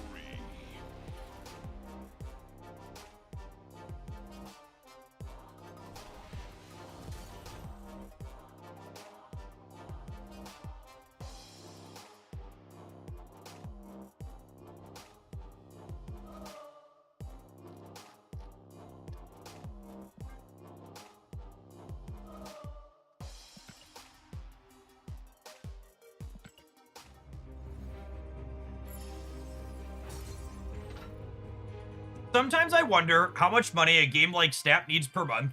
A game like WoW has been running for 20 years. It's just a base subscription, which you can pay for with in-game gold and shop cosmetics. So the logistics of that are really complicated.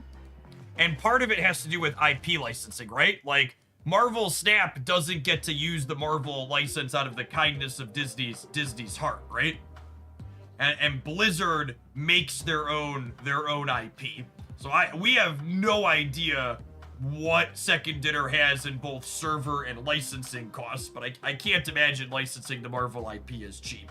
So the bar for the bare minimum on Snap is much higher than the bare minimum on something like, what's a good example? Direwolf Digital made a game called Eternal card game forever, or like Gwent or Runeterra. Gwent and Runeterra, they made no money for a long time, and their server stayed on for a long time. I think they're even still up, right? They're just like an end of life support. But they don't have to pay IP costs, right? Like their things are internal. They own the rights to them. It's like sweet.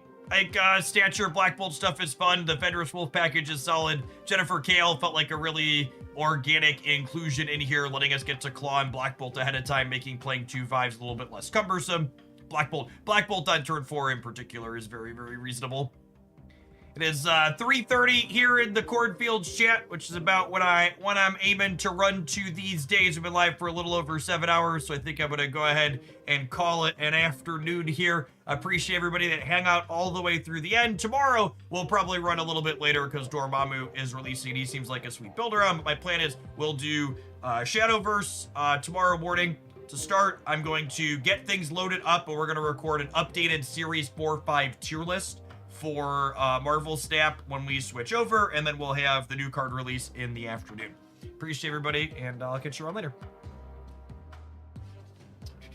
Oh, one last shout out to our sponsor, Advance. If you want to get yourself some hydration or energy drink mix, lots of different delicious flavors, my code for them is boosted from 10% up to 30% through the end of day today. So if you've thought about checking them out when I've mentioned them in the past, this is a great time to do so.